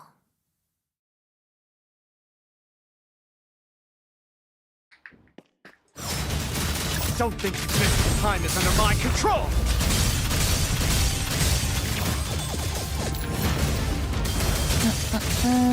Your chance of survival. Let's regroup. Come on. Serious. Uh-oh. Focus. Don't think. Cease your existence. At the end of time! Uh-oh. Oi. Time is under my Leave control. Lee alone. There's no way out. Don't think you can escape my sight. Your chance of survival has been. I'm doing my best. I think we're gonna suck at this. Nothing serious. Oh, no! Leave Lee alone! Let's regroup. I'm gonna use only Lee for this. At the end of Lee time. yeah, real. Lee solo.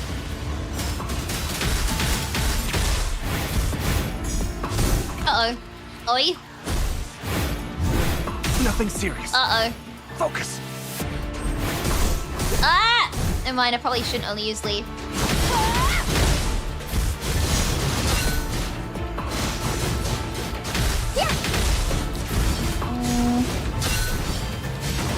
I want to go back to Lee, though. I want to go back to Lee! Oh, I've just been yeeted. You fall back first. The apocalypse. Give me Lee back. Commandant, time is under my control. Let's regroup. Your chance of There we go. survival has been reduced to 0. Cease your existence. At the end of Kick someone's name is playable Ishmael. That's a good catch. I didn't even think about that. Don't think you can escape my sight. No way out. Uh-oh. Oi. Nothing serious. Hey, back off. Focus. Back off, you. What? No, that's mean of you. Time is under my control. Leave it to me. Let's regroup. Don't think you can escape my sight. Your chance of survival has been There we go. reduced to 0. Uh-oh. Oi, Ishmael. Back off. Nothing serious. Nope. Focus. Cease your existence. At the end of time. Time is under my control. Don't think you can escape my sight. I'm not enough things for the... I'm like, no, it's fine. And here. I don't play optimally. It's fine. Ishmael, hey! Ishmael, it's rude of you. Oh, oops, I meant to switch to, Luther instead. Oh well. Tell your flashbangs. Target locked. Maximum suppressing fire. Gather Sunblade.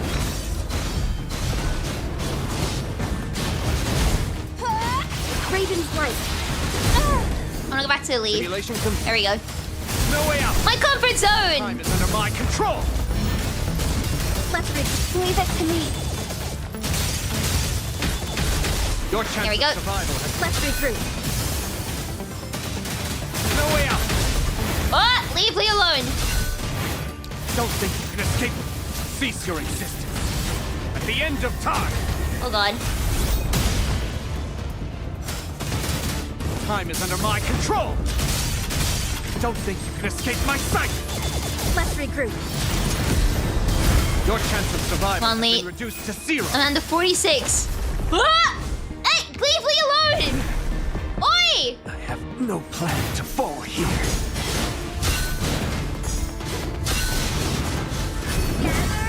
I need to redo Lucy's tutorial because I forgot literally everything.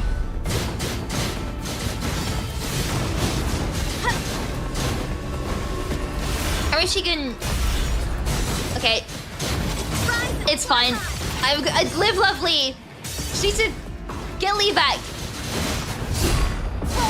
Oh god. Simulation complete. Be back, Lee. Cease your existence. There we go. The end of time.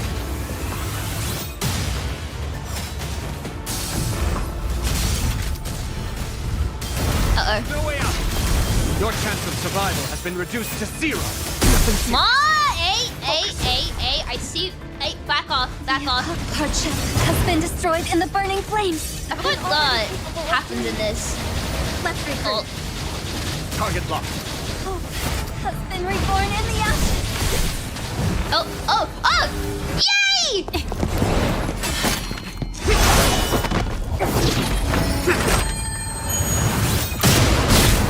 Lee, my beloved.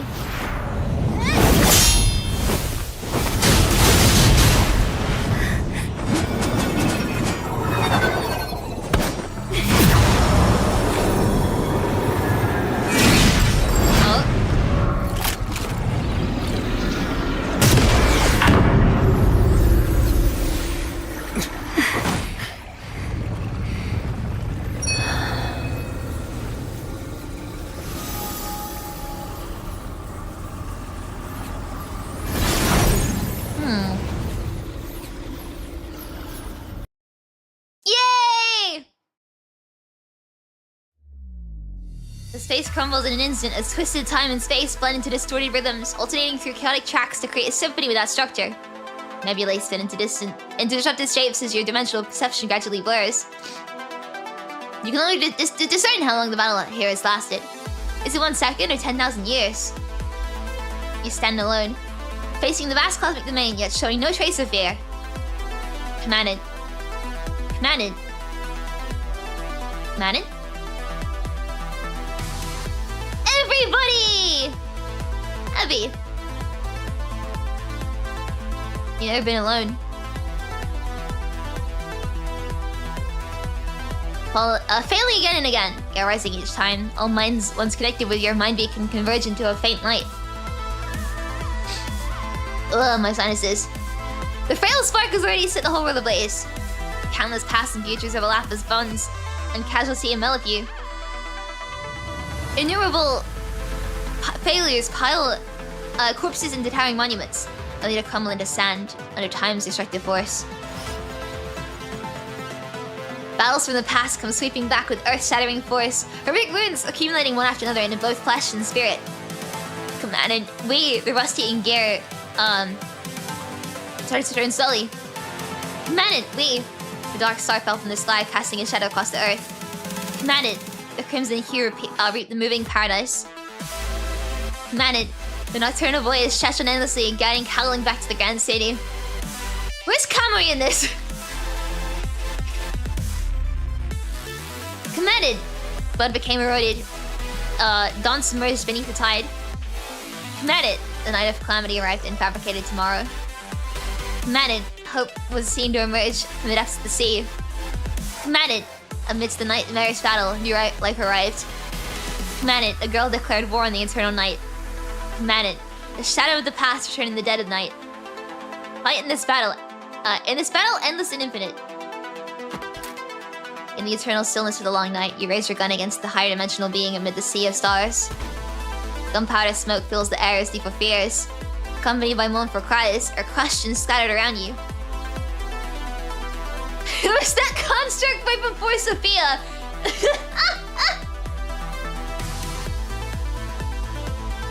Poor Changyu catching strays. Commanded, the corrupted forest, whimpered of an unknown life form. A whisper of an unknown life form. Command it, the ocean lifted a morning star. Command it, the memorial fire kindled deep sorrow. Command it, daylight lingered in the world's forgotten depths. Command it, moonlight was imprisoned within the red nightmare.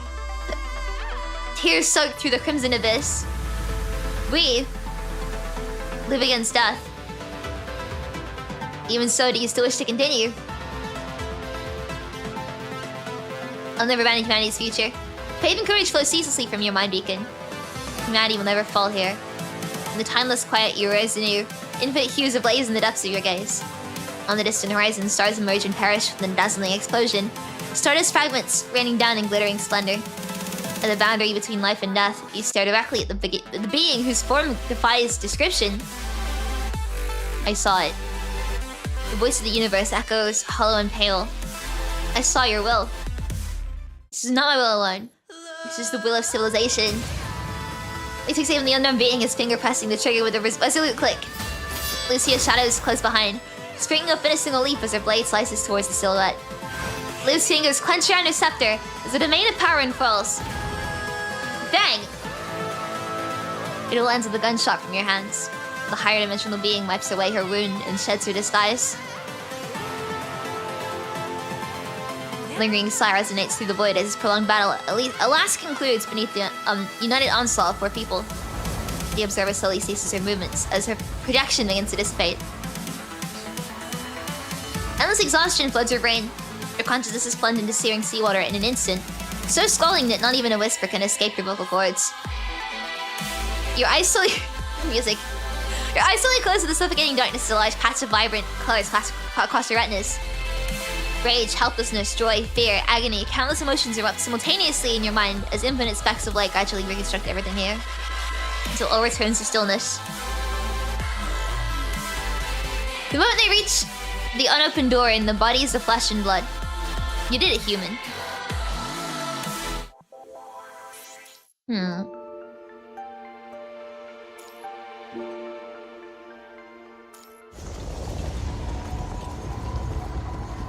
The crimson mist gradually disperses, the grotesque crystals fade away, and you slowly open your eyes. The overlapping wounds from the infinite battle etched in your body have been tenderly smoothed away.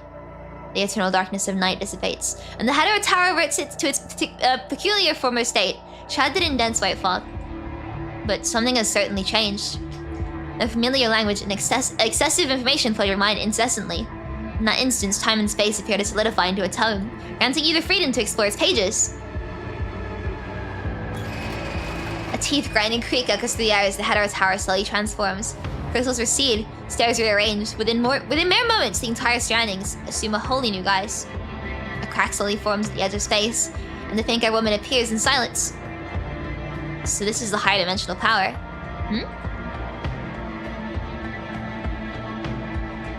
Once again, you attempt to fuel the interior of the Hetero Tower. A compelling desire urges you, demanding you to use the Hetero Tower to reverse the future submerged by the punishing virus. However, devoid of its core, the Hetero Tower trembles, unable to respond to your commands. The core of the Hetero Tower has already been taken outside by you. Even if you could understand the underlying logic of the Hetero Tower, you cannot reverse its rules. I'll leave the Hetero Tower now and bring back its core. Are you certain that you can land at the precise point in time? Vonnegut lacked the authority to mend the fissures and collapses within the Hetero Tower. Under his and Cradle's reckless actions, the tower crumbled long before. Now all pathways have fallen in chaos, making it possible to precisely locate a time for landing. And why can you? Because I don't belong to your world. Nor to the civilization where the Hetero Tower exists. Can you take me back? I'm sorry. Then can I return to the previous layer? And Zero still exists at the time when you entered the Het Tower, and the core isn't inside the Hetero Tower, so... Are you fooling me? As your thoughts flow, you begin reading this battered book. Fractures surround the Hetero Tower, with time in complete disarray. As a result, the Hetero Tower goes infinitely upward, its peak now beyond reach. If this continues, the Hetero Tower will eventually collapse completely. When that happens, all fragments within, including human civilization and the remnants of those other civilizations drawn to it, will vanish beyond the gateway. Even if you could somehow forcibly reclaim Agent Zero's authority, what then? Could the Hetero Tower, having lost more of its power, truly still rewind time back to the correct future? I'm not fooling you. You have truly gained power from a higher dimension. But the Hado Tower is unusable, meaning everything I've done is utterly pointless. Inside the Hado Tower, you can't even ensure that human civilization in that final timeline will survive. Strange skylight seeps through a fissure in the wall as the mutated red tide silently spreads, attempting to breach the Hado Tower and corrupt the time in the outside world. Seal the fissure. The remaining light abruptly extinguishes. The red tide crashes against the wall, finding no way through, and sluggishly retreats back into the crystal. Silence envelops the Hado Tower, unable to return to the correct timeline, with no way to use the Hado Tower's power. Does it mean that for the remaining time to come, you simply stay trapped here in the tower, patching the Hado Tower's fissures while waiting for its inevitable demise? You tricked me.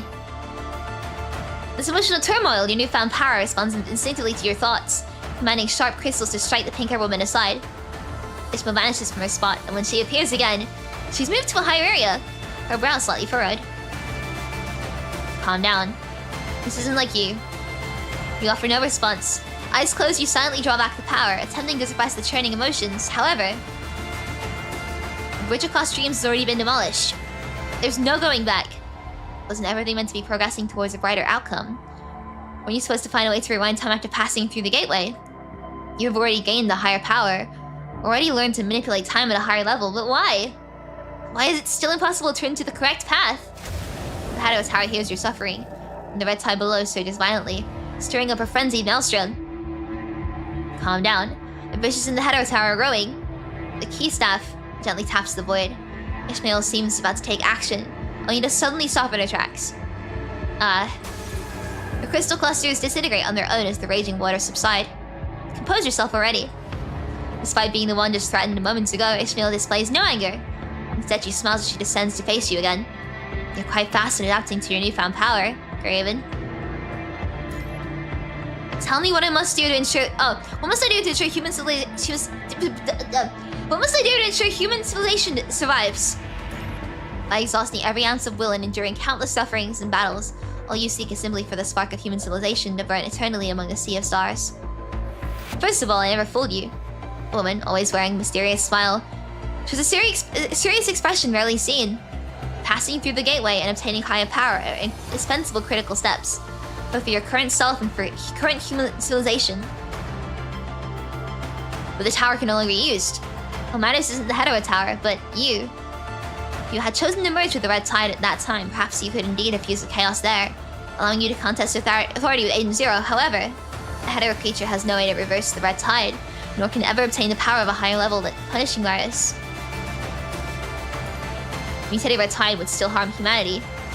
Even if you could replace Aiden Zero, that would only be the end for you and for human civilization.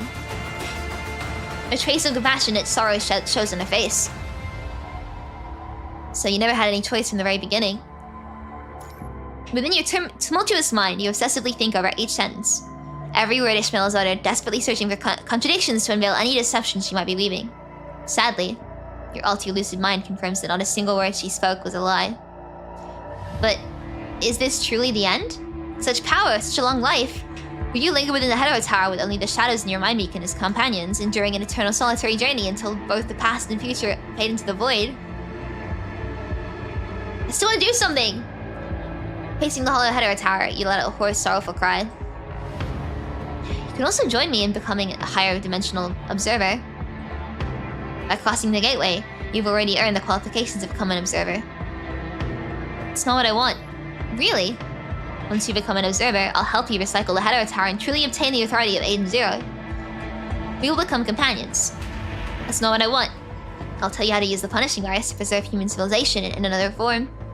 Preserve human civilization. How is that any different from what Aiden Zero does? Of course. Because of your existence, the punishing virus will not truly harvest the civilization and bring back behind the gate. You should have seen what lies beyond that gate before. Only consciousness acknowledged by the cosmos may enter. No life can exist here, not even mechanical consciousness. A lonely starship drifts through lifeless space, witnessing countless worlds fall and endless universes being born. Like Amber, your civilization will be truly preserved. And perhaps someday in the future, when you truly harness a power even greater than the current level, preserved civilization will be able to revive. Like embers buried in ashes, someday they will embrace this world once again. Punishing virus? punishing by information. Preserve civilization information, but the punishing is the medium. Wait for a future restart. What are the chances of success? Expect another ambiguous answer, but this time Ishmael gives an affirming smile. 100%. Really? But you just solved it. How can you be so certain? That's a story for the future. Are there any of the past I can take? If this is all there is, what is the verse of everything you've done? With the world preserved, the last of humanity will become exiled to the distant depths of space, hopelessly waiting for a future restart. Let me think about this. You rarely search for a place to rest temporarily in the Hetero Tower. Whether to become an observer or to stay forever in the Hetero Tower, at least for now. All you want is a moment of rest. Maybe upon opening your eyes, you'll awake to find yourself still in the Grey Raven Lounge, realizing that all of this is merely a whimsical dream. Merely a voices would echo from beyond the door. All you need to do is push it open, and Lucia will gaze at you with worry, looping out for a cup of steaming tea, and Lee will be seated close by, tending to your sidearm. If you're willing to take a risk, I think our woman's voice emerges somewhat hesitantly from behind. What? If you're willing to take a risk, perhaps there's still another path. You could try to change the past. The tower's already collapsed. But the singularity still exists. The singularity. A singularity that belongs only to you. The muffled sound of waves rises in your mind, and the bottom of the sea, long buried in the clutter of memories, surfaces once more.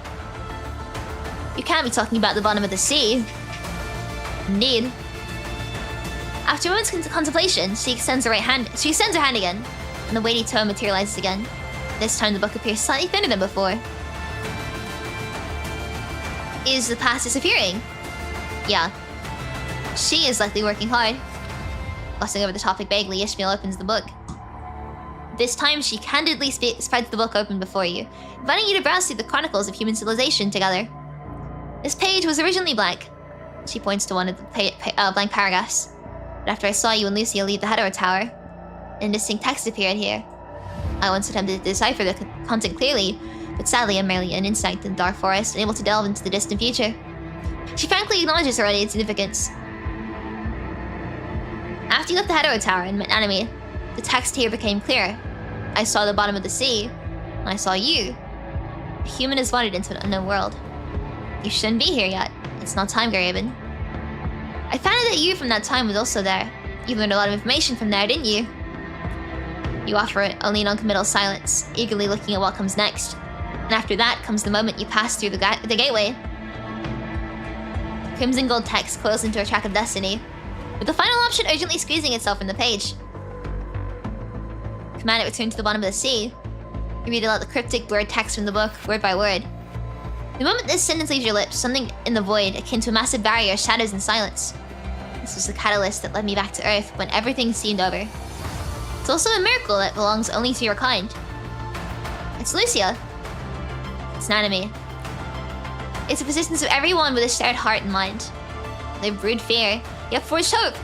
Their voices have merged, kindling the embers of civilization, sparking fiery flames within the galaxy of historical archives, reaching illusions of time and space, and seizing the signpost that points the way to the future. This is no different from what Vanaga asked me to do. Of course it's different. What he wanted was to force you... God. What he wanted was for you to become his qualified key. If your past self had returned to the cradle of Deep Blue, Cthulhu would have hatched nothing but a key entirely according to Vonnegutt's wishes. Chaos would have completely become his puppet. She would have contained the red tide within the ocean as Vonnegut desired, yet Agent Zero's will would still have eventually consumed Chaos's consciousness. This isn't fundamentally different from what you could accomplish by jumping into the red tide at that time. But now, she flips through the tome. If your current self were to return to that undersea cradle, Cthulhu could hatch Chaos in a complete form. The complete Chaos would possess absolute power, capable of defeating Cradle. If you could fully control the Hetero Tower before it becomes damaged, perhaps you could truly fulfill the wish you've been hoping for. Well, the timeline back to the day before the Hetero Tower's arrival.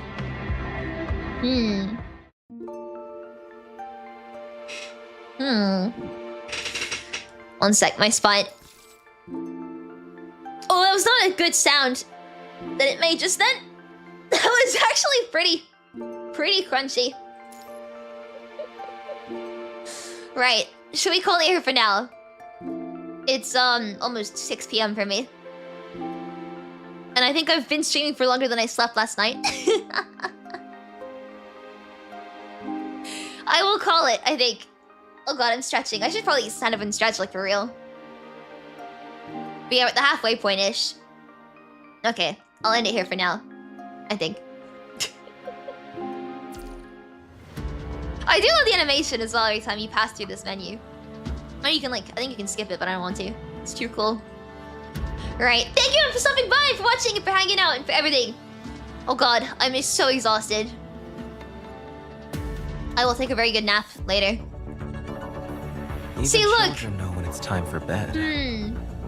Being watched. Here. I'll see you guys tomorrow. I don't know what I'm gonna do tomorrow. I'll think of something. Today. But I'll see you guys then. So you have to rest after eating. See you later on Minecraft. White Shush! Hawk will be here to keep you safe. I might actually. I mean, I don't want to stream Minecraft too much and, like, you know, get what's the word? Get burnt out, but also it's really fun. Anyway, thank you for coming! Thank you so much to Kura Games for sponsoring this stream. I'll see you guys tomorrow. And maybe on Minecraft. Good night!